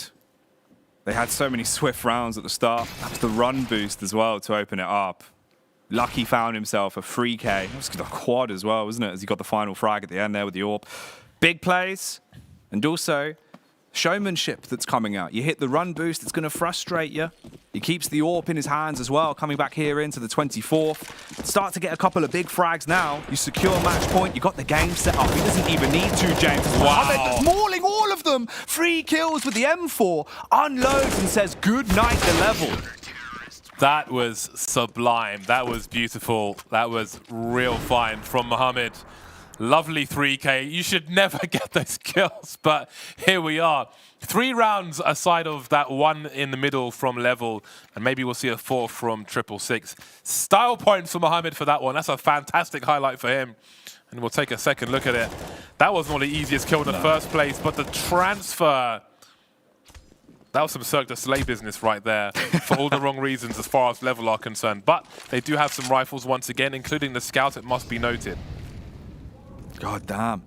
Man like Mohamed.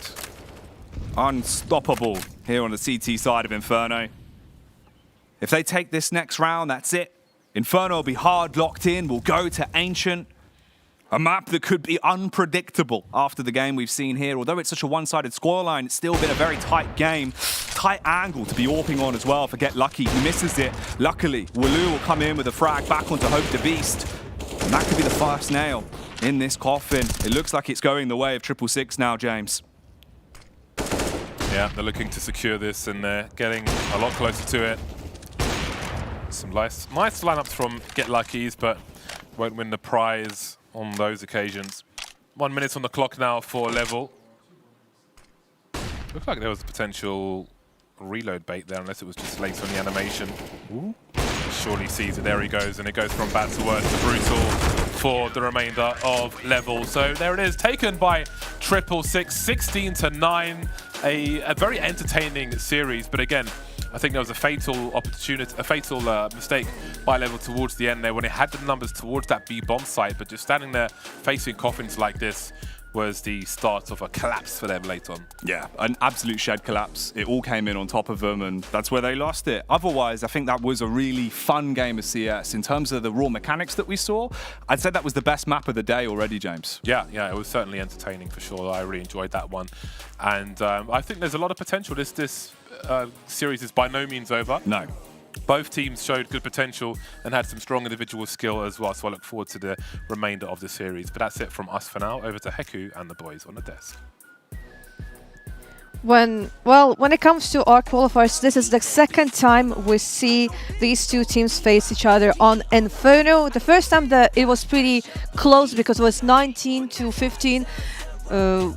Level managed to actually get to overtime, but right now it was extremely one-sided. I mean, it's like we mentioned in the first game with NASA versus Doomsday. You know, they actually won a map on the online part of the match in the qualifier for this event, but when the pressure's on and you need to win, you can see the better teams always step up. Yeah, and I mean, this was their map pick, so you have to keep that in mind. You know, I did say in that pregame that, you know, Inferno, it's a bit coin flippy, but 666 is going to be the favorites because this was their map pick. It's now these next two maps where we need to see level step up, because right there, especially on their T side of Inferno, we didn't see a lot of tactical depth from them. And even when they did try to execute strategies, those B execs, you know, the things they were trying to do, they weren't executing it well at all. Yeah, I think a really big point I want to highlight in this match in the second half from 666 is the economy for the CT side. We saw in the first buy round of the second half, they win with 5 players alive. They save 3 guns, 2 AKs and 1 Galil, and they win the next round after that. And your AWPer, you know, has $6,000 in the bank already after 1 round win on the CT side. That's so rare to see, and it sets you up for the whole half. You know, they lost the next round after that. They have money in the bank. They can fall back on it. They win the round again. They reset Level Esports, and again, Level Esports just couldn't find consistency. But what I really like seeing when it comes to 666, this is not a situation when you have like one player just hard carrying everyone. We have Get Lucky with 19 kills, then you have 3 players with 18.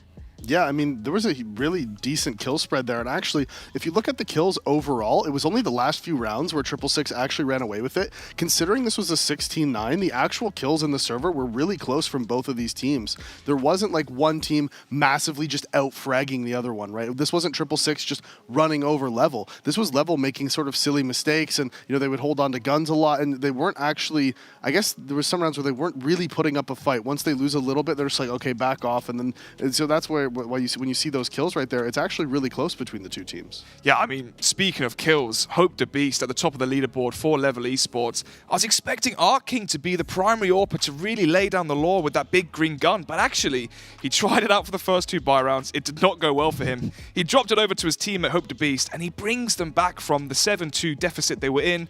3k on the B bomb site, obviously the next round. Yes, they're on a force by Eco with Tech 9s. Even so, he hit some nice shots there towards Long at the speedway position towards the B split area of the map. And he was able to bring his team back into the 8-5 scoreline. And then you can kind of see after that Level Esports, they started to get the respect from 666. And at that point, the game was sort of over in terms of the chance there for Level Esports. Yeah, 16-9 when it comes to Inferno, but the next map is actually going to be Ancient.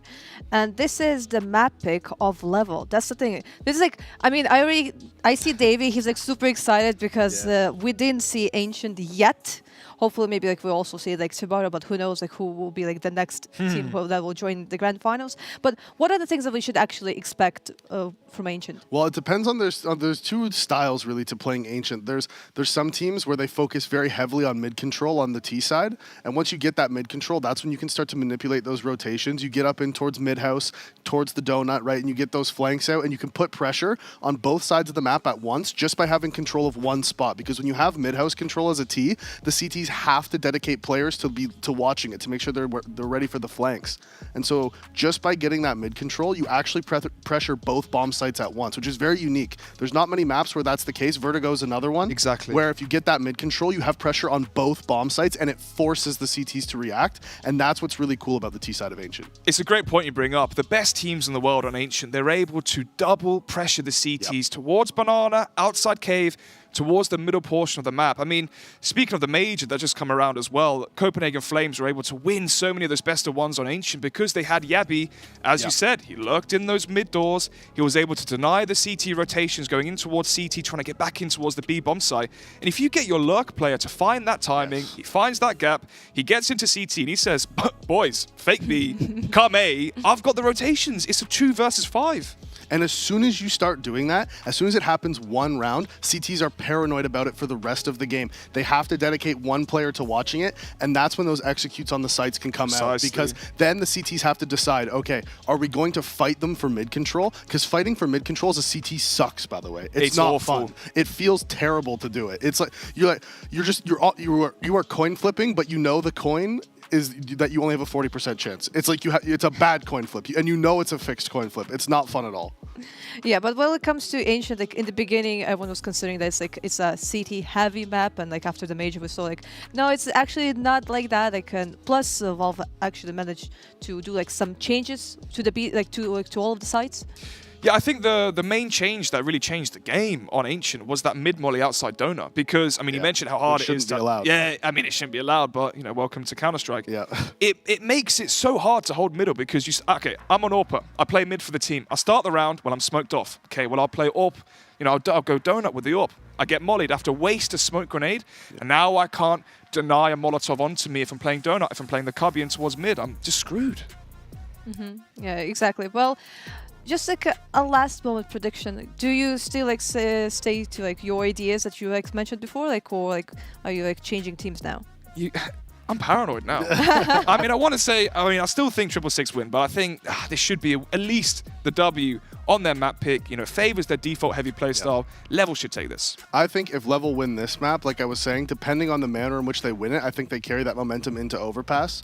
I think Level should win this map, but I think, like you said, no matter what, it's going to be close, and 666 can definitely win. As we just saw, they're a very good team. I still think Level's going to take it on Ancient, and if they take it in a very convincing fashion, I think they run away with Overpass as well.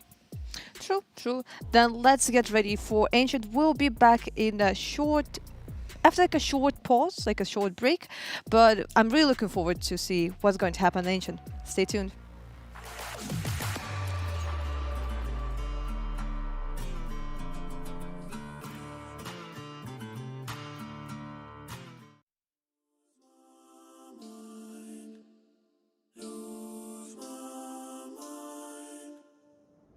I'm tired of hiding my emotions. Don't wanna keep them to myself. I'm on the verge of an explosion. Don't care about anybody else but you. Hold back all the things I feel. If I hold back, maybe they're not real. What if I don't and just let you deal? Would you go? Let me know. So, what if I just lose my mind? Make a scene and run around. Show you what I feel inside all the time. Hey, what if I just lose my mind? Scream until the air runs out. I don't really care 'cause I lose my mind.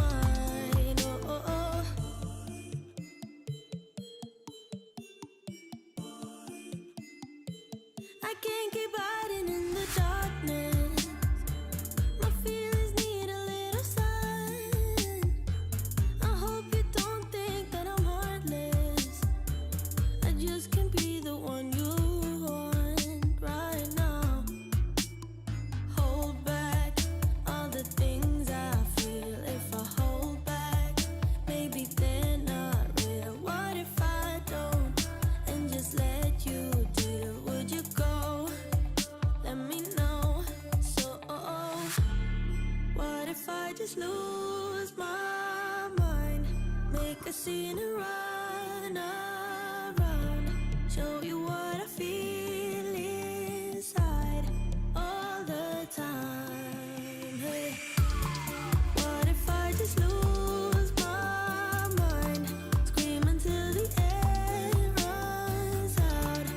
I don't really care 'cause I lose my mind. Lose my mind.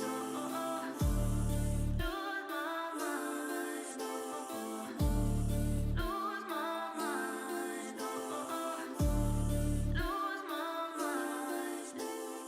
Hold back all the things I feel. If I hold back, maybe they're not real. What if I don't and just let you deal? Would you go?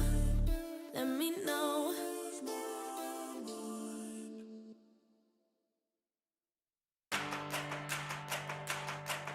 Hey, check it.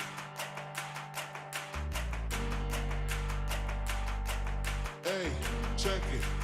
Put the place up.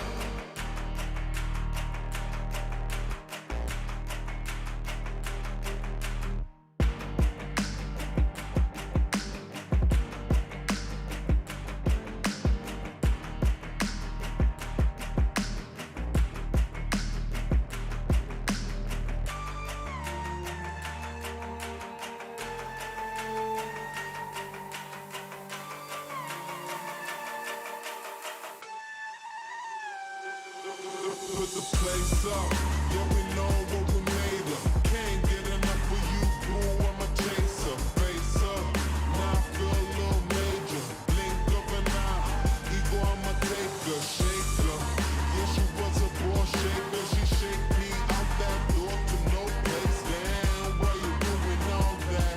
Thought you was my wife, but you stabbed me in the back.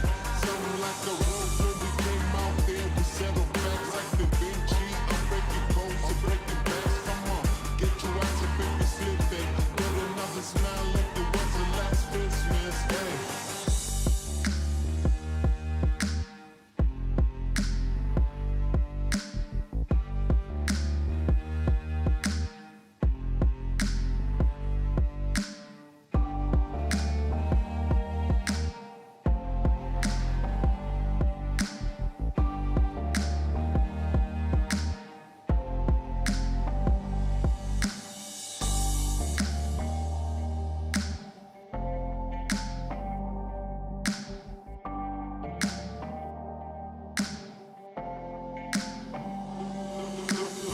face up.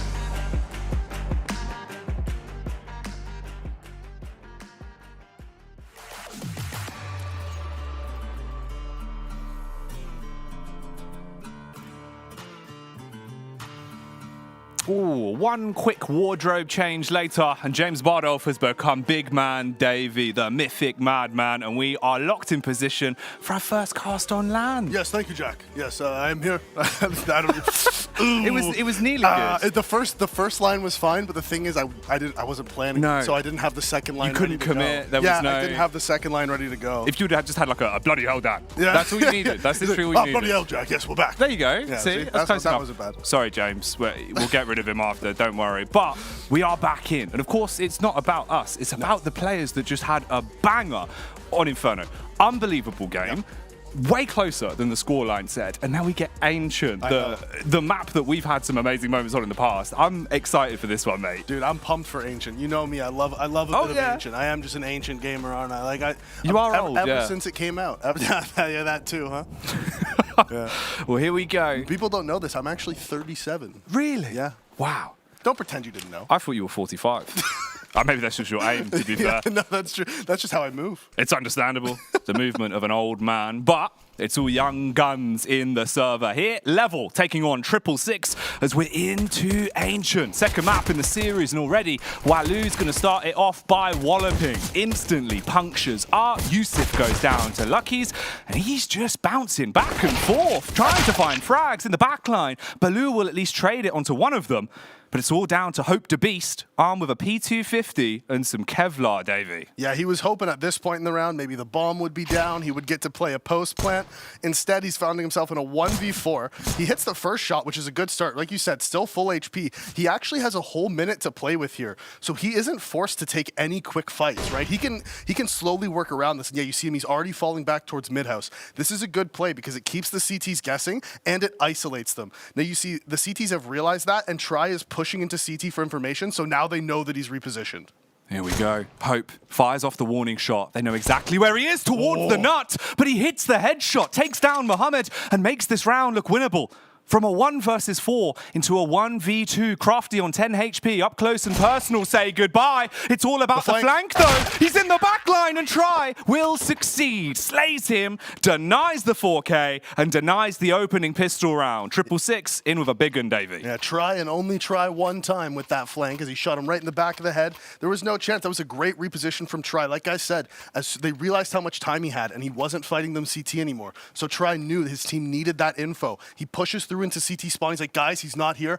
I'm flanking him. The mistake that they made was fighting him in Donut. That kill, that first kill that they gave up in Donut, that was the mistake. They should never have given him that kill while Try was flanking.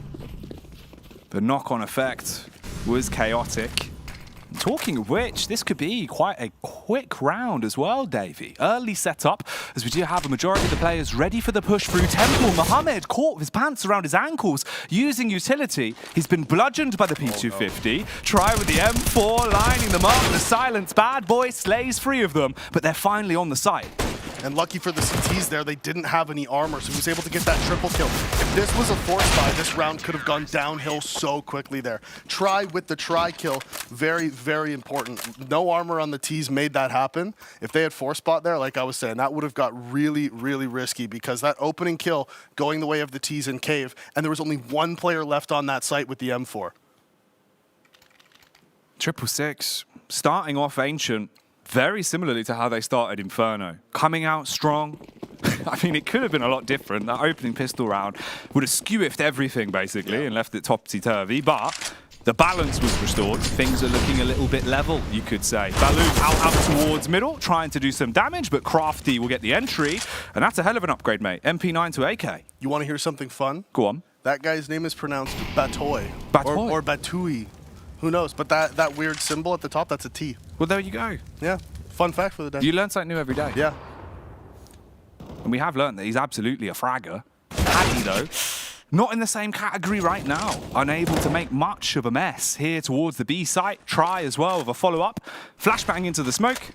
And the double smoke just holding them back. They're stuck at middle. Very disconnected mid take there from Level. We saw Batoy going out there fast on the T side. He gets flashed, so I don't know if that was a CT flash or if he got team flash, but either way, he went out there full blind. He goes down, and then they start to go solo aggressive towards lane, solo aggressive back out mid after the fact, and they didn't do anything together. Level needs to work on their comms here. It's still early rounds, so it's okay to make these mistakes at the beginning of the game, right? Not the end of the world, but they do need to fix that going forward because defaulting out mid on the T side of Ancient is very important to winning this map. What looked like an incredibly clean round for them, though, has now started to unravel slightly. 2 kills in the late round here from Yusuf. Issue is he doesn't have the bomb. C4 is nowhere near him. He's got to basically rotate the whole way around the map, head over there, and try and make a play with, what, 20 seconds left? It's just not doable. He'll post up in spawn. Best case scenario here, he might get trench foot. I mean, his boots are going to be wet. Oh, yeah, and that's the worst. It is. You never get that sorted, mate. No, it's awful. I don't know, like, well, you're from London, obviously, so you know about rain. Yeah, true. Water, not good. Not good. I mean, it's good, like, sometimes, like, for drinking. Well, if you're drinking it, yeah, it's quite refreshing. Or, I guess, just for basic human functionality.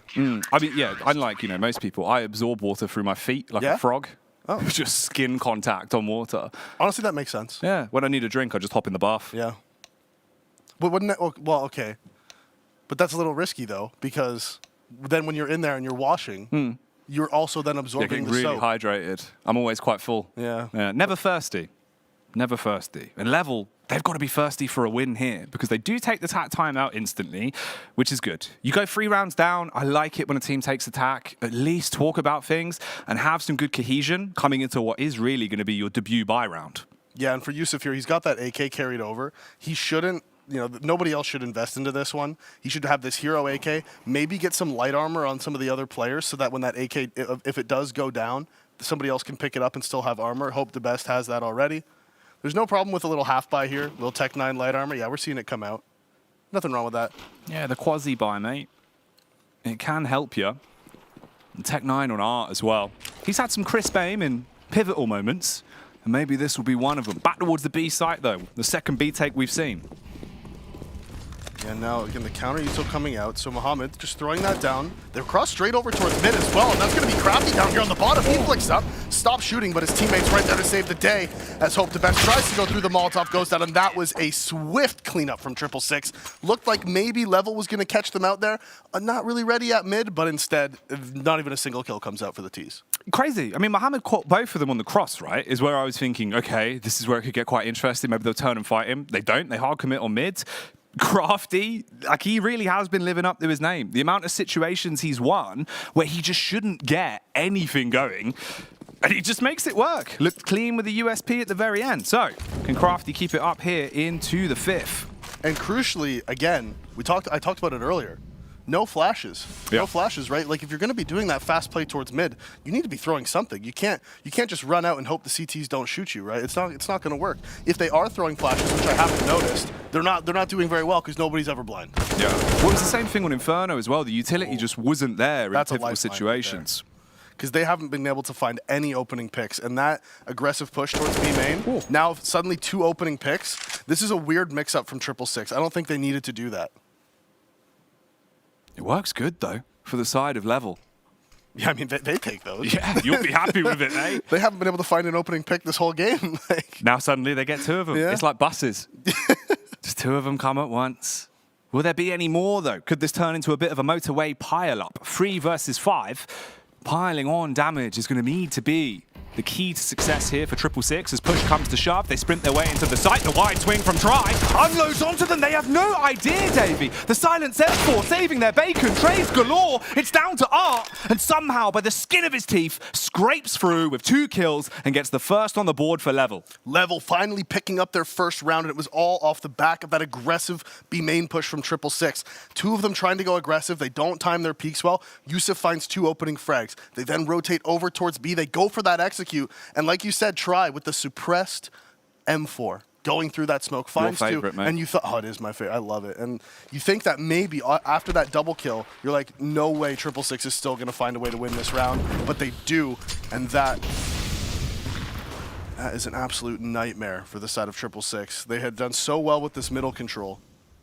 And now Level finally getting their first round. This is the first time we've seen a full mid execute from Level as well. That top mid smoke towards the donut as well. Lots of pressure being applied, and that's why you see Crafty just having to back up here. But the boost over towards the B site working out perfectly as Get Lucky finds the opening onto Hope the Beast. That is a massive frag for them because Hope the Beast has been a beast, especially in that pistol round and going back to Inferno as well. Huge frag to find. But Level, they're just trying to group up. They send 3 players towards the donut. 1 man walking down as well. They're all coming in to the same site. Wide peek from Waloo. Tried to go swinging on the Org, but doesn't hit the shot. Haddy will be able to open up and get the bomb planted now. So a 4 versus 4 retake is going to be huge. Get Lucky's is on the Orb. They have 1 kit to work with. And the T's are in fantastic post plants. Flashbang goes over. This is their moment to make a big, bold bombardment. A large entry needs to be found, and that's one of them. Get Lucky's on the AWP, slays the first man, but the trades are going back and forth. It's all onto the AWPer. No upper hand for him. Yusuf beheads, and another round is locked in for the T's. And a great round from them. And Level finally starting to show us what I expected to see from them on their T side of Ancient. You get that mid control. You manipulate those rotations. It's essential on this map. And they were failing at it in those early rounds, but now with those full executes, they were actually throwing the proper nades, and you can see they've made that adjustment, knowing that 666 will fight them for it. They've made that adjustment, and now getting that mid control, we can see the difference that makes. The more standardized CS helping them out there. For 666 as well, what can you even do? Playing standard CS won't be the option here. You've just got pistols, an MP9 on Crafty. Hope the Beast from the close angle, trying to spray and pray, but his prayers will not be answered as he does go down. We're left in the 4 versus 4. Art back on the ramp as well, ready for a tussle, Davey. Yeah, and crucially, they're not getting control of Long. It's essential on this map for these retakes that you push up and get control of Long. Thankfully, it is just an eco round, so no armor on the side of the CTs. But Toy's able to get that final frag, and they are able to just barely hold it off. But when you're playing those post plants on the T side of Ancient, you have to push up towards Long. You need that map control, or retaking is too easy for the CTs. If you don't contest them, if you don't force them to fight, it becomes very hard for the Ts to actually play that post plant. And post plants the whole day have become an issue for a lot of the teams here. We've seen retakes just coming out of nothing, basically. 2 versus 4s, 2 versus 3s. Rounds that should be won by the Ts that just haven't been happening. It's been very unorthodox Counter-Strike. That Molly comes out too late. What is he doing? He goes through the smoke. Crafty goes down. You need to drop that Molotov instantly if you plan on going through that smoke. You cannot take the risk. You cannot hesitate. The second that you see that top mid smoke coming, you have to throw that Molotov and go through it if that's what you want to do. Oh, and this is massive, but he's fluffed it. Mohamed only gets 1 as Art then quickly trades him. The FAMAS letting him down there, Jack. Mohamed the Mauler not being a big baller this time around as he will be left deflated like a ball. Get Lucky's lurking. Has the AUG in hand and expects to push towards the stairs. The headshot angle. Woo! More headshots than a photographer as he does knock them down. And we are into a 2 versus 3. Minute on the clock. Both of the Ts grouped up and teasing this A site quite literally. They've got the double flash and 2 mollies to work with as well. They need to isolate this angle though. Waloo has the crossover, spams down with the M4. That's the first kill and probably the round. Yeah, Huddy cleared the angle, but you could see he just wasn't ready to actually take the fight. He wasn't taking that fight with any sort of confidence.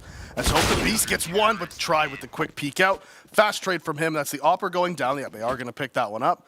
And that was a round that was looking very good for Level. What they failed to do when they were falling back from mid is they weren't concerned about that aggression towards B. You had nobody defaulting towards B. This should be something that they're looking at. They shouldn't have even given up a single kill right there. And that's just 2 nice shots from Get Lucky's, right? No chance to trade that. Yeah. And in the end, yeah, they get that final kill, all recovered, but 3 deaths still keeps their money in check, right? Now, look, if you look down on the CT side, not a single player above 650, right? 650, 450, 500. I mean, you guys can read. I don't need to do it. I don't need to count all the numbers. Well, actually, if you're reading numbers, is that still reading, or is that just knowing numbers? It's a good question. Yeah, right? At that point, is it just maths? Yeah, like, is it just like vocal maths? Just look at a number and know what it is? Does that count as reading? See, look, the thing is, I'm not a scientist. No. So. And I'm not a doctor. Exactly. So our PhDs it's do not impossible apply. for us to know. Yeah, we'd have to reach out to a specialist, probably get them to cross-reference it with someone that, is in the field. Could be a nightmare, David. We'd have to find Mr. Numbers himself. Yeah, John Number. From Sesame Street. Yeah. Well, some puppet action here. Woo. as the frags are coming in. Get Lucky's playing around the lip of the smoke. I would have thought that would have been a follow-up frag, but instead, 3v3 hanging in the balance. They made the right play there, going for that fight. Realistically, that could have been 3 kills going the ways of the CTs without a single one trading back. And at the very least, it should have been a 3-for-1 right there.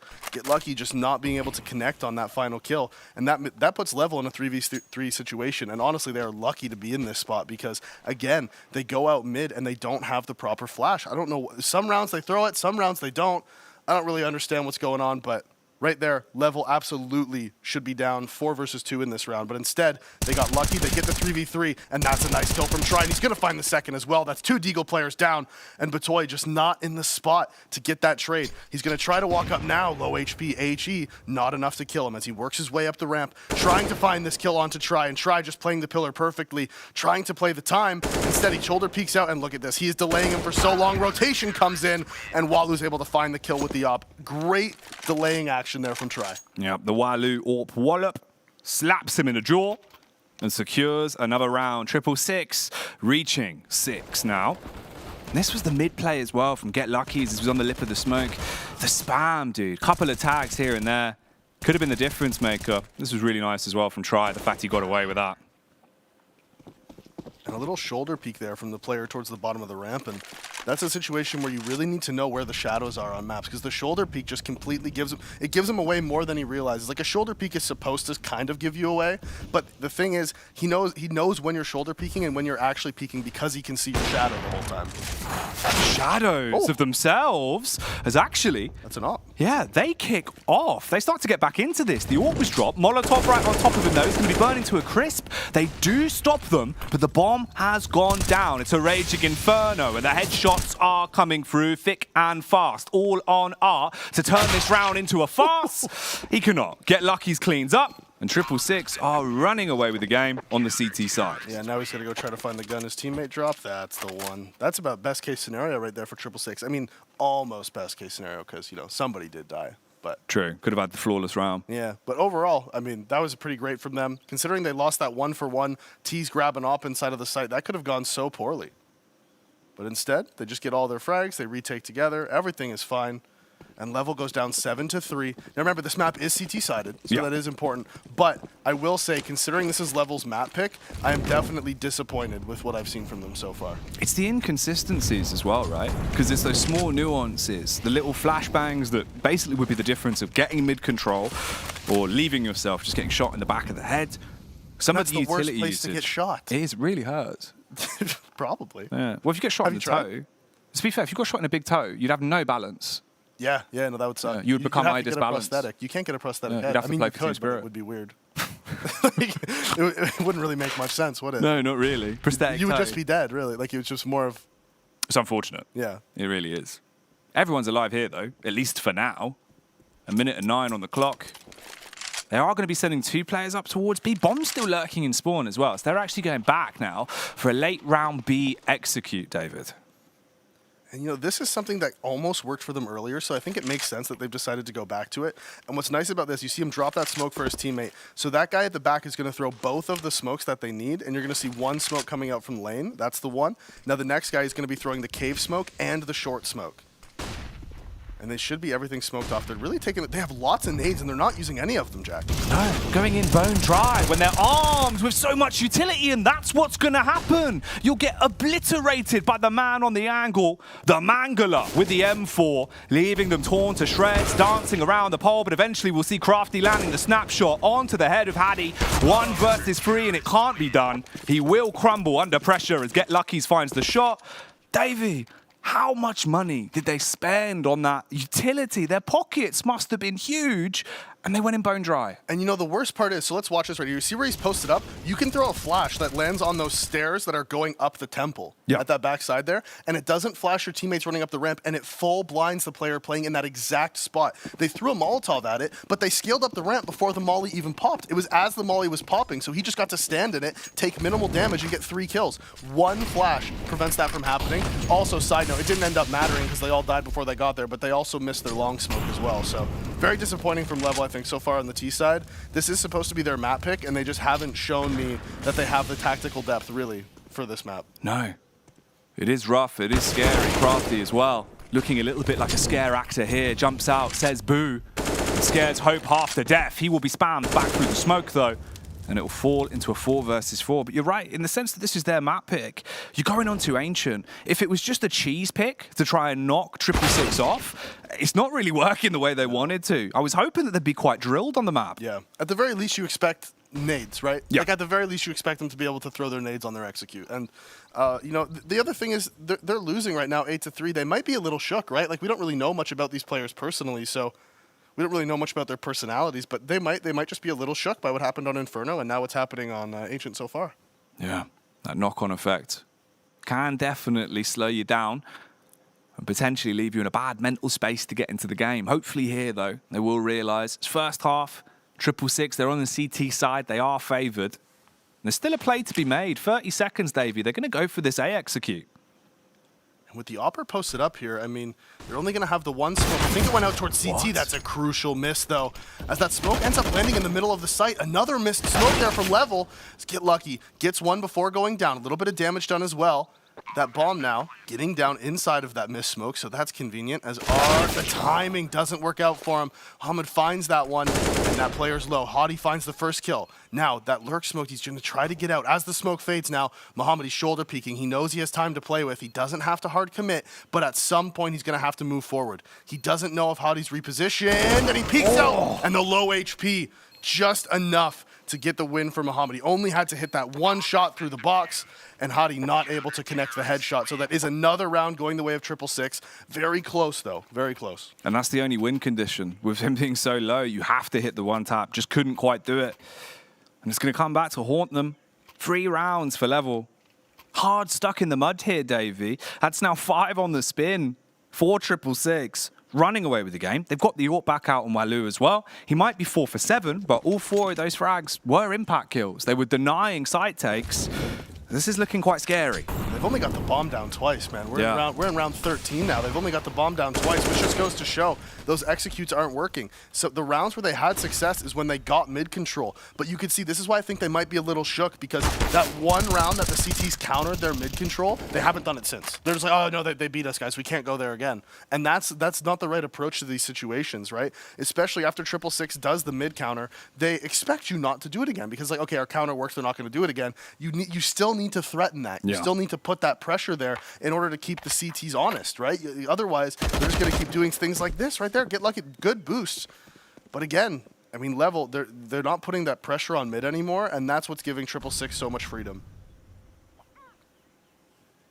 The CTs have free reign to peek, to fight, to push.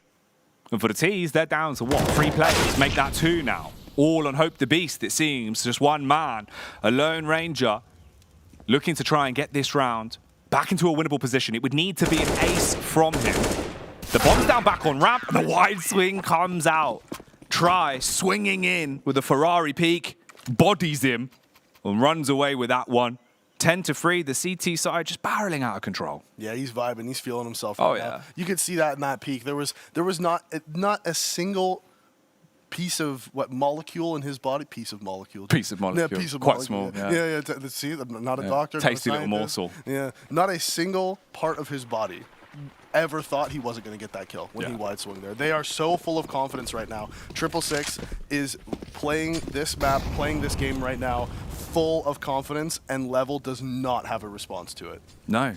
And that's the problem, right? You go from the first game that actually had both of them showing a little bit of respect for each other at least. Here, respect's gone out the window. They're willing to play off spawn. They're willing to play for each peak. And Mohamed, he's done this multiple times. They should be aware that he likes to go for the treacherous push into Deep Temple.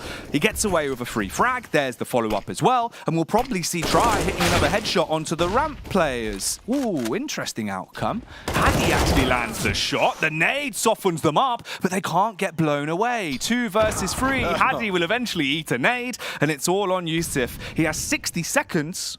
But does he really have a chance? These lurkers just haven't had enough impact, I think, for the side of Level. But again, like we were talking about on Inferno, what happened is 666, they got up a big lead and they started ego peaking Level, and then Level started killing them and made them respect them again, right? On Ancient, that just hasn't happened so far.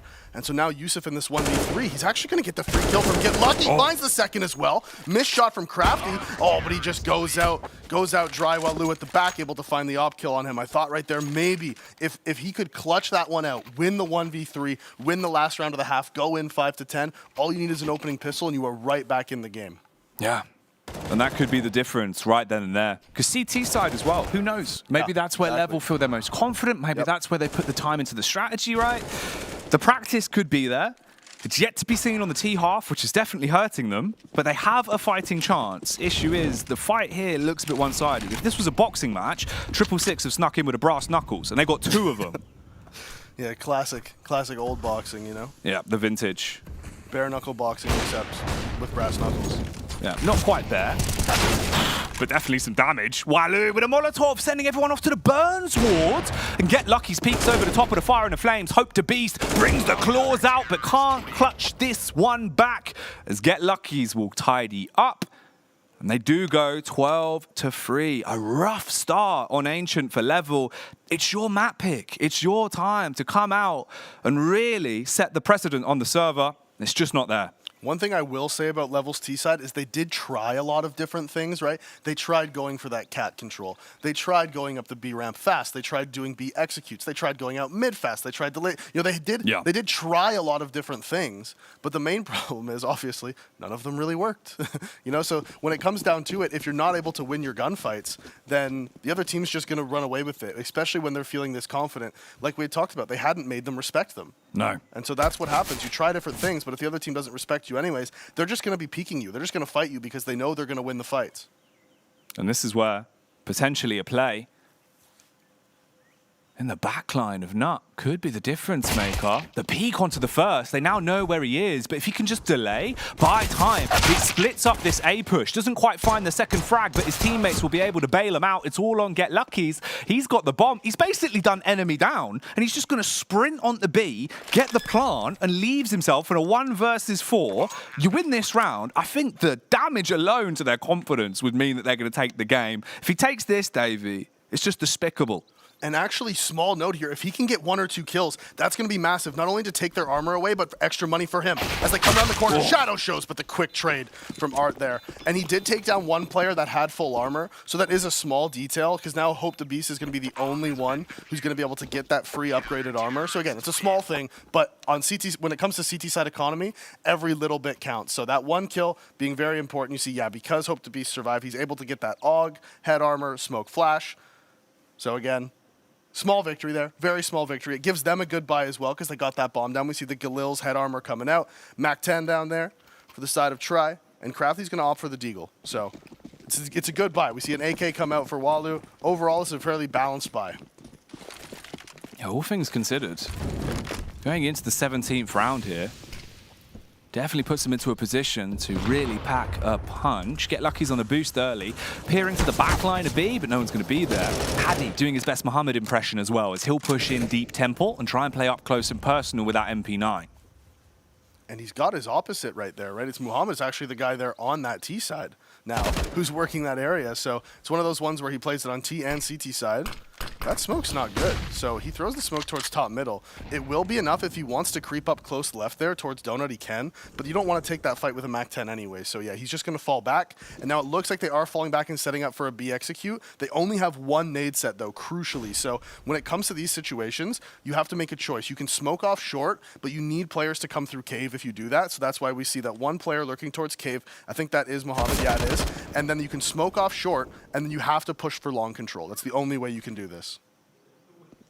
Hope to Beast in position to protect his teammate, but Muhammad coming out, getting gory with the Galil as he will be able to find the entry. Get Lucky's does some damage, but Hazi gets traded upon by Crafty, and we're down to a 3 versus 2. The wide swing onto CT.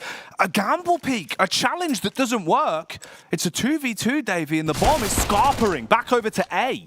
Yeah, that was a massive play. Triple Six executed that perfectly. It was exactly what I said they had to do, and they did it. And crucially, they also had that one player lurk out A at the exact same time, which kept the pressure on, and there is Try on the lurk. And that is the effect right there that lurkers can have on this map, Jack. It is so important because Ancient, the rotations take such a long time to go from one bomb site to the other. You have so many windows for those lurkers to take advantage of, and Try did it perfectly right there.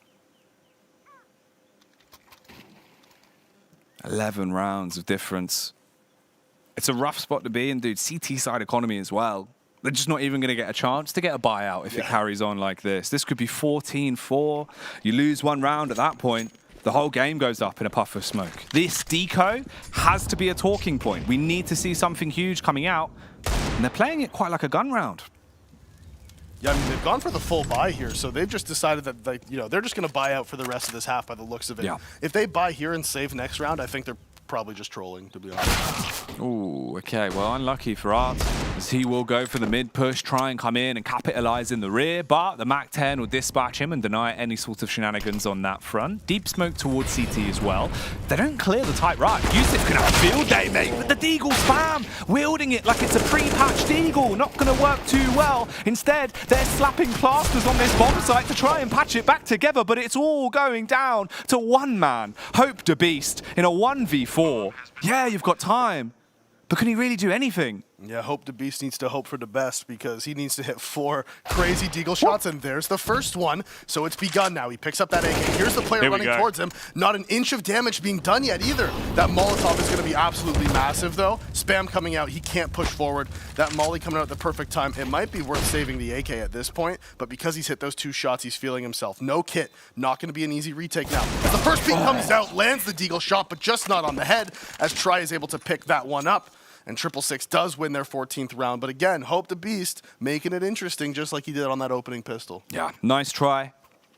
NT is probably going to be being dropped in the chat there. But it didn't work. It isn't the round. And those frags don't mean anything if the round doesn't come along with them. 13-17, Hope the Beast is at the minute. He's been a huge player for the side of Level. They need to get back into the game right here, right now. Basically, the last chance saloon, and again, it's just the pistols. Yeah, like I said, they've just decided they're going for the force for the whole game. And the timing here for Hope the Beast not going to work out. Muhammad too smart. He's holding for that one as Waloo works up. And right now, I'd actually like to see Waloo going a little bit more aggressive here because if you generally, if you're playing the odds, CT goes aggressive towards B main. That means it's unlikely there's a second CT just hiding in sight, right? That doesn't really make any sense. So they should have gone a little bit more aggressive. They lost their timing, are able to get one, and they also get one over on the other side of the map. So bomb now being dropped towards B main as they're coming straight through Nut. Batoy needs to do something special, but instead Try takes his head off. Muhammad finds the last player in CT spawn, and that is 15-4, and we are on map and match and series and everything point. Yeah. All of the points. All of them, mate. All rolled up in one little Christmas present here, basically. 15-4. You win this, that's it. You know you're going to the grand final. You know you're going to be there tomorrow playing in a best-of-5 against NASA to qualify to what would be an unreal experience, competing against the best teams in the world of Counter-Strike live in Dubai, Davey. The prize pool that's up for grabs.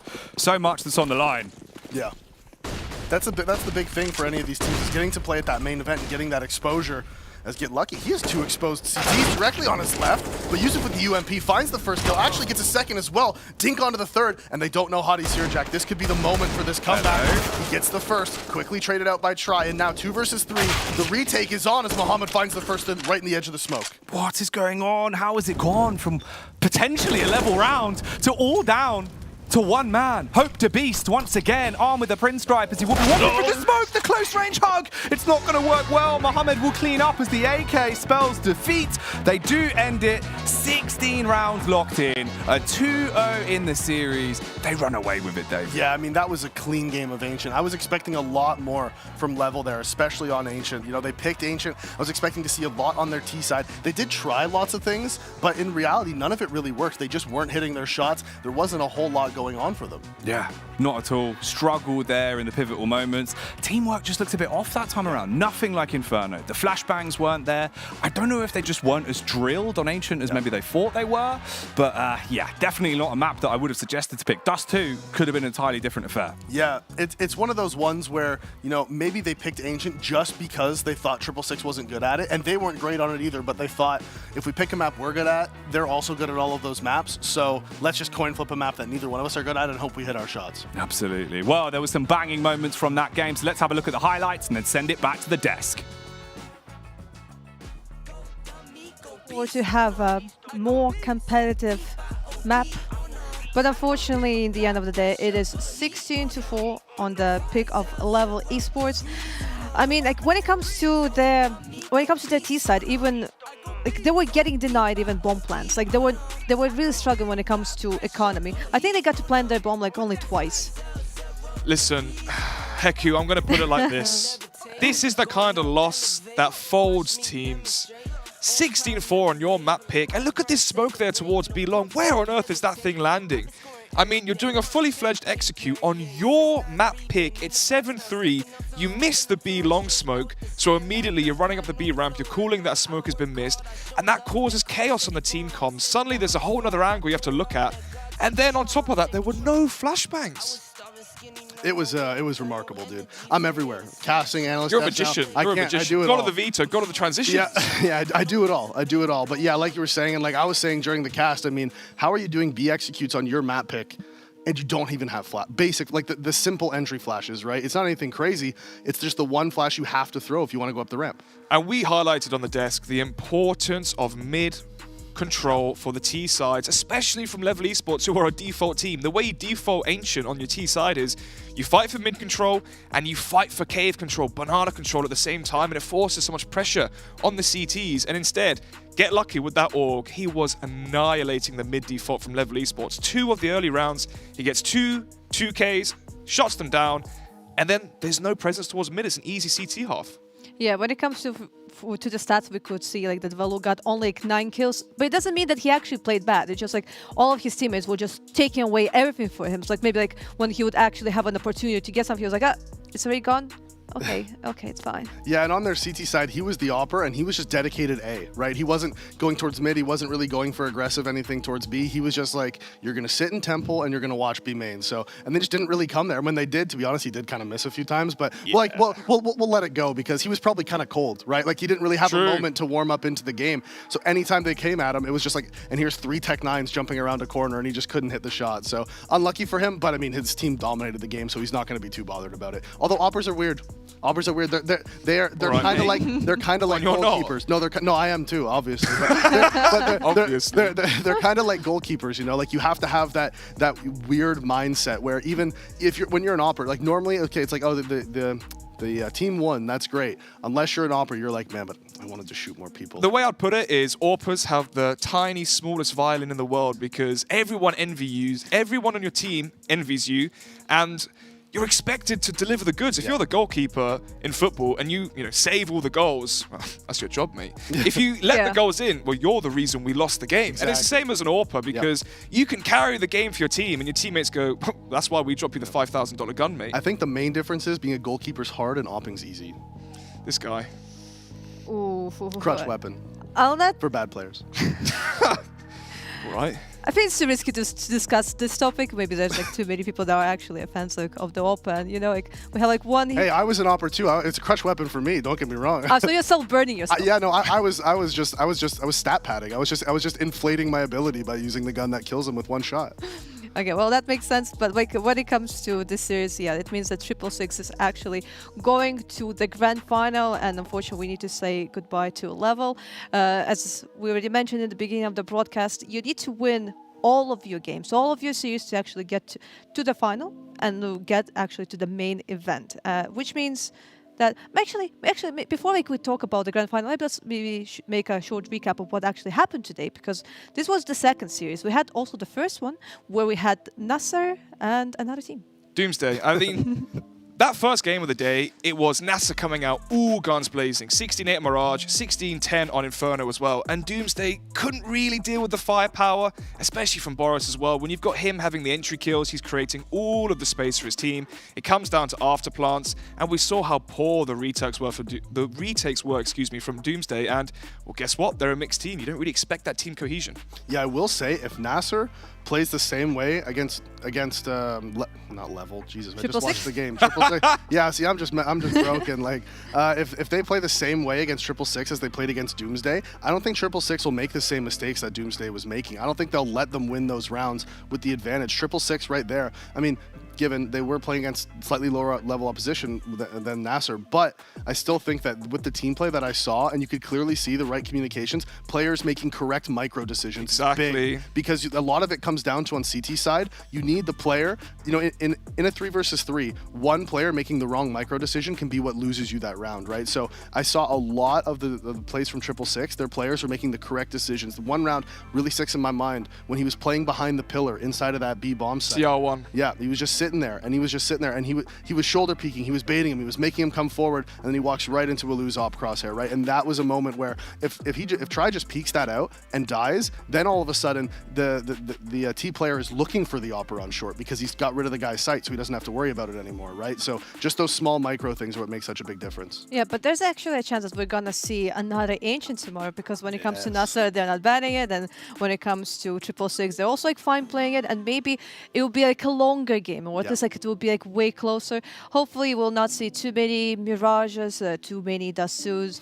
I mean, a series without an Inferno, especially if it's a best of 5, like I can't really imagine a thing like that. But yeah, but tomorrow we'll have Nasser Esports against Triple Six. It will be a best of 5, and maybe there are some people that will be like, hey, best of 5s, like you don't need to play it. No, when it comes to the teams that are playing here, I think it's better for them to get as much experience as possible, right? I mean, we've had 2 best of 3s, Davey, in the MENA region, and not one does 2. Yeah, that's actually true. Yeah, because it was interesting. Yeah, that's right. Because it was map 3 in the first series, and it didn't go there. And then it was overpass in the last one. Yeah, exactly. Yeah, which is shocking because as we both know, the player teams from this region love Dust 2 for whatever reason. Maybe it's just the map that they all grew up playing. Maybe it's just the way it is. But all of these teams like and can play Dust 2. So yeah, it is kind of surprising we haven't seen it yet. We'll almost for sure see it tomorrow. I've jinxed it. Yeah, it's tomorrow for sure. No, it's got to be because it's the best of 5. It's possible. It's doable. And Nasser's gonna ban overpass, right? So. True. There's just no. I think there's no. I mean, it might come up 5th though, so then we might not see it. Or maybe it's gonna be like all 5 maps. Unlikely, but possible. You never know. It's possible. No one knows. But when it comes to our show, we are actually done for today. We are looking forward to see you back again tomorrow for the grand final. We'll find out which team will qualify for the main event, and we'll travel to Dubai and play against 7 professional teams. But for now, we're saying goodbye. But see you tomorrow.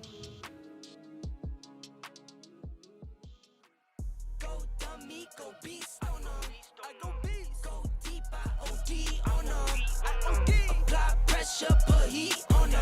Put that 500 degrees on them. 500 degrees. Go dummy, go beast on them. I go beast. Go deep, I OD on them. I OD. Apply pressure, put heat on them. Put that 500 degrees on them. 500 degrees. Countdown, levitate. Going up, elevate. Watch me demonstrate. On time, never late. I grind, celebrate. No pump, fake, hesitate. I've been scoring every day. Champagne Perrier. Since 9-3, been in the box, now stepping up to home.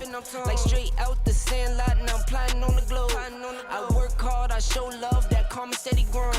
Got this far, I go hard, let God take control. I was starving skinny, now my weight up, got no energy for haters. See you trying, see you later. I'm shooting for the stars, need no laser beam, blowing like the greatest, but it's one who's always greater. Yo. Go dummy, go beast on them.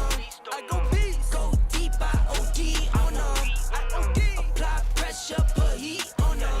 Put that 500 degrees on them. 500 degrees. Go dummy, go beast on them. I go beast. Go deep, I OD on them.